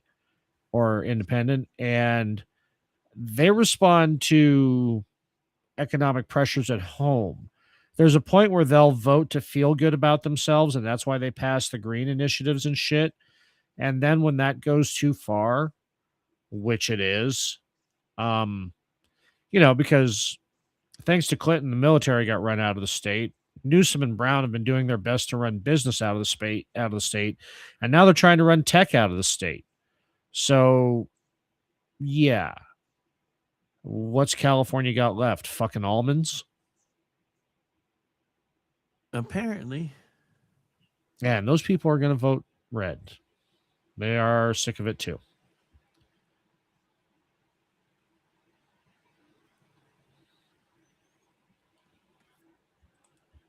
How about you? What's grinding your gears? I mean, honestly, today there hasn't really been much grinding my gears because Kind of a unlike slow your day, feed, eh? I am still getting a lot of stuff about Iran, and I'm enjoying watching all of the leftist meltdowns over it, like the fact that the Senate tried to smack down Trump today and failed miserably. I did find it interesting that Congress voted to not release the information about its little, sexual harassment slush Yeah. fund. Yeah. Yeah, I saw While that. screaming about the Epstein What files. was it, like 350 to 90? Yeah. There was definitely some bipartisan support going on there. But Yeah. yeah, it's funny because, the Epstein files matter, but not this. Right, Now, but not I will there. say this about the Epstein files, and well, this is something that's bothered me about the Epstein stuff. Because look, Epstein obviously guilty. Everybody knows that. Was it ever adjudicated? Was depending on who you want to listen to, either committed suicide or didn't before he ever got put on trial. But we also have a thing in this country called innocent until proven guilty. So everybody that just keeps throwing around all these emails that are listing all these different names as proof that these people have done things that were terrible, that's not actual proof. No. So yes, I want to get to the bottom of it. And yes, I want to prosecute anybody who's done bad things to little kids and bad things to young women. But just guilt by association isn't supposed to be a thing in this country. Yeah, because you're So, named in the and emails that's doesn't mean. I mean, there was a lot of things that weren't related to any of that. Financial bullshit, stuff like that. And then the left is like, oh my God, Trump is mentioned in the emails millions of times. And I'm like, well, sure he is. They had a huge falling out. And I'm sure every other email was the dude bitching to somebody else about how much Trump sucks now. So yeah, I'm pretty sure he was in there a lot. Yeah, fuck that guy. I'm just saying. But So- yeah, it's just one of those things that drives me nuts because there is a whole innocent until proven guilty kind of thing, and they want to extend that to illegal aliens that don't actually have the same due process rights that we do, but want to take it away from everybody else and have them lambasted in the court of public opinion. Yeah. See, the thing is I mean, whether you're a tourist, whether you're a resident alien, a legal alien, whatever your status is, if you're not a citizen, you have constitutional protections. You don't have constitutional rights. That's the part that everybody seems to forget, mostly because they're too stupid to know the difference. But okay, I take it back. I do have something about Iran in my feed now. This one's great. Iranian media is putting out video of a Soyuz rocket slamming into the battleship Yamato and calling it an IRGC victory. So they're fighting the Star Blazers now? Apparently, because I mean, it's seriously, it's the big Russian with the 4-pillar, the classic Soviet rocket ship, right? That they would send Soyuz to space in. Yeah, just the classic design. Yeah, and it's smashing into the battleship Yamato. I mean, we don't even have any active battleships right now, but it's just the fact that they're just like, oh, the RGC scored a great victory against the imperialist dogs, and dude, that's I'm just laughing. Yamato. That's a World War II battle. I mean, maybe they decided they could pull that off because of the B-52s flying overhead. They're like, well, if they're still using those, then this is probably what their battleships look like. Yeah, no, that's not how this works. That's not how any of this works. Right. So, yeah, in case you're wondering, Tehran is getting pounded yet again. there's like 6 hours ago, like giant explosions and stuff again. Getting pounded like a mom behind the Circle K. Right? Wondered if you were going to be able to work that in, and you did. So Oh, congratulations. always. Yeah, thank you. I mean, sometimes you got to pick the low hanging fruit. Somebody's got to do it. But yeah, it's just, like everything the left is trying to do is just blowing up in their faces. Like, I don't know anybody who, I mean, even after Barack Obama made some stupid decisions, other than Benghazi, the Benghazi one was one that nobody could really get behind because we couldn't understand why they weren't doing something to help the people that were stranded there. But even with the Libya stuff, there came a point when everybody stopped fighting about it until after the fight was over. And then they went back to, well, should you have really been able to do this, etc. The left's not doing that this time. We still have the ranking member of the minority party in the House is basically openly hoping for American sailors to fail and to die, and American service members to fail and to die, because they feel like that will win them the election. And that's, especially with this and their whole thing of, well, he said no new wars. This isn't a new war, ladies and gentlemen. We may not have wanted to acknowledge this fact, but the Ayatollahs have been at war with us since 1979. Just because we didn't want to admit it to ourselves doesn't mean it wasn't true. And this whole thing of Donald Trump is breaking his promises. No, you didn't listen to him. He said the same thing since he was 34 years old. Iran can never be allowed to get a nuclear weapon. Not maybe, not well, we'll see. No, never. And everything they've tried to do so far, they've tried to throw pallets of cash at them. That didn't work. They've tried little interventions. That didn't work. So we've just decided, you know what? We're done. At this point, you are still defenseless enough where we can finish taking you out. And if we wait any longer, that will be changing. And that's one of the things that Rubio made a great point of pointing out the other day. If we had done what everybody else wanted us to do and waited another year or so, by then they would have had so many missiles and drones that nobody would have been able to do anything about it. And they probably would have already had a nuclear weapon again. And it's just, I don't know, just the mental disconnect for these people and the mental gymnastics they have to go through. Because I'm sorry, there's no statute of limitations on murder. And Iranians have been murdering Americans since 1979. So, yep. That's like I said earlier, about 1 in 6 of the servicemen killed in the GWOT was Iran was directly responsible for.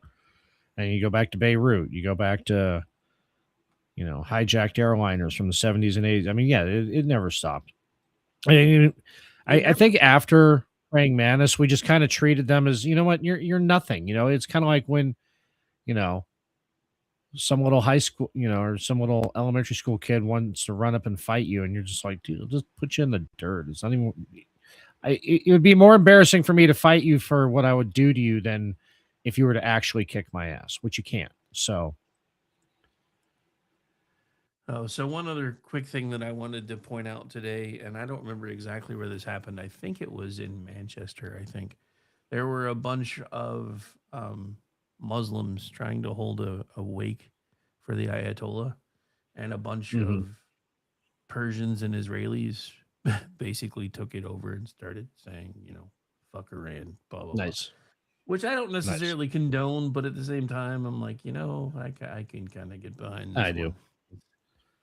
Oh, it's like when they were talking about having a multi-day funeral for the Ayatollah in Iran, and somebody said, bomb it, and somebody, you Americans are evil, you'd bomb a funeral. I'm like, Obama bombed weddings, so yeah, we're gonna bomb a funeral too. Good.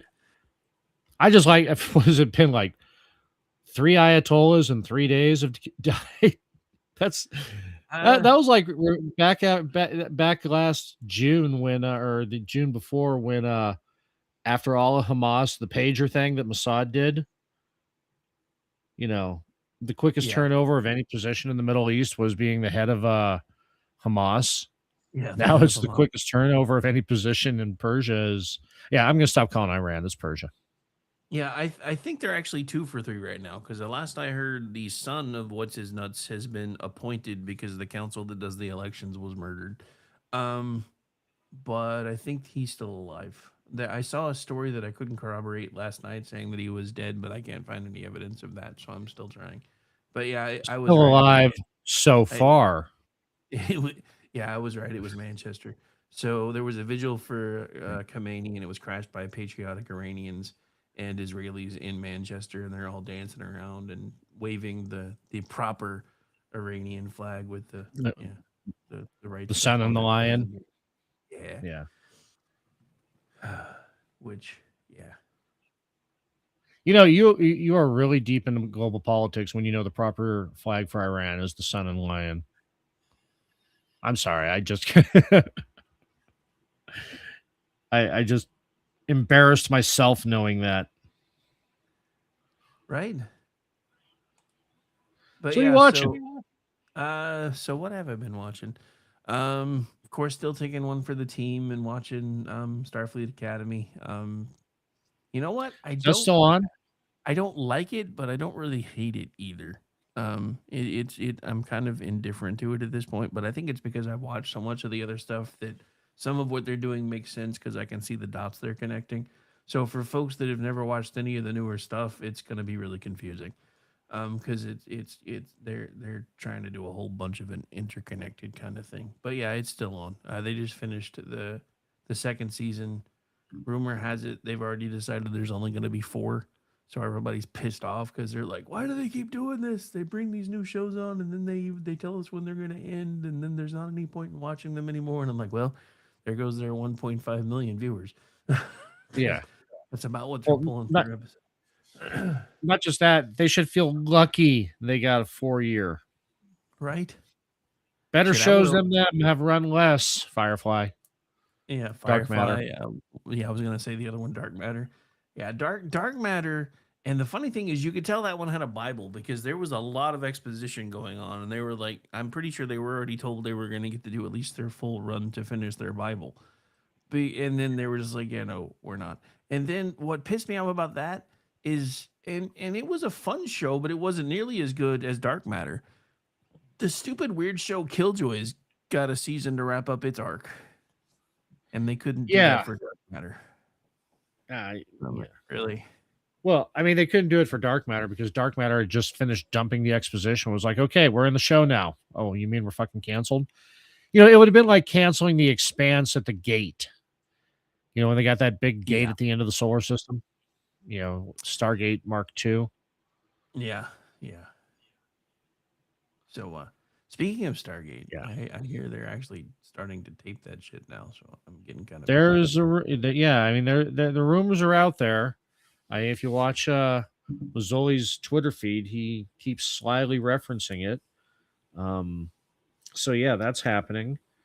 And like we talked about on Culture Shift last show, they're coming out with the Rockford Files, which I'm kind of okay on. And yeah, there's some interesting things in the pipe. Let's see. I mentioned that I finished Wednesday last week. What am I watching? What have I been watching now? Fucking nothing, dude. I figured out when I'm tired, because I'm trying to get back into I've been keeping my work sleep schedule, but I've been hitting snooze a lot. So I've been trying to break myself of that and get to bed early, just in case, since I had my QME, I may be able to go back to work soon, hopefully. That was such a fucking pointless trip. Anyway, I can, like, Star Trek. I've had Deep Space Nine on. I can actually fall asleep because I'm so used to them. It's not that I'm tired of them because I enjoy it while I'm awake, but 15 minutes in, I'm out. And I'm like, okay, you know what? This is a handy little bit of trivia for me to know when I need to make sure I crash instantly when I get back to work. So, but I'm going to start watching Fallout. Probably, I'll start watching. It's a big podcast week for me this week. So next week I'll probably start watching Fallout. Yeah, and then Wednesday night I'll ask and you'll be like, shit. No, not this. Not yeah. No, I'll probably start it over the weekend. So Anyway, but yeah, so yeah, I've just had Deep Space Nine in the background and just sacking out. And Dude, anyway. I've actually, the other thing that I was going to talk about and then I forgot about was I've actually found a cool couple of little shows on YouTube that do like reviews of Star Trek and have like all kinds of trivia and shit. And they're not when I can't sleep. You mean like For Janelle some reason, Waz's? well, yeah, that one too. But there's another group that does it that I watch too. But yeah, anytime I can't sleep, I usually turn that on because the next thing I know, I wake up and there's some weird random shit playing, and I'm like, oh, this is interesting, and then I watch it for a little while and then I go back to sleep because my YouTube just plays random shit because of all the weird shit that I research for shows. Yeah. But anyway, so yeah. Other than that, I haven't really been watching too much, especially this week. Mostly just watching Iran get, I would say bomb back to the Stone Age, but we're trying to bomb them back from the Stone Out Age, of the which is Stone Age. interesting. Yeah. Anyway, Yeah. I do have to give. It looks like Joe, I think, in the chat, I think is who that is. They have a shamrock for one of their letters, but he started Yeah, singing the that's true. Starblazers tune, so I was kind of that. I was impressed. Pretty sure that last bit was part of the Starblazers tune. Anyway, we should probably get out of here because I know Sean is kicking off here in just a minute. So where can folks find you? You can find me as Ordnance Packard once again on Twitter for now. Let's see. Tomorrow night you can find me on the Culture Shift with Brad Slager. Off Friday night, Saturday night, you can find me with you on Juxtaposition. Sunday on the Vincent Charles Project. And then back around next week, we do it all again. I mean, technically you're not about you? off. You're just not live because You'll Right. see on the Sorry. Shit. inside. Yes. Fuck. Yeah. Friday night, the Curse of Stephaneros, our D&D session. I forgot that we're running those. Yeah. So we have that going too.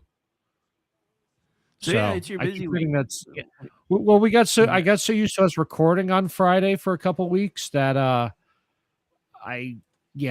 that's my bad. Anyway, not off Friday. Thanks for the reminder, Rick, and instantly Jeff in Discord.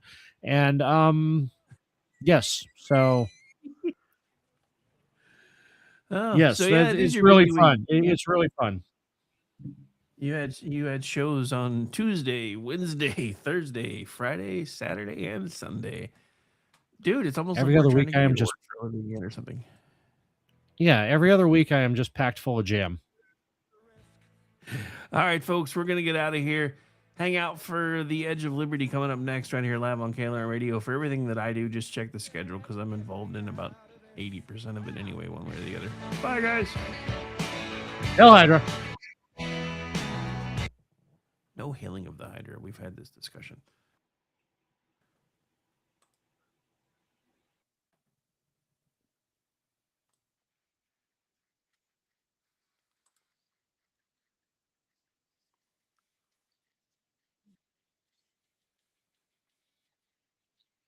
The so-called Assembly of Experts, which, I mean, look,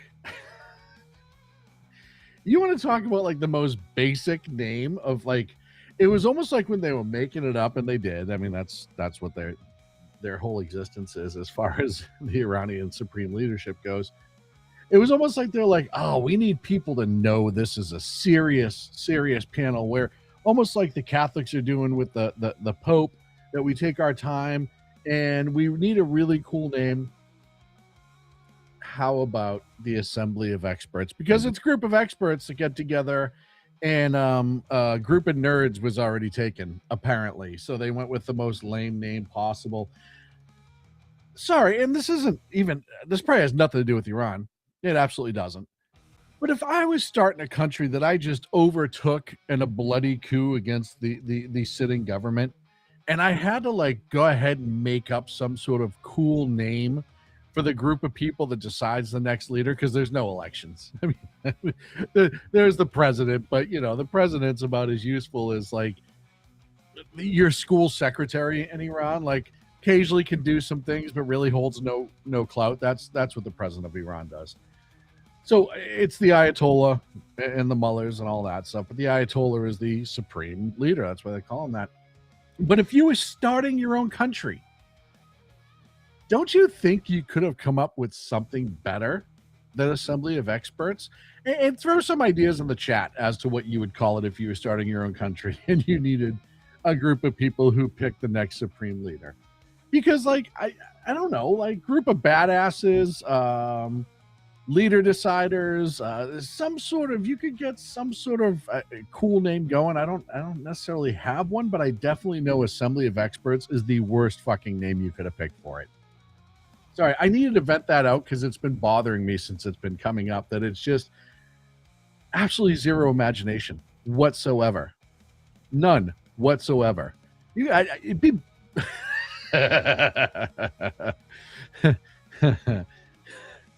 I'd be the Grand Snow Mexican, Canada Heavy Hall saying working leaders. Oh, there you go. The Swinging Dicks, like you could go like rock band style name with that too, right? Swinging Dicks, heavy metal pickers, like something you could choose. Boyd McPhail says, Boyd McPhail in the chat room says, by the time it's over, I guess that Omar the street sweeper will have to wave the white flag as the only government employee. Boyd, I don't know if you read my article on SHR Media that I did Monday, I forget which one it was, but in the image that I used for the article that I had created, it showed all the expert assembly of experts kind of on fire, and they were in talking to the guy who's in charge of the Iranian military light bulbs, and they were trying to convince him why he'd be a great supreme leader because nobody wants that fucking job. And it's true. Would you take that job? I mean, look, where you were born, where you're a citizen of, how you feel about the war, throw all that out for a second. Would you want the job of the next supreme leader of Iran as they're all getting blown to fuck up left and right? Because my answer would be no.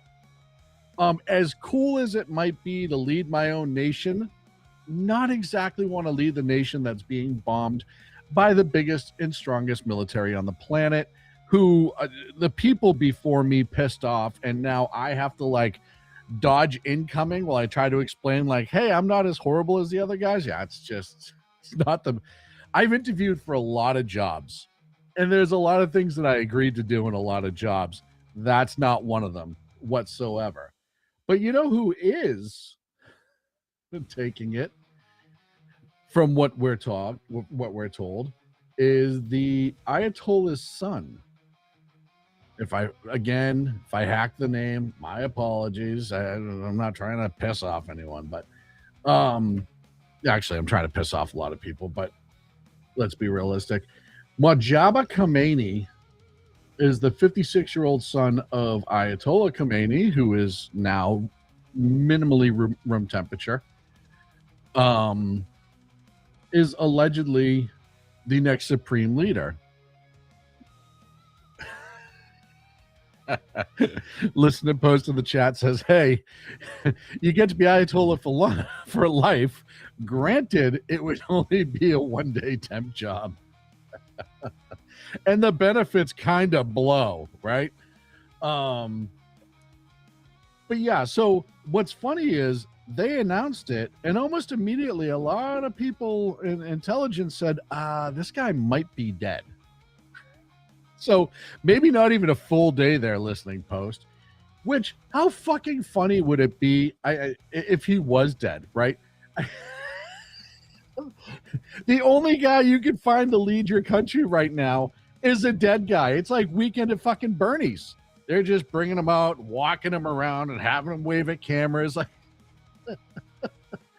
Weekend at the Ayatollahs. Weekend at Khomeini. Oh, man. As of today, the U.S. Reportedly in the first 72 hours hit 1,700 targets. The U.S. and Israel. 1,700 targets in the first 72 hours, which is just mind-blowing. The Iranian Navy is completely wiped out. We're going to talk about that in a minute. The Iranian Air Force is gone. So the U.S. has total air superiority, and you know that because they brought in the buff, the B-52, to continue on with the strike. The missile and drone powers crippled, according to the Pentagon. Drone launches are down 73%. Missile launches are down 86%. And essentially, and I wrote this the other day, or I talked about it online, every single time they light up a missile and shoot it off, which one of them went to Turkey, all things, which is kind of funny, just pissing off more of their neighbors. I think that makes the 8th country that neighbor that Iran has lobbed a missile into. But it lights up that launcher. And now that launcher becomes a target. And more, every time they send one off, it gets targeted and disappeared. They allegedly had about 200 launchers at the beginning of this. If they were down, what did I say, 86% out of that 200, well, that's, I mean, do the math. That's 14 for every 100. So that's what, 28, 30 left, roughly, somewhere in there. So not going well. Look, we all know the leadership is entirely splintered. There's no one at the top. The top 40 to 70 commanders and politicians and leaders in that country are dead. All of these strikes are coming. The IRGC, Jersey Joe wrote about this today on shrmedia.com. They're starting to do the Hamas tactics where they're hiding in schools and hospitals. Their communications are shit. They put out today that the Iran's cyber warfare center has been destroyed.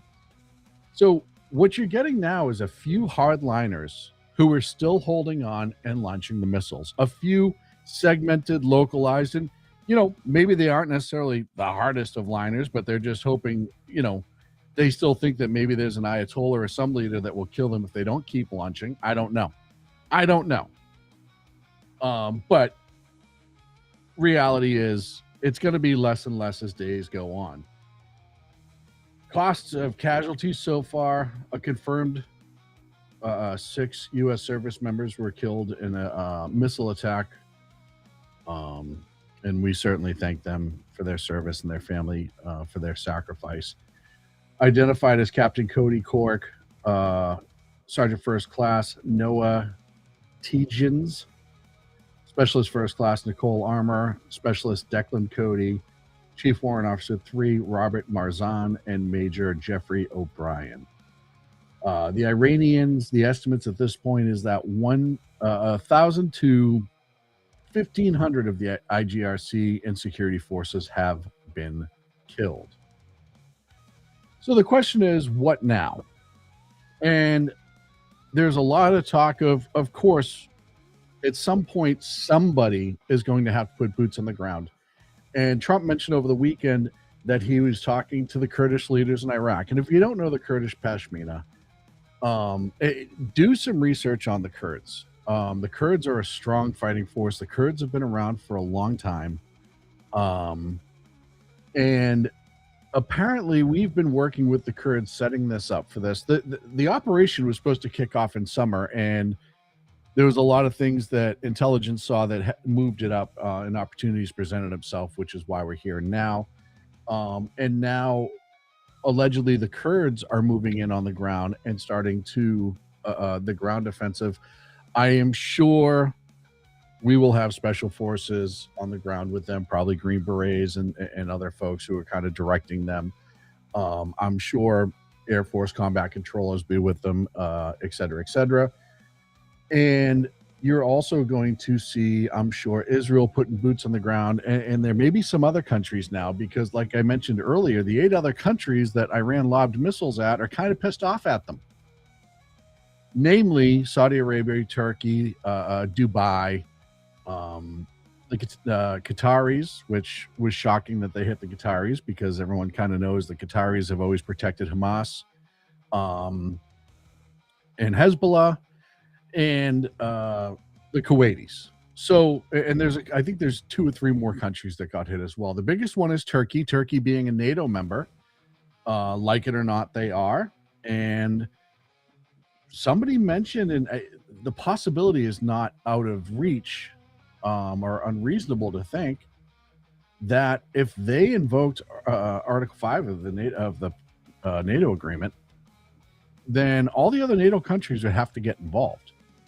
Now, are they going to do that? I don't think so. I'm sure that the U.S. and Israel are saying, hey, we have a plan. Don't go dicking around with it, and it'll benefit everybody.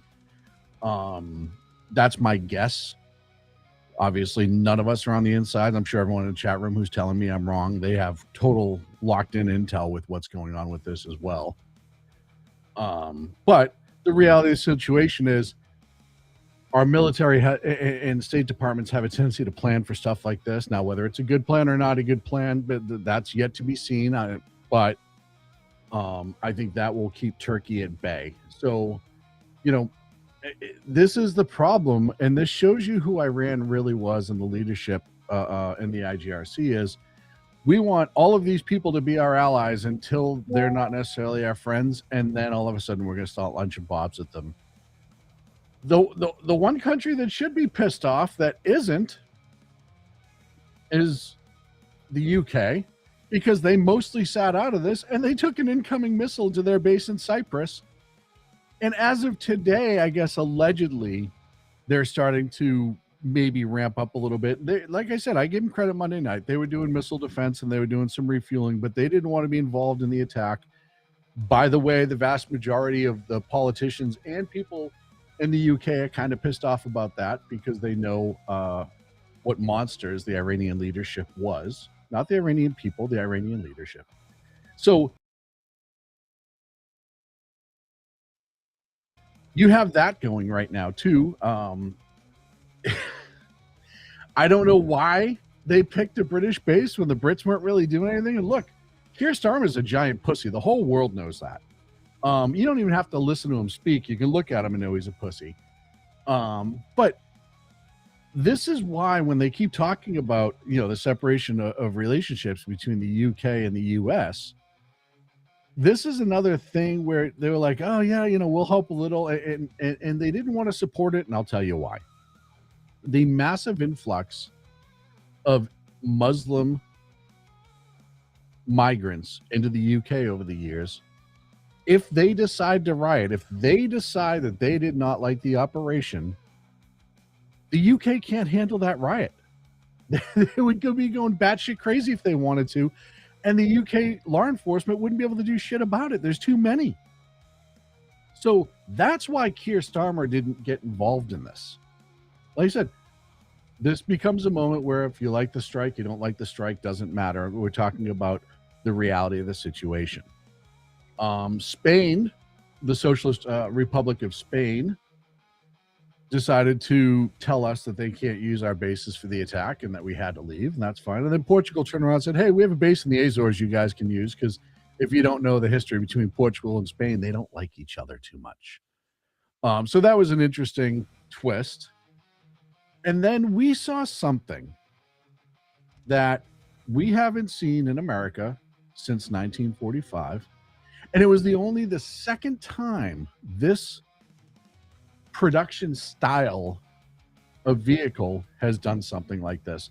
And of course, I'm talking about the sinking of the IRIS, what was it, Dina? This was crazy because they were over off the coast of Sri Lanka, probably trying to hide and hope. Hide and hope was their only real defense at this time. They were kind of in that area because they did a joint operation with Russia and China. And they were just, I haven't really seen if they were actively trying to get back. I don't think they would want to, considering, like I said, the rest of the Iranian Navy were involuntary submarines. But they were just kind of chilling, it sounds like, and a USS attack sub located them. And when they did that, this happened.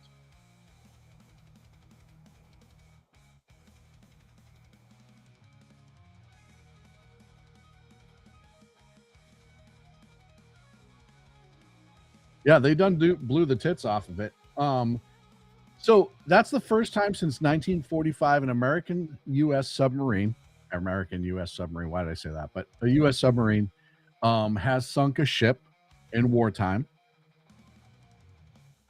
It is only the second nuclear-powered submarine to sink a ship in battle. The most recent sinking was a North Korean on a South Korean corvette boat, North Korean submarine, back in, what was that, 2009, something like that. So this is a pretty, and all my Navy friends, oh man, all of my Navy friends are walking around with full erections at this video. I'm not going to lie. I've talked to a whole bunch of them. I'd be interested to see what the Navy jokes are in the chat room after I said that. Because it's so unprecedented. Look, we're so used to naval warfare now being the aircraft, which is a huge portion of it, and those guys are badasses.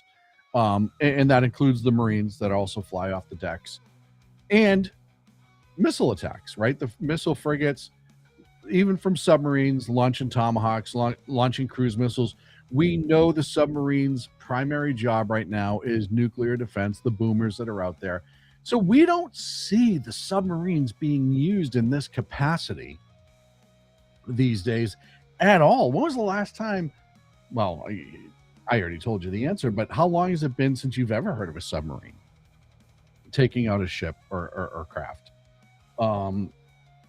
And yeah, this is pretty unprecedented. It's pretty amazing. And allegedly torpedoes and some subs might have been used on ships that were in port and tied up, but I have yet to confirm that yet myself. It was in international waters. It was targeted. They knew it was there, and they were eventually able to catch up to it. The Iranian regime that is still holding on is still actively attacking civilian spots. Their military and leadership is being attacked, and they're attacking civilians like they always do because they're shitbags. And it's going to be interesting. I had so much more to talk about. Another weird event kind of tied into this, kind of not, because it's don't forget's going on right now, and that's Russia and Ukraine. A Russian LNG tanker, Arctic Metagaz, burst into flames and sank after a massive explosion, and this was reported 12 hours ago. I think it happened probably 14,